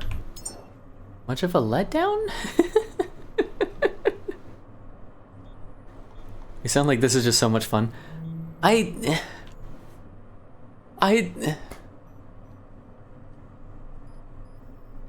wanted more. I wanted lore out of that. You got like last listener station, like something like inherent to human survival, something, you know, stuff, whatever, and everything. And it's like, hey, we have seed vaults. I'm like, yeah, I know. I don't know where all of them are, but I knew we had that. What else? Like, give me lore, give me more, give me. And it was just like, no, yeah, seed vaults. That's the point. I'm like, what? That's it? That's all you're gonna tell me? That's all you're gonna tell me? I mean, yeah, cool, seed vaults, but like, I wouldn't have prioritized the lore so much if I hadn't thought there was gonna be something actually important to find out from the last listening post. See, this time it was fine for me to just drop anchor out of nowhere and the boat just find its way back. Like, it didn't bother it at all.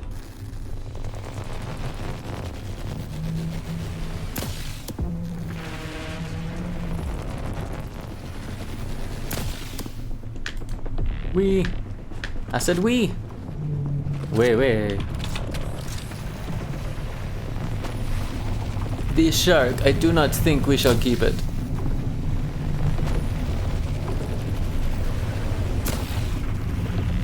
And another one, boom. And another one, boom. There we go, sucker. Do I have fuel cable? I do. Oops. That's not what I wanted. B? Oh, it is still F. It is still F.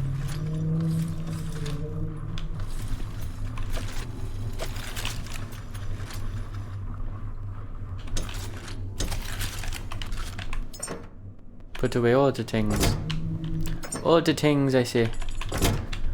Let me drop this back down, actually. Where'd it go? There you are. Geronimo! Alright, where are you, Mr. Seed Vault? There you are, I see you. The cycler has been complete. Oh, wait, no, hang on. I need the things that you carry the thing in, whatever. What are these called? Lazarus pods. Oh, we are not... Oh, they need nanomesh? Ugh. Yeah, these are gonna use, like, actual, legit, rare materials and shit. So I'm gonna use the, Ooh, actually, I'm gonna use... Did I drop him in here? I did. Okay, entanglement lens increases probability of doubling outputs. Occasionally doubling production outputs.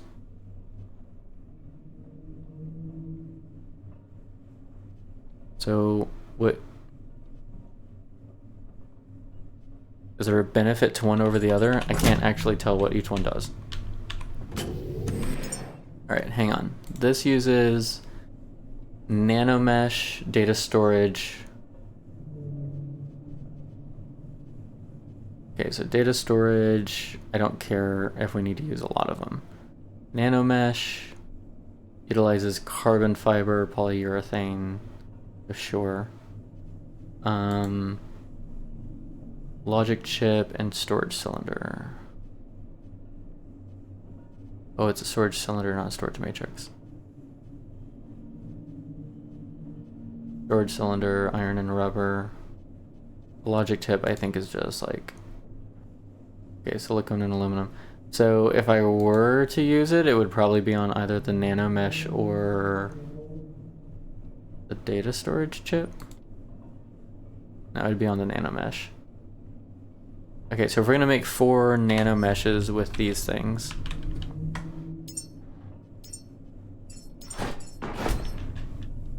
$76. Really?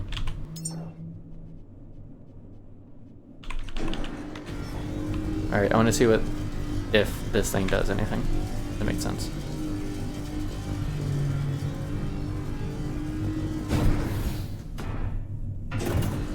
Okay. Does that mean it was successful and it's depleted? From one use?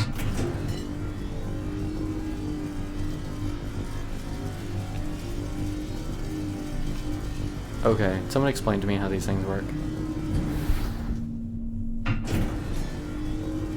Because so far it looks like out of both of them, the only thing I got was 1 extra mesh. I don't know that that's really worth it. No salvage a part. I thought I did learn the pattern for these. Hang on. I did not learn the pattern for these. Oh, because they seemed kind of derpy. Whatever. Oh, it didn't give me anything for them. Anything at all. Okay, that's cool, I guess. Whatever. 1, 2, 3, 4. And I guess we've got an extra nanomesh. Sure. And then I'll build these when we get down there, hopefully? Hopefully I can build these when I get down there, because I don't want to try and carry them down there. That would be annoying.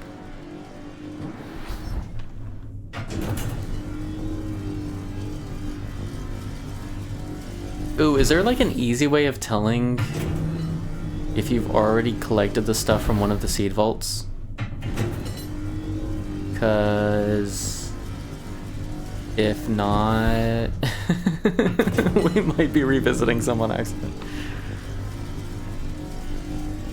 It wasn't intentional, it just happened. I'm gonna put the grenades away, because I never use them. Ever.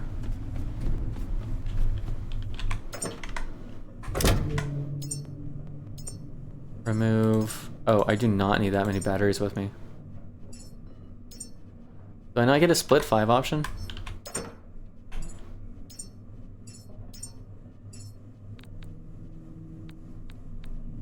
Yeah, because I just want 10.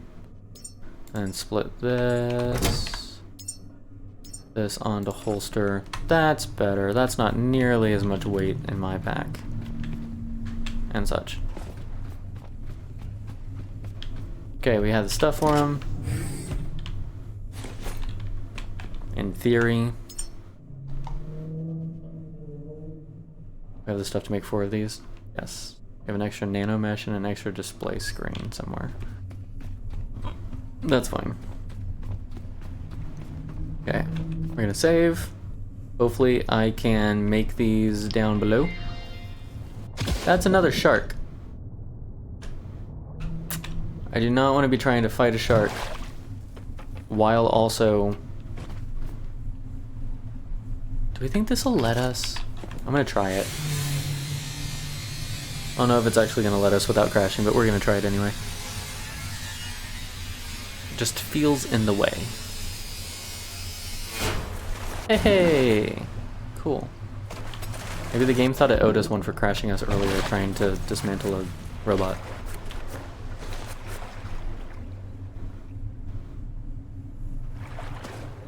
Alright. Pop the shark in the face. Step 1. Shark face poppage.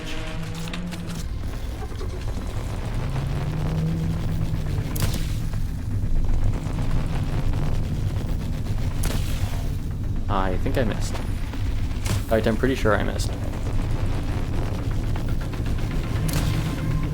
Twice. I missed twice.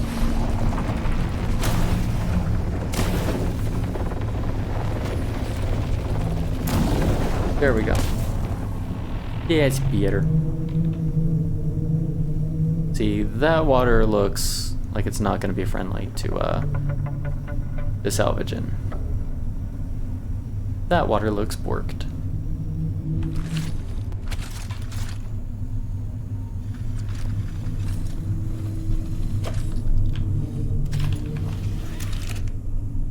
Okay. Geronimo! Okay, so this is 100 meters down.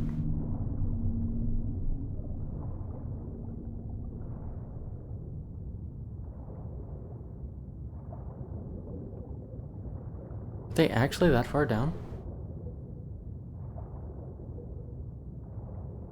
I guess so. I don't know, maybe the previous ones weren't. That's what I'm thinking of.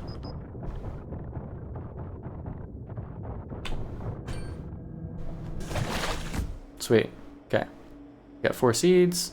We hopefully have 4 pods.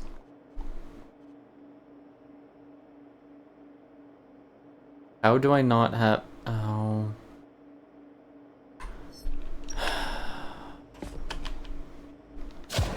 I need to pay more attention to that. I need to pay a lot more attention to that. So the reason we don't have display screens is because there was at least one display screen in the box on the deck. Can I make that box non-quick craftable? Will it remove it from section? Maybe? We might try that. But because I keep those parts in a box, the fabricator was like, oh no, for every single one of these, even though you only have one display screen, obviously you have, which I think I do have multiple, it was like, obviously you have display screens, so we don't need to make it when I put missing parts only. But I didn't realize that was a part that it thought I had. I like display screens. See what I mean?